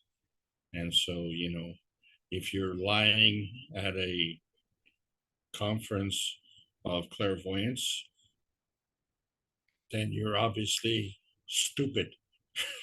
You know, so you shouldn't embarrass yourself that way. And, you know, because there were hundreds of people in the audience, he wanted to gracefully bring that point across without overly embarrassing the previous speaker. But it remains, we don't know if the previous speaker actually got the message, because he was not truly a clairvoyant. The fraud was exposed, you see. So you can't insult the ignorant. Right. But I know at one time, Mr. Keshe said, we don't judge a man and we don't judge a soul. So that's probably good universal advice for all of us, because we don't know all the details, even though we might think we do. But we're not going to be in the business of judging. It's up to the person to their own soul to judge them. We don't have to do the judging, and it's not our place to do the judging. Right. They do for the some reason. That is maybe that was not good reason, but they do for those things for some reason. Yeah, sometimes Whoever. the knowledge seekers are the worst of all, Mr. Keshe said, especially with the loss of funds and recently in the foundation, that they were deceived and lied to by knowledge seekers, which is not the first time this has happened. Yes. And you didn't, and nobody asked me about the spaceship. How did I lift it? Do anybody want to know? Sure. So by all means, carry on. Okay. So I don't have to say the whole story, right? Just I'm gonna tell the just the point you want to emphasize, perhaps. Okay. Okay. In the spaceship there wasn't any button. I didn't see any button. And then how I lifting the spaceship? I was squeezing my brain and nerve to lift it up. It felt like I am maybe I am in this. I am the spaceship. It's like whatever I do in my body, the spaceship will do that too. And then I told to Rick, and then not this teaching, the Thursday teaching, before that one, I think so. In the intro, Rick asked that other way, that same question: how can we fly stuff? And the whole class was like a spaceship, about spaceship, right? That's what he's talking about, bringing the soul of physicality into the control room. Yeah. That then the soul of physicality can ride the soul of the man across the universe. But again, you're not riding and you're not going across the universe, maybe in energy fields. Yes. But not physically. Yeah, it was interesting when Rick asked Mr. Keshe. I was so excited. Oh, finally somebody looking for that. Is this picture a Ferrari or a McLaren Speedtail, Alex? I think it's a Ferrari because of the red. I had to make it a vanilla vehicle, okay, and I don't want to promote anybody's vehicle. Don't worry, we'll fly. Pretty soon we'll fly a spaceship. Yeah, you won't even need the car. Why would you if you can move to the grocery store if you needed to, or across the planet? He even said you could live on the moon and work in Beijing. No problem. Yeah. Yeah, Pretty but exciting. just for we have what's called NASCAR, right, in North America. These cars run around the track and they try and go as fast as possible, but they are in this shape. And so what I'm saying is they're going backwards, and they're only going at let's say 3 times, or 5 times your speed limit. Okay. Right. And that's not an order of magnitude, and they need a motor. If they could understand that they were going backwards, and if they had a plasma reactor inside, they could see that they could create a vacuum condition coming out the larger end, and that they would go faster.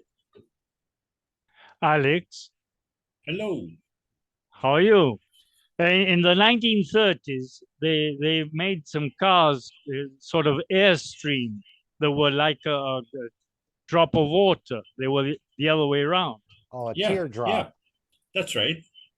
Like the wing of a plane. That's right. Yeah, exactly. But the airdrop is the ideal, because the water takes the shape it needs to go as fast as it can when it drops through the air.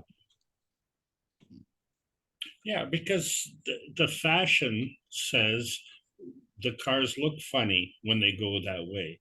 It's because you've got 99 people who want to buy a car this way, and the designers are scratching their heads and saying, well, we have to try and make these things aerodynamic somehow in the physicality, when we know that the tests in the air tunnels show the exact opposite.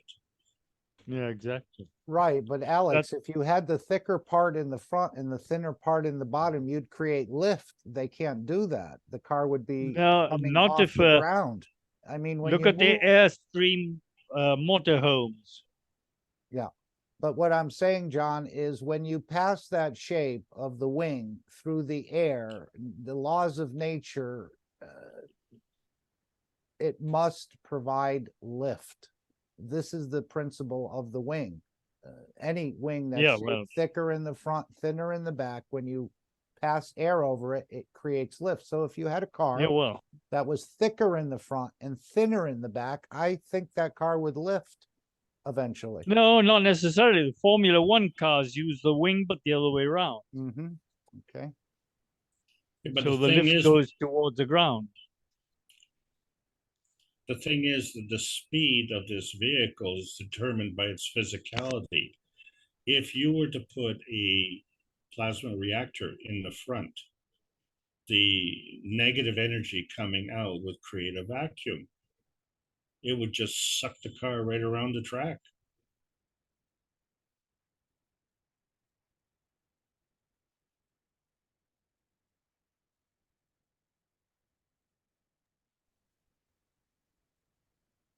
Okay, you'll be banned from racing for that, Alex. Well, isn't that, now it does sound very feasible and logical. Yes. This is how funny this is. NASCAR was formed by moonshine runners, right?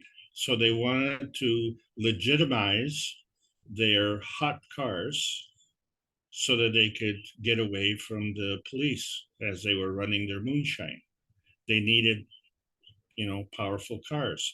So what the police were doing was stopping them because they had souped up vehicles, and say, if you have a souped up vehicle, you're running moonshine.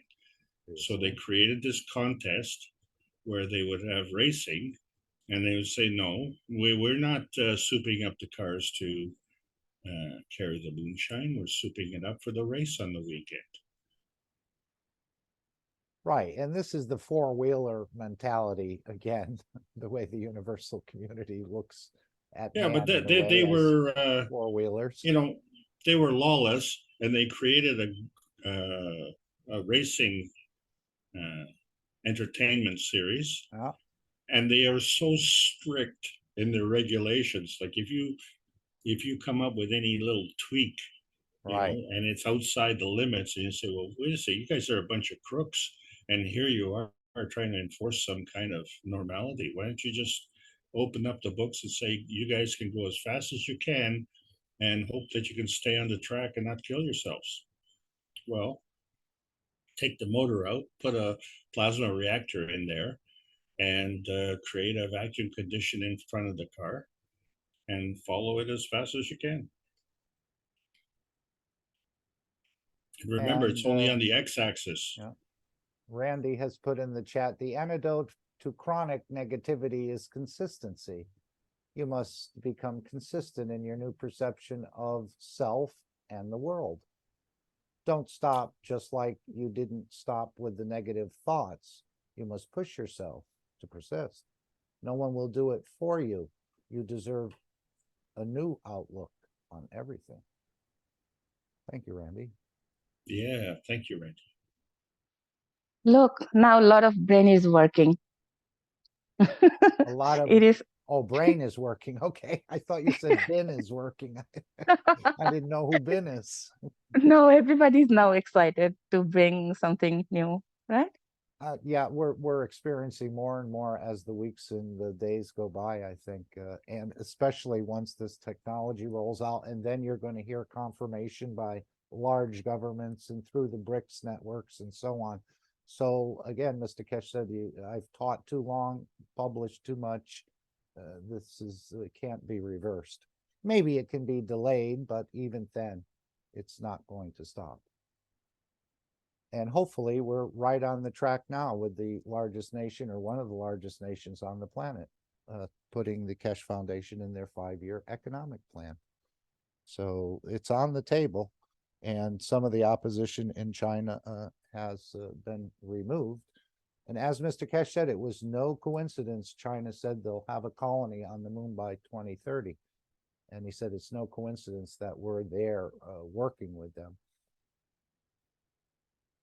So Yes. there's a lot to be revealed, but he said we leave it up to the governments and to our agreement that is allowing the governments, when they feel comfortable and when they feel it's the right time, to bring it out into the public domain.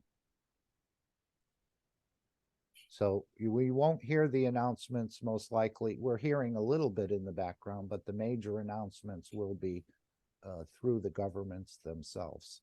And then the acceptability and the interest in this will, and once they start to see some of these systems remotely doing this and remotely doing that, they'll have a confirmation from their own government, and I think the interest will just skyrocket in finding out more about this technology and this peace process that we're going through. Really, it's going to skyrocket. Okay, it'll be like a geyser. I can feel his excitement in my heart. Yes, we've all been waiting. I mean, we have been, but the timing is a critical aspect of it, and we're in the midst of it, I believe. I think we can all are feeling it, that there's something in the background. As Mr. Keshe said, he was waiting for one of the governments to take a bite of this apple, and they've done it. So probably start with the energy and the feeding on a small scale in China, in a city, just the way he took the pigs into the swine flu. Started out with 20 and then went to 70 and then went to 700. But I think it's all been documented in the work Mr. Keshe did in China over 2 or 3 years he was there, has laid the groundwork, and the plans were already laid. As we just heard his story in that 272 about traveling to the Forbidden City and no one touching anyone else's property, that they were safe there. And this is the beauty of the nation, he said, of making conditions that the soul of the man and the soul of the physicality can elevate. So I'm glad it, in a way, it came back around. And I'm sure the United States is right there, ready to go, he said. But they both should not compete with each other, that they should work for peace together and to go into space together as well. But again, are we going into space? Or are we already in space? We're already part of the universal community. It's just our denial, as he said. You've always, this planet has always been part of it. You've always been part of it. So it's a beautiful time to be here. I think even though we're seeing a lot of distracting things and things we don't want to see, I think they'll resolve themselves in time. Thanks very much, Mark. And I want to thank everybody for allowing me to continue with these presentations.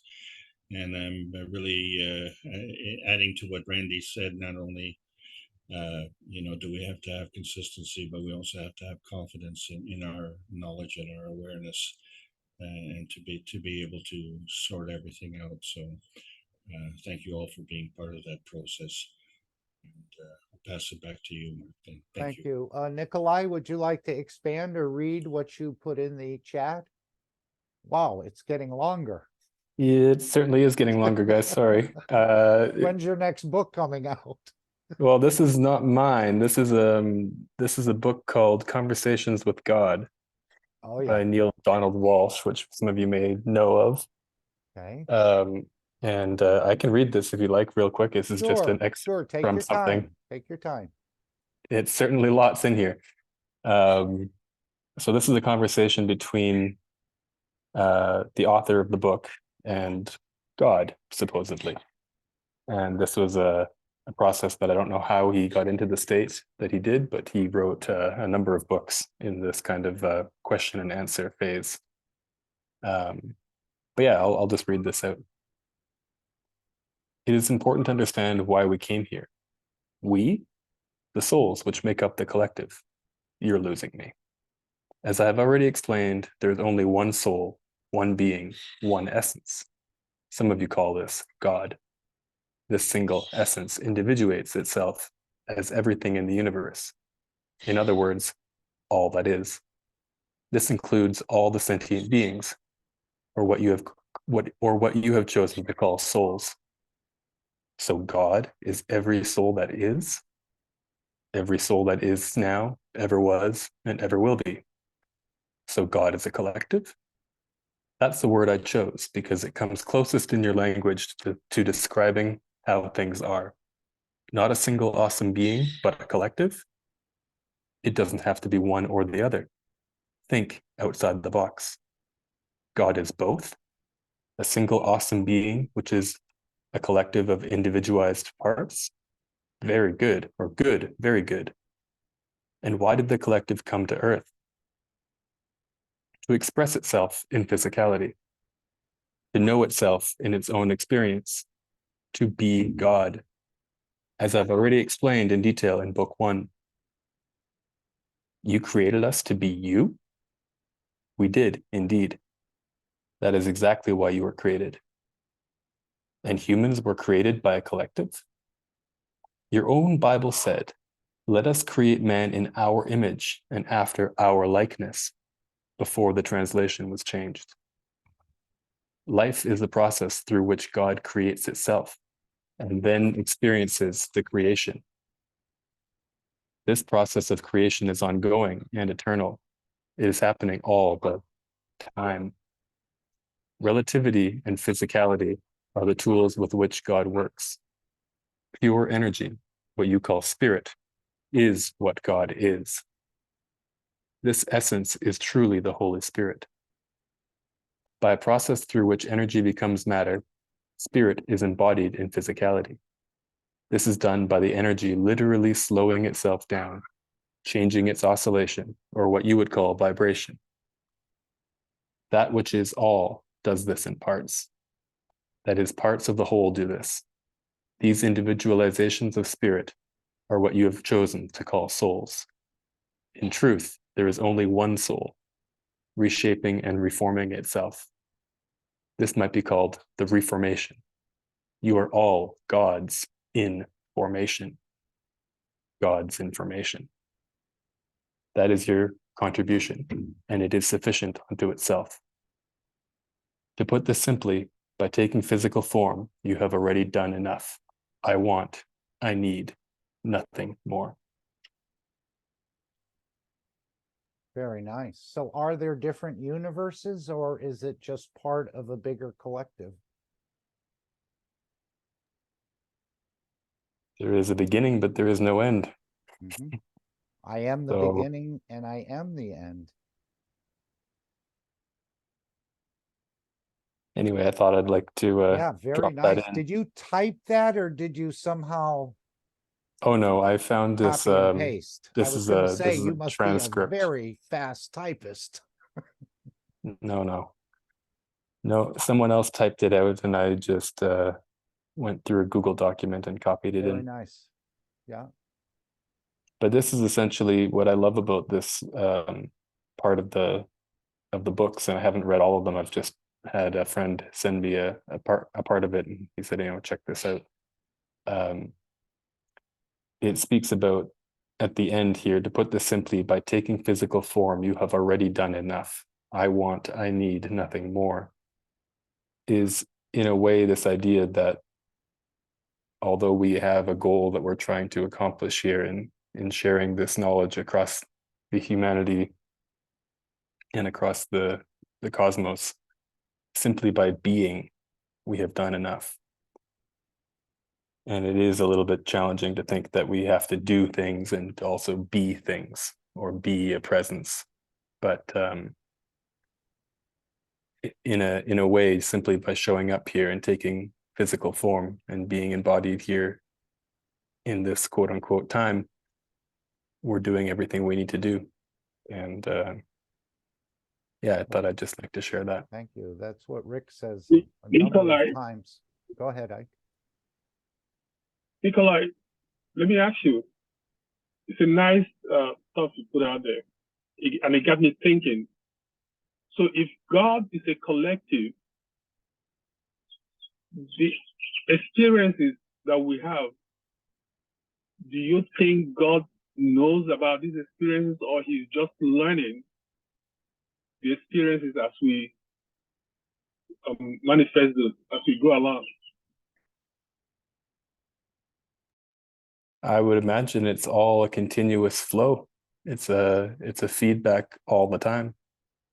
And there is only the present moment. And if all of us here are gods in formation, then we stand here holding our formation and gathering information forever and ever in the one present moment, and feed that back into the creator through whatever connection there is, however that functions. In plasma terms, we might say that's the zero-time communication. And there's also stories of people who have come close to death or have had that death experience and had their life flash before their eyes. And in a way that perhaps could be like watching the film or watching the movie of all of those experiences in a condensed frame as it's being transmitted. But I don't think the creator of all would wait till the end point to transmit knowledge. I feel like that would happen all the time. And the creator is still learning about his own creation. And don't forget, there's levels above the level of creator, which Mr. Keshe said he would get into at a future time. But we're all knowledge seekers. We've heard Mr. Keshe so many times come into meetings, and he's just here as a knowledge seeker. He's still seeking knowledge. Even though he's carrying the totality, he's still understanding more about the creation and experiencing it, apparently.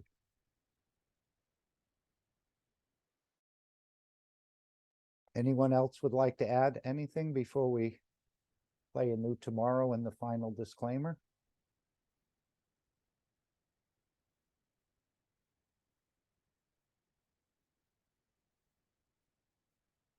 Okay, very good. Thank you all for joining. Thank you, Alex, for for delivering a beautiful teaching and the interaction of the souls. And of course, we know the schedule pretty much. The One Planet, One Nation, One Race on Tuesday, the Reactor Group on Wednesday, the Knowledge Seekers Workshop on Thursday, the Brazilian meeting on Friday, the Plasma Connection on Saturday, and we have this meeting on Sunday. So there's plenty to do with the general meetings in the Keshe Foundation and also all the separate language communities.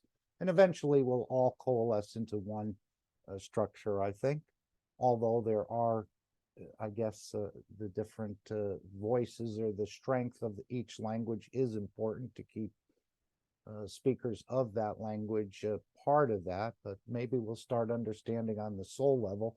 We won't even need to speak the words, but the souls will interact. Again, there's so many things. No one knows what Mr. Keshe is building on this planet, but it's slowly going to be revealed to all of us, and we're all part of it, and we're all part of delivering it. So thank you all for being here, and in each and every meeting around the Keshe Foundation. As Mr. Keshe said, there's a purpose here for your being here. And more and more of this is going to open up, and we're all carrying a small corner of this large carpet, as was indicated to us in the past. So any final thoughts or words, or someone was holding something back that they thought they should share? And we're working on trying to open that curtain. I know Mr. Keshe asked that on Friday, if anyone broke through. I think one or two people had mentioned something, but not fully broken through this veil or this curtain, or opening this third eye. And that's what we're working on. And it's not that difficult. I think we're all going to experience it more and more. And as he said, you won't call it coincidences anymore. When you send a message to someone else and they repeat that message, that just means the souls are interacting. We don't even have to say, oh, I thought about that 5 minutes ago and now you said it. This is the interaction of the souls, and they're all connected here and across the universe. My understanding, just the way I'm thinking about this at this point in time and my development. I can say anything in quick way. Yes. When you guys, anybody meditate, okay, I will talk like when I meditate. I keep my third eye. I close my eye and I keep attention in my third eye, and then I relax my body.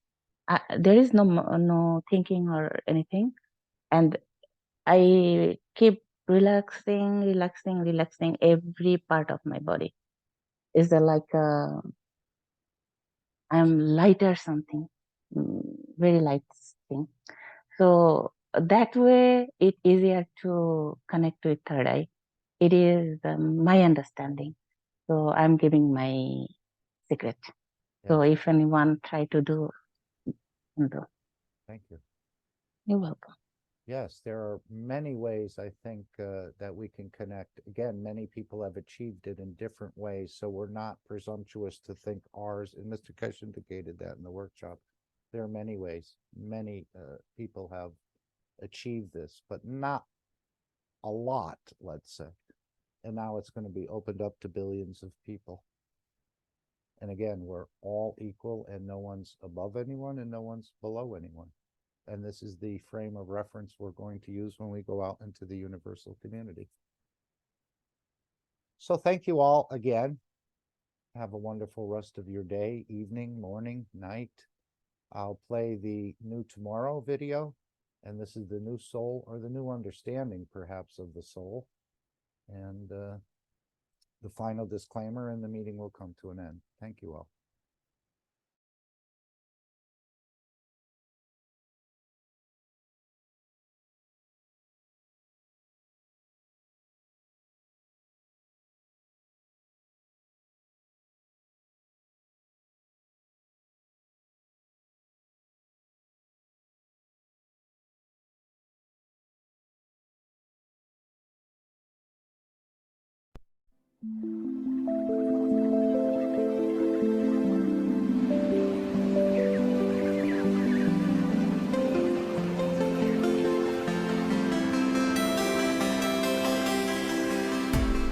In the world of creation, we had the two extremes, except in the case of the Creator and Mitra,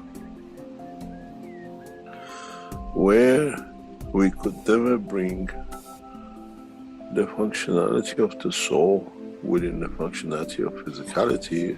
We had the physicality hidden within the soul, or soul within the physicality, or in conjunction of the two, one would never have the understanding of the totality, where we could transit but exist in both directions.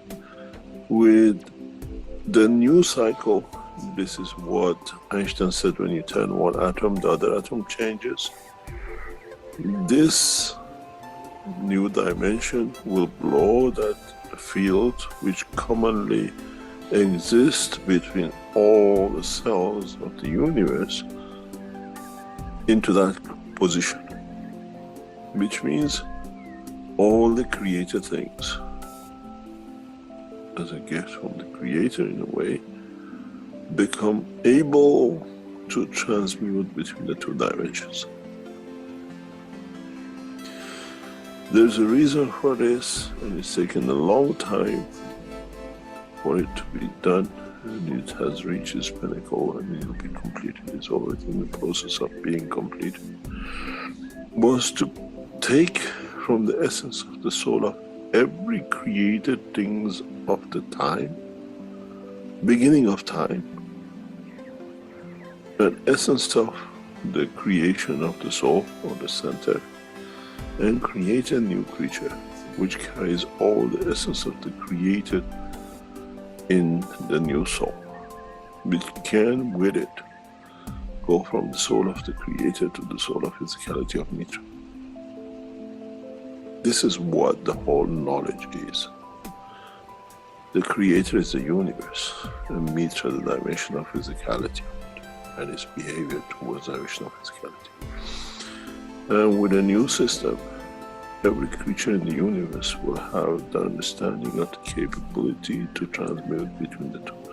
This has a lot of implication for all races in the universe, because now they all become the same. In the coming time, we will see even change in the position of galaxies, position of universes.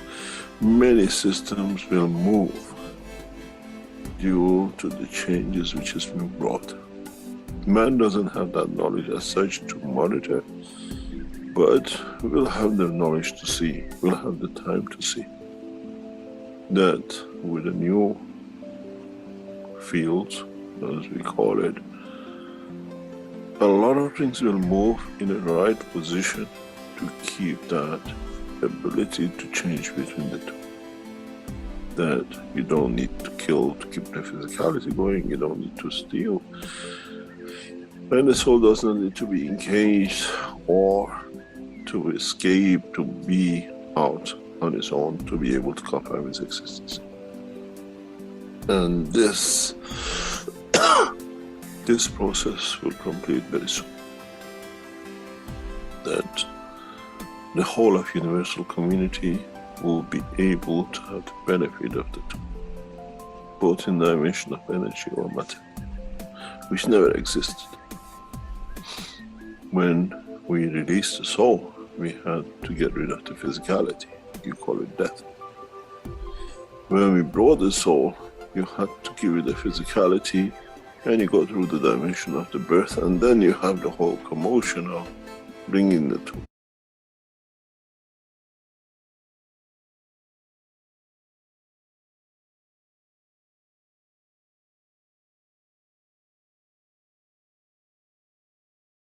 When we brought the soul, you had to give it the physicality, and you go through the dimension of the birth, and then you have the whole commotion of bringing the two. With a new system, both soul and the soul of physicality work together in the existence of dimension. We expect a massive change in the physical characteristics of human race in the coming century, because we change into the emotion of the physicality. The way, as I said many times, but many never understood, Indians and Pakistanis were the same, till one chose to take different kind of energy in the other one, and we see the change of the feature. Now, with the balance between the soul of the man and the soul of physicality of man, many of us will change feature, without a shadow of a doubt. Man will change the faces of anger, man will change the faces of hate, man will change the face of warmongering, because we get satisfied in the fields of it. And this is part of what will be and what has already started, and the completion of will be the birth of Mitra. Physical completion of birth of Mitra in a physical dimension, not in myths. And then we have the soul of the Creator, which the two will complete the cycle. And then, as I said very recently to one of the knowledge seekers, then we'll see if Adam will eat from the apple of love and giving it. And then we'll see how humanity will change. And the whole creation will change.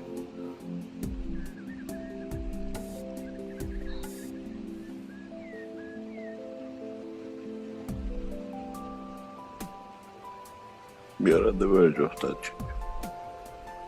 Much, much closer than anybody could think of, not only a human race.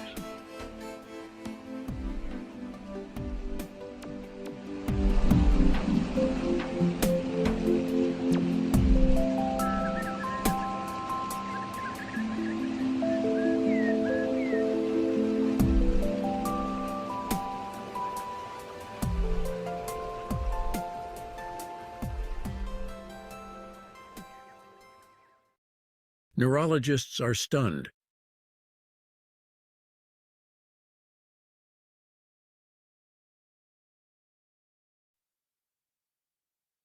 Disclaimer. The information and education material contained herein is meant to promote the general understanding and dialogue of GAN's processing.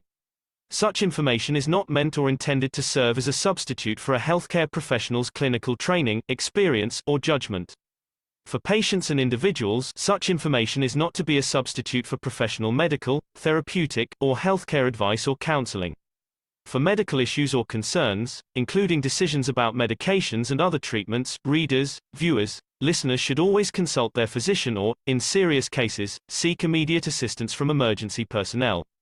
Prescription information, procedures, and use of medical devices information should be undertaken only by properly trained and certified medical personnel. We specifically disclaim any warranties, express or implied, including implied warranties of merchantability or fitness for a particular purpose. Such information is provided, as is, and is believed to be accurate at the time of its publishing, but it is the viewer's job to evaluate the accuracy of any information found in this presentation. Every case presented is of their own experience, applied by themselves for themselves, and it applies to their case only. Every person experiencing health problems should seek professional medical advice and consult their course of treatment with a doctor. The processes of plasma balancing described herein are a natural process which supports the body but does not replace medical advice or therapies one is already subject to.